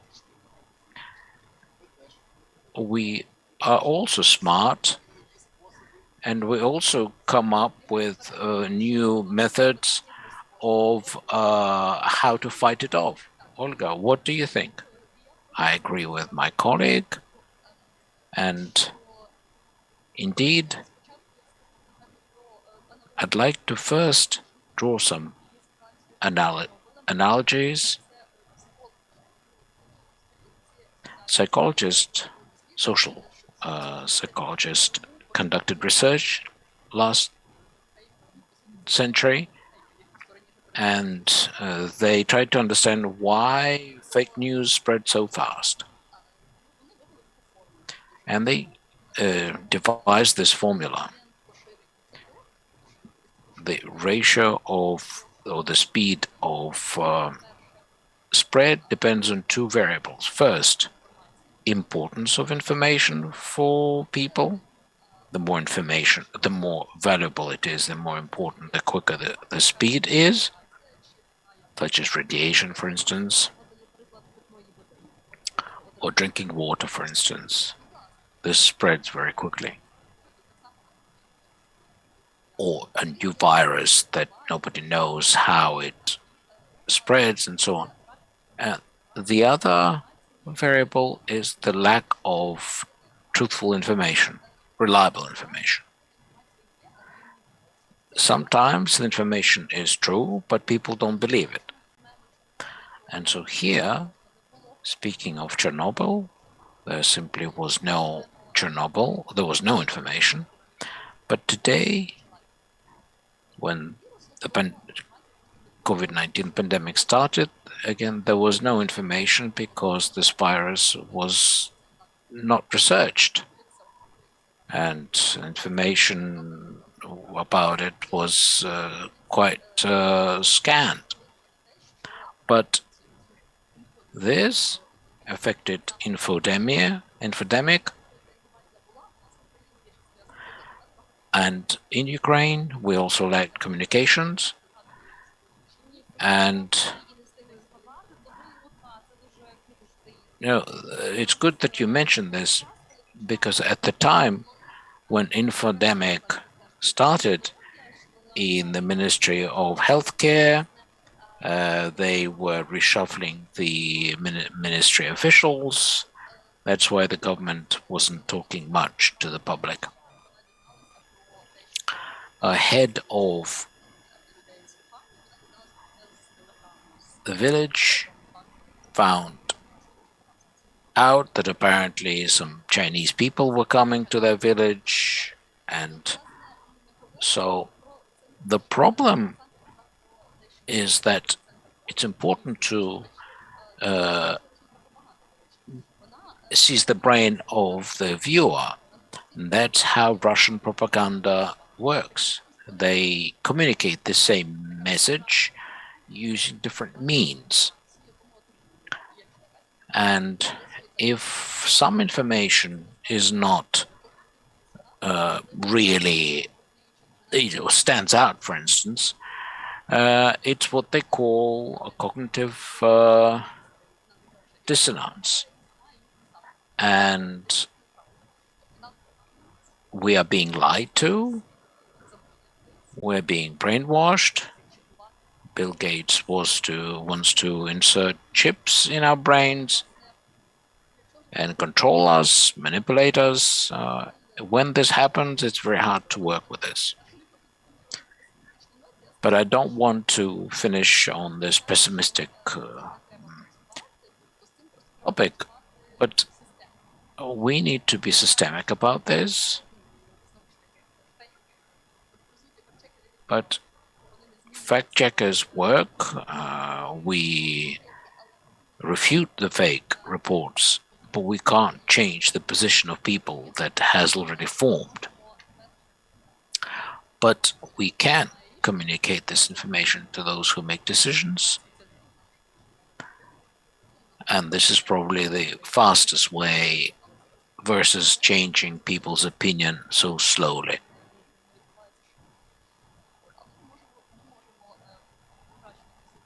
So we need to raise awareness, we need to improve education at school, because we need to learn to think critically. So critical thinking is something we need to learn,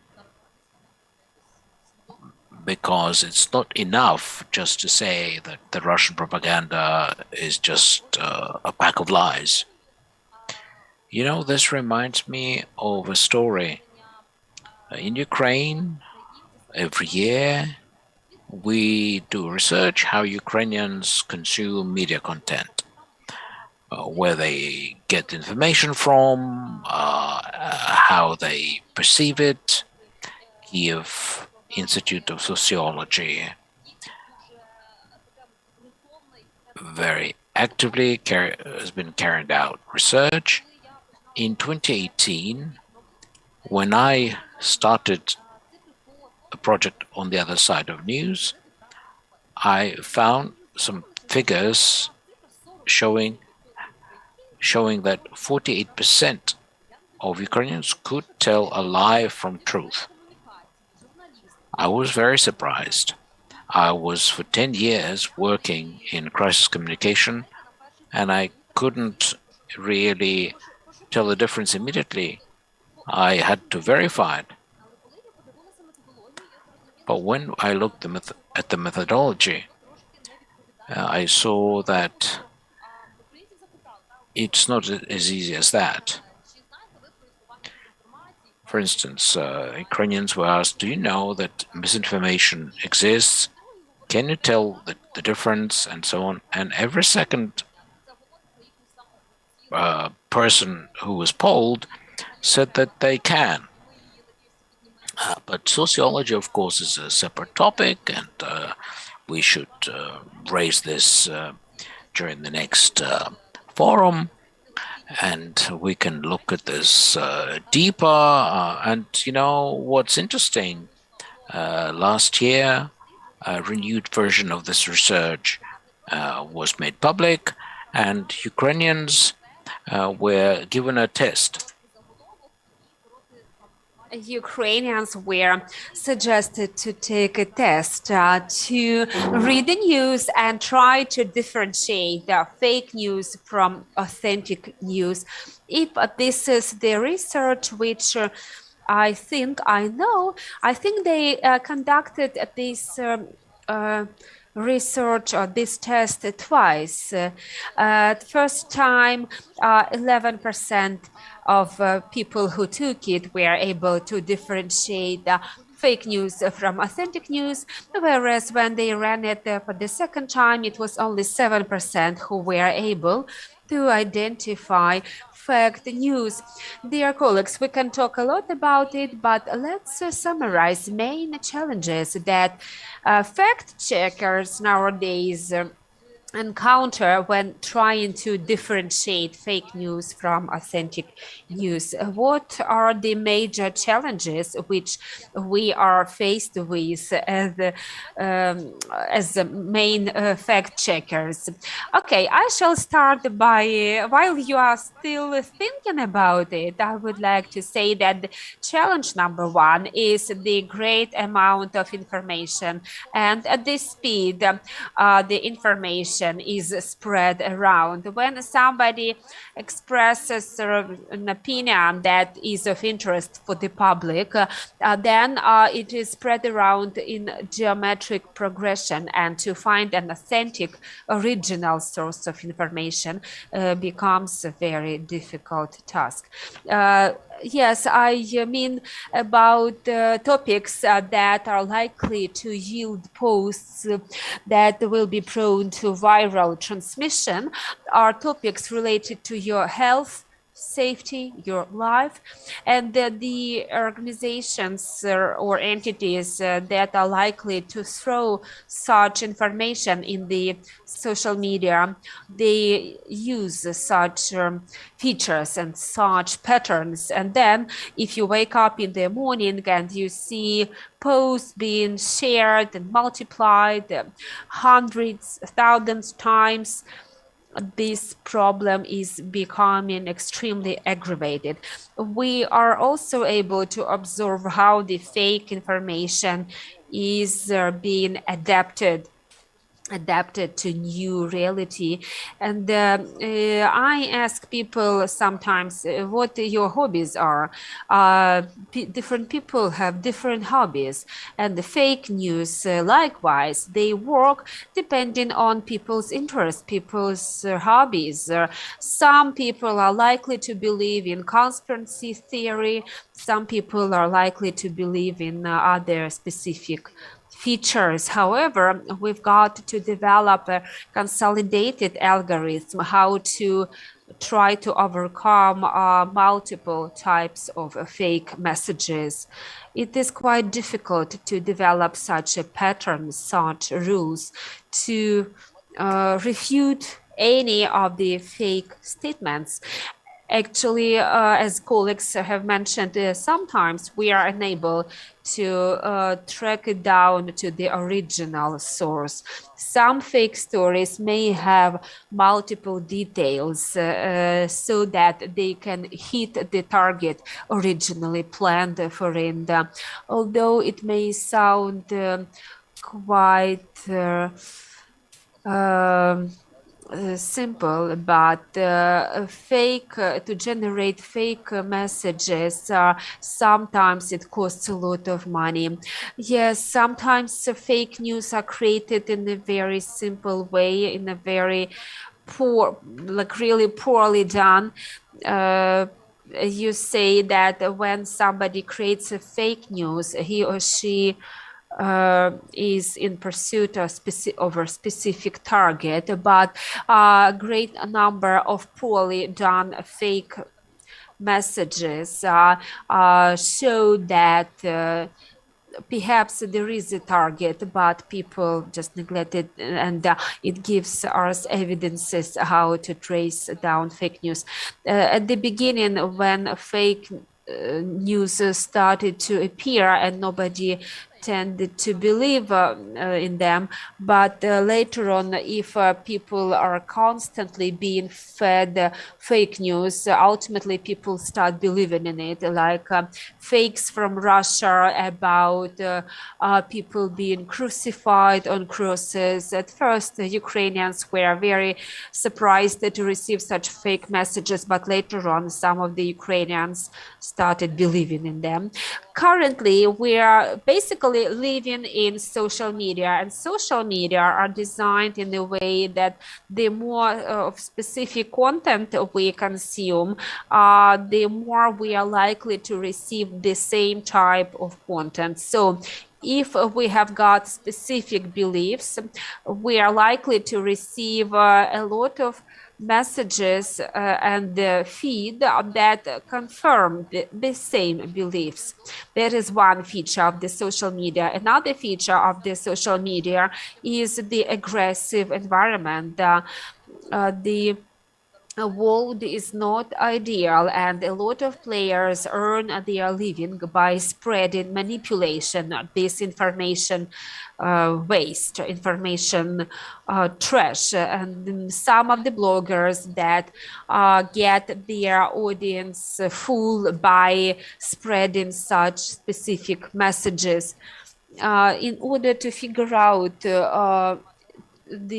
where the fake news is, you would need to invest a lot of time and efforts, and to package the information for it to be attractive for wider audiences. You don't need a lot of efforts. Today we have had a very interesting session with Vitaly Shevchuk, radiologist and physics professor, and we tried to figure out what radiation is, how harmful it is, and what are the ways of measuring radiation. And he explained that there are 4 methods of measuring radiation because there are different types of radiation. It is impossible to explain it very briefly. You need at least an hour to spend to explain what that means.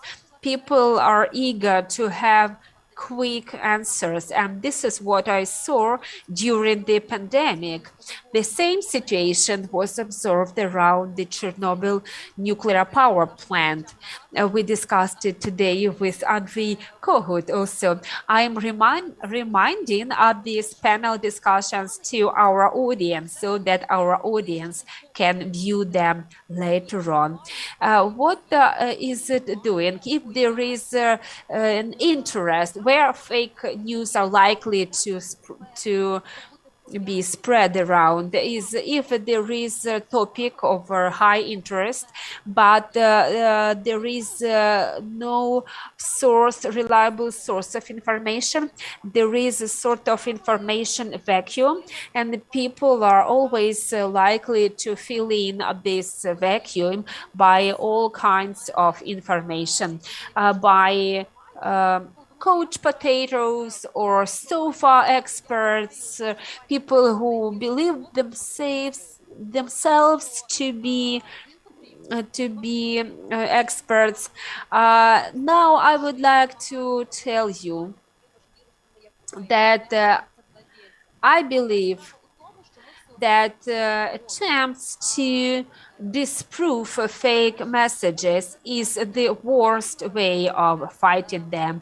The best way to fight fake information is to promote genuine narratives rather than trying to refute fake messages.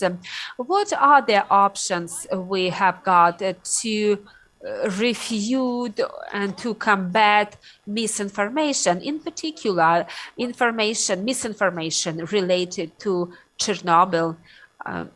accident. I would like to say that when we are working with such type of misinformation, of course, such things are needed, the ones which you mentioned, but we need to overcome the stereotype, the basic stereotype that everything that I'm reading or viewing is truth. Everything that I find and come across in social media, I don't have to share it. That is the attitude to critical consumption of information, because we all understand that the people respond to or react to some information he or she is exposed within 10 or 12 seconds, and then if emotions start injecting, then human being is likely to share or to react to this information. I came across such an interesting phenomenon when there was some relief in the lockdown. I conducted trainings in different parts of Ukraine for young audiences, journalists and students, working students. The groups were up to 30-35 persons. And of course, we did discuss topics of fake messages and vaccination. And I asked the same question, who is going to be vaccinated? And in all three groups of young people in different regions of Ukraine, no more than 20% of people would raise their hands. When it happened to me the first time, I thought, okay, maybe this is just this group. But when it happened again and again, I understood that this is a result of comprehensive efforts to receive such an attitude in the society. And then I started try to understand the way people think, and people actually use and quote classical fake messages which we are fighting over the last couple of years. And how absurd it may be, this is the audience that is actually professional audience working with information, journalists or students of journalism, and it just confirmed my idea that I have had for a long time, trying to promote fact-checking and critical information consumption and information verification. It turns out, and we all understand this, that the world nowadays is built based on information bubbles. I am located in my information bubble, and you are located in your information bubble, and our information bubbles may never come across each other, and we will continue staying in our information bubbles. And if you are going to be in a bubble that generates on a regular basis anti-fake messages, okay, you will have this according to your beliefs. But young journalists who responded in the same way about their willingness to vaccinate, they should go out of their information bubble. And I exposed them to other news and messages, and then it was eye-opening for them. This effect of information bubbles is a very powerful effect, but we need to overcome information bubbles in order to spread the message across. I would like to continue the idea about learning how to pause, how to make a stop. It's of critical importance. There is a study which confirmed that people were requested to ask read some information and answer the question whether it is true or fake information. And for them, it took immediate response, normally their immediate response would be to believe in this message. But if they take a pause and think for a moment, think for a minute, we tend to switch from emotional reaction to intellectual reaction. And basically our intuition, our emotions get it wrong very often. We may believe it is true, but very often it turns out to be a fake message. As regards the formats, I would like to raise one more time the topic of quality media. Quality media do exist. They are hardly surviving nowadays, and they are trying to find a proper media scheme that would be operational for them. Old business models are being destroyed. New business models are still developing. New York Times have found their business model, but it is not suitable for everybody.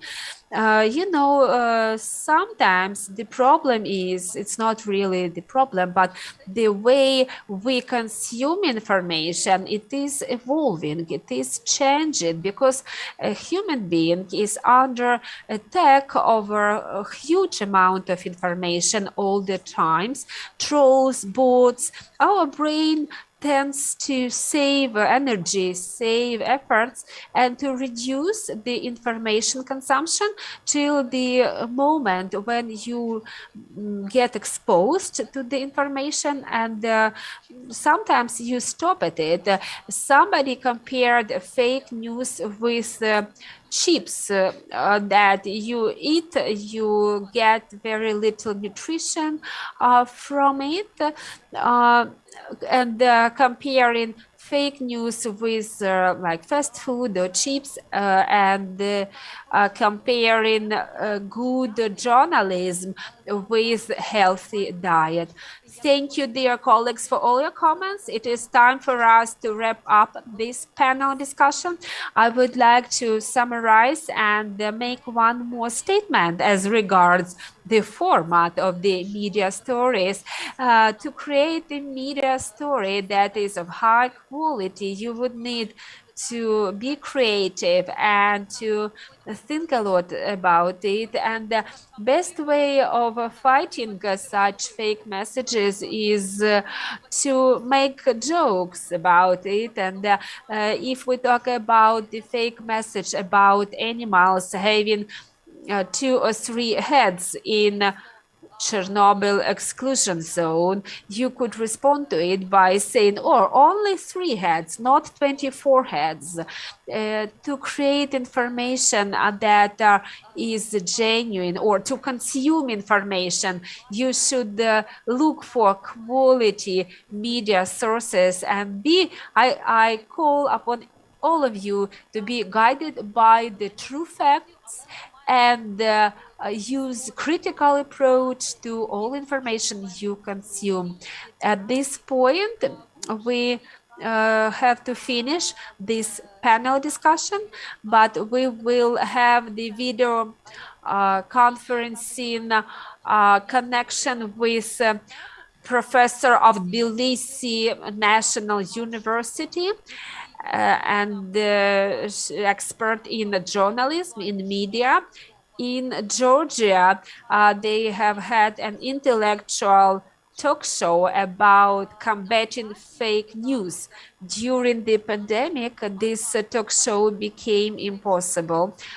However, they created a mobile app, How to Fake News. The next part of our forum is Miss Nadia from Georgia, who is going to tell us about their way to fight fake news. May I in Russian, or better it's in English? How do you think? Better will be English, because we have 2 languages of forum, Ukrainian or English. Well, unfortunately, only English will be better. Right. Nadia? Do you have? Oh yes. Okay. If my English is enough, I'm not sure about this. I try, but maybe Russian. My Russian is better than my English, and Georgian is better than Russian.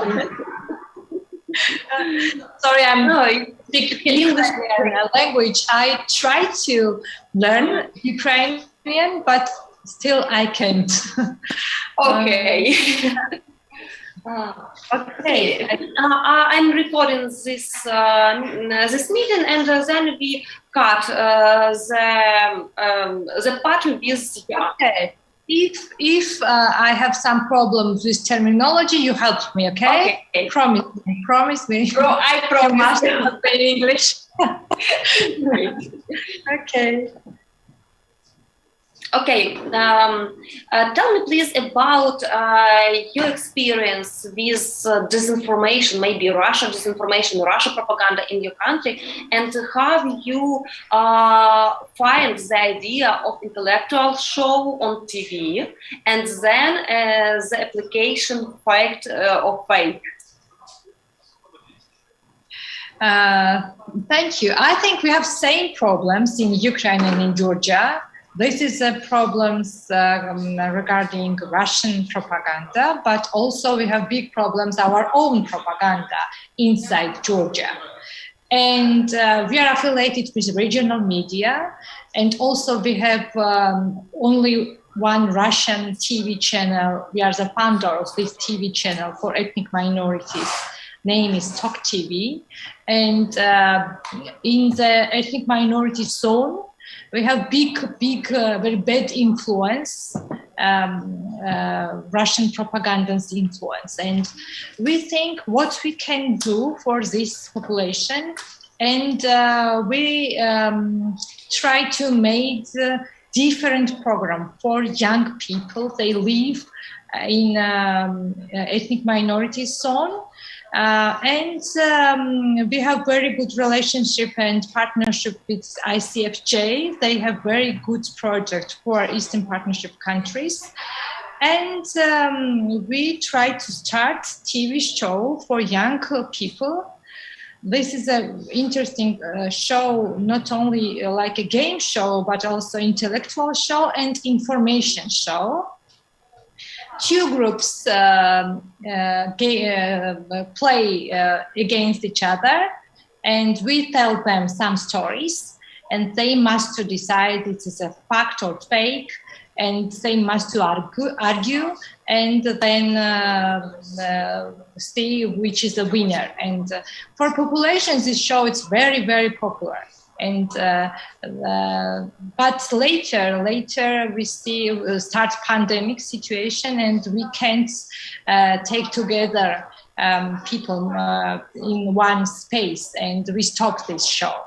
And after this, we think what we can do to continue working with young population, and we start to working in mobile application. Now we have this application, and this is like a small startup for us. This is a tool for news storytelling. We update every day this application. This is in Russian language, and this is in Georgian language, but now thematic subject is mostly in Georgian. But if you're interested, you can find some interesting content in Russian language and also. And this is also entertainment, intellectual, news, storytelling tool for us. And we see mostly young population likes these tools, but people in this time have not big information about this application, and we plan to start new news population campaign, or to inform them about this application. We think start this process yet. Great. What age? Yes. What age of target audience of this application? Much more, this is a young people, and we see, for example, some of the universities use this tool to teach news checking, fact checking. This is a tool when somebody plays this application. With this application, they decide news is true or false. But also this application share for them rights and right links and right sources for check this information. And this is good to train people, and in universities this tool is now very, very useful. But everybody can play this application, and we see audience now is mostly young population, but mostly in Georgian language. We see small audience in Russian language, but our team can't now support English language, but we have in this application English language also. And what we start now in the September, it's to ask people give us like a question about the news. They also can share with us some information, and if we use this information in the application, we give them money. And also it's interesting for old population to think about true news and about the false news, what's so interesting for audience. And engagement, it's very interesting. We receive about 2 or 3 questions, it's per week, but for us this is also a good result to start. We think people come much more and more. Great, Nata. It's beautiful, I think. Yeah. Thank you for your comments, for your time, and for your fighting with disinformation and propaganda, because we really have the same situation in Ukraine. And what you specially made, I know about you and what you specially made in Ukraine, and maybe we have in future opportunities to meet each other in Georgia also. And in Ukraine, yes. I hope we can maybe organize an international forum about disinformation in our countries, because it's really a problem for us, and we have to fight with it. Yeah. Yeah. Yeah, thank you for your time, for this comments, and for what you do. Really. Thank you for your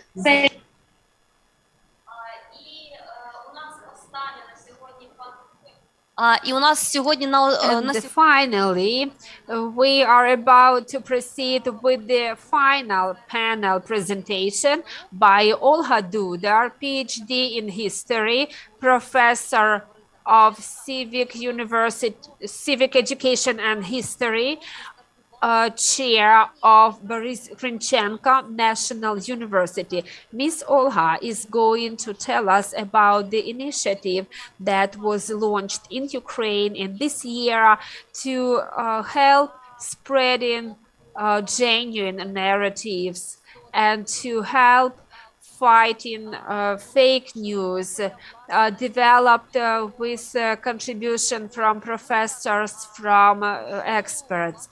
Now, video by Olha Dudar. Please start running this video. Good day, dear participants of the forum. My name is Olha Dudar. I'm one of the managers of the project Chernobyl Lessons learned from Chernobyl project, and I would like to present the summary of what we do in order to have lessons learned summary. This project, which I run, is continued. We have launched it recently, and we already have received feedback from professors, from teachers and students, and we are open to have a wider introduction of our project and our lessons in the curriculum. It is important to continue raising this topic for Ukraine and for the world. And I would like to say thank you very much, all of you who have joined this project, colleagues who were writing the script, who initiated this very important work, and thank you, film crew. First, I would like to explain why I joined this project. Because of COVID epidemic and people have to work remotely, we had the task to create quality videos for educational process. This concerned not only students but also teachers, and it's not just because of the pandemic, but also digitalization of the educational process, and also because there are students who cannot use proper schools if they live in the east of Ukraine. So we also have environmental problems, and they grow, and the young generation needs to understand that it's up to them to solve these. And so if or unless we do something about it, Ukraine may lose its reputation and popularity in the world. What do children know about the accident at Chernobyl NPP? I'm sure that colleagues at schools, we talk about this every year, but the time is limited, and teachers, students, not all have quality information about the events of 1886. So it's not always that educational system is the source of competent information. Some read about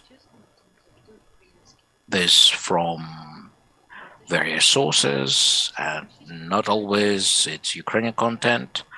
A lot of it comes from Russia, and it is often distorted. So in addition to schools, hopefully teachers use ready-made texts, existing texts,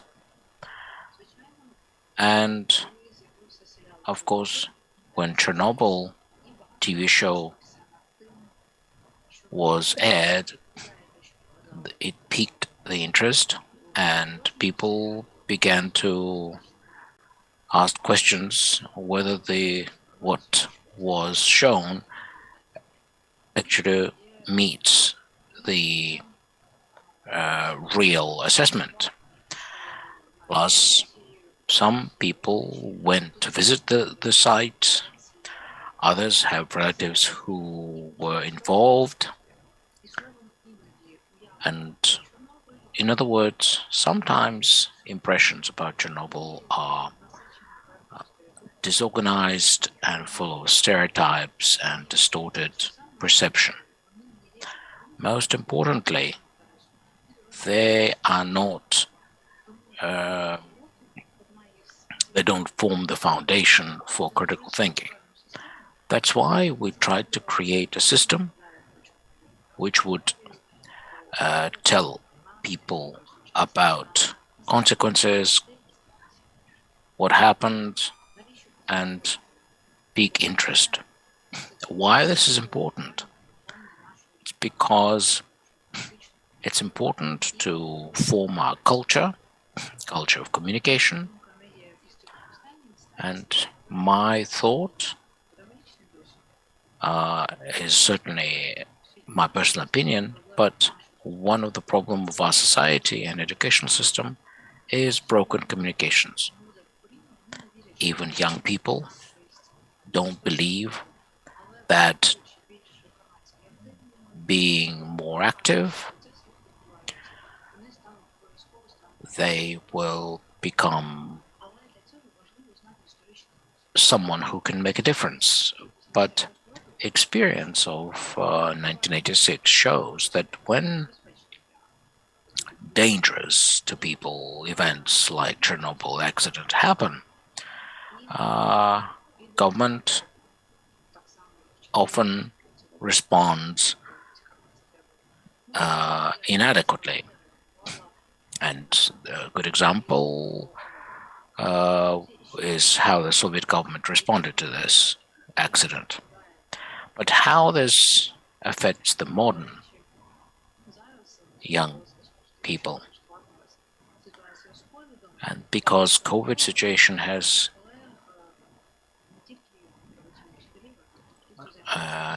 deteriorated, a lot of researchers say that these broken communications are due to people don't trust the government.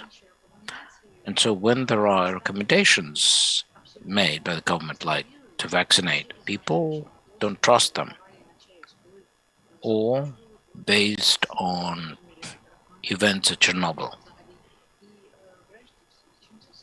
And as a result, we see what we see.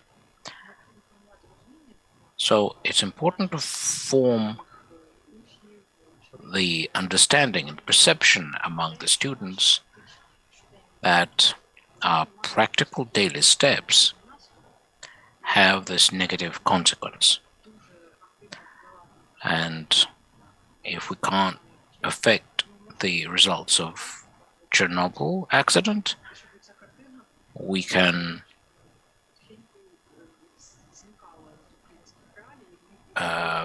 make sure that what we see on this photograph never happens. It's very painful. It's painful for children. At school where I teach, we try to involve students and teachers to sort the rubbish. But even collecting scrap paper is hard. But when students want to do something useful for environment, it's not always supported. But we need to say that even though people don't always trust the government, overall, the consequences of Chernobyl accident were delayed. Events of 1991 are due to the fact that we have accumulated mistrust for the government, and we need to explain things because we have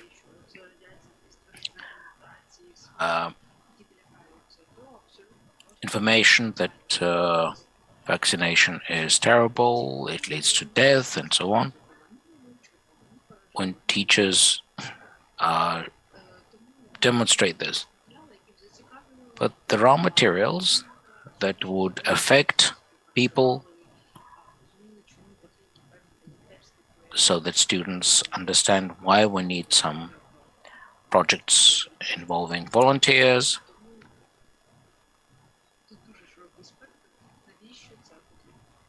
It's a very wide range why we should talk about this.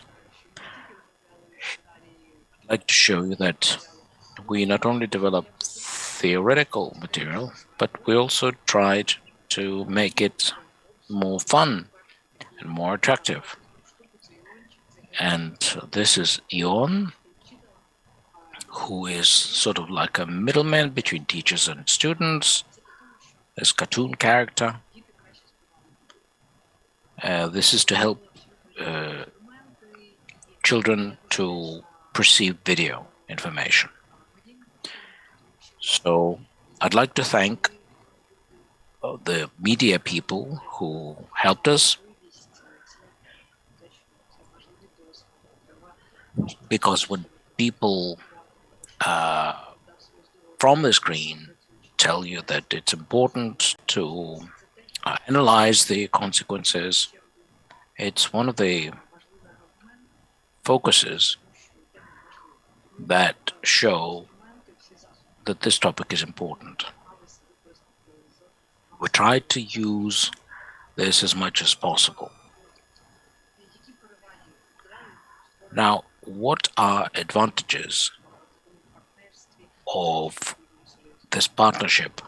And we involved very high-ranking experts, but even for small consequences, depending on what research we do, it differs. But we tested all the materials. They don't contain fake information. We tried to avoid stereotypes, and we verified information about our experts. We used reliable partners, and we tried to also take into account children's preferences. We tried to keep it simple, accessible, and we covered various topics which would keep the audience interested, involved, and we use various methods and technologies. And when we talk about responsibility of government, human rights, we recommend people to watch additional videos, archival materials. It's a whole holistic approach which shows how important this topic is, and we try to design materials tailored to various age groups.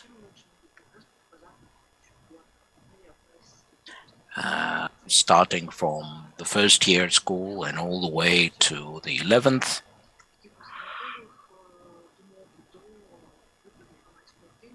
And we cover both scientific aspects as well as human involvement and social activities. And this shows that Chernobyl is something that helps us to transform our lives today. And for me, as a teacher, it's important to see that the timing is right and that this can be used to let children expand their horizons and understand this issue better, and encourage children to read more about it and give them tasks that they can do.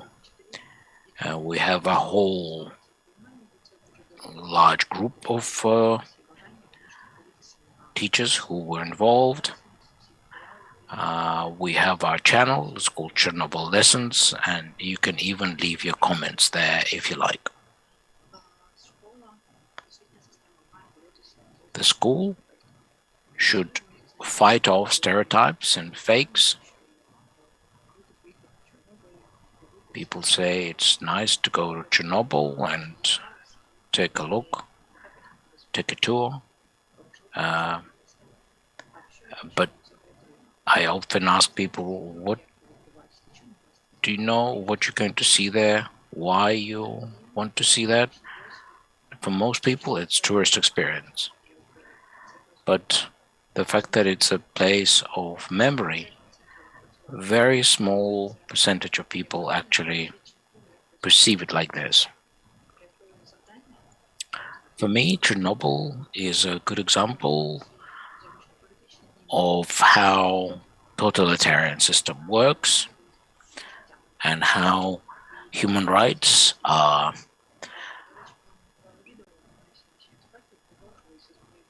trodden. And when we talk to children and we feel, in most cases, most students want to search for alternatives. And we can't have a magic wand and cleanse Chernobyl site. Future generations and students will need to think about possible research that can be conducted there. So this whole bundle of tasks can be performed only when the society is united and when the environmental awareness is quite high. So we could also form the environmental culture and see what a common person, a man in the street, can contribute to this. And if we do some tasks, and when you repeat something more than 21 times, it becomes a fact for many people.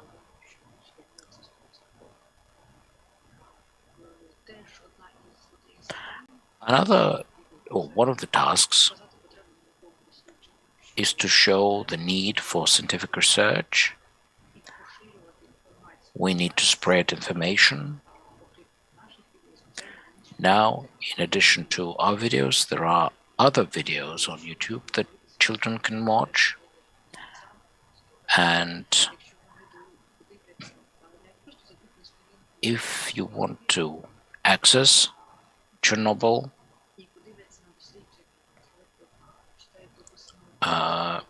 if you can read scientific articles and so on, it's a great prospect for work. It's a great opportunity to carry out this research. And quality interviews. I asked some students to tell us what they think about additional videos and interviews. It's an additional moment, it's an additional reason to get people interested and not to believe everything that can be obtained from the mass media. I probably can't speak about this early,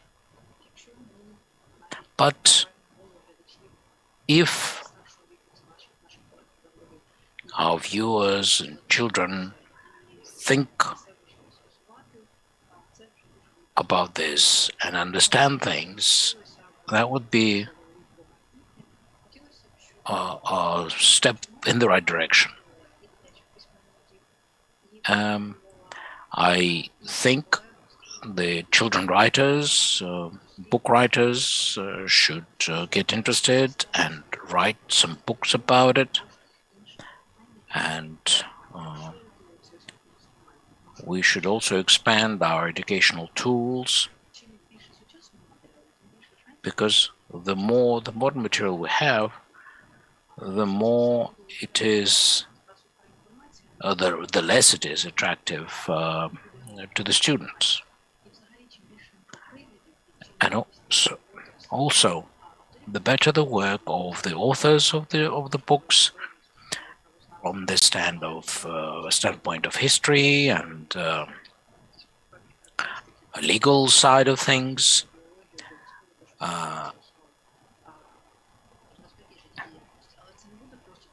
It won't be just to explain, it's not enough to explain what radiation is, but to rather give some recommendations and give students some material that they can analyze. And it's important to understand better why it's important for our society and what to do next.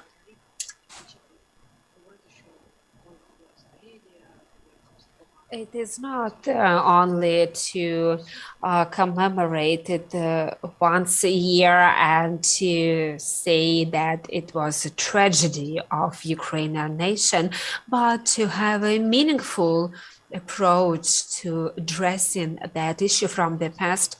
I hope I did generate some interest to this topic by my presentation.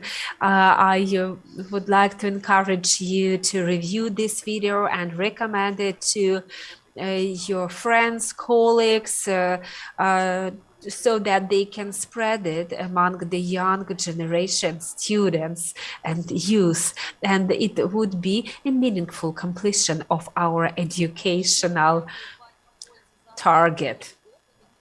Thank you, Ms. Olha, for your exciting presentation. Chernobyl is not about past only. Disinformation, misinformation is being spread around like radiation.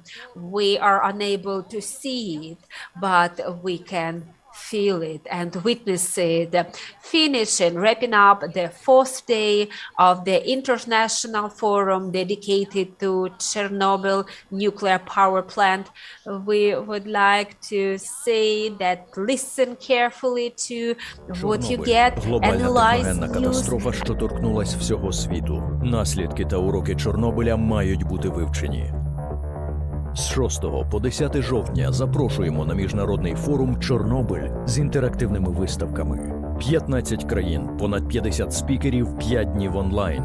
Ліквідатори, науковці, представники державних та культурних організацій розповідатимуть про вплив Чорнобиля на людство. Міжнародні експерти Японії, США, Німеччини, Британії та інших країн дослідять наслідки соціальних, культурних та економічних напрямів. Відвідай форум онлайн на сайті chornobyl.com. Завантажуй додаток «Чорнобиль».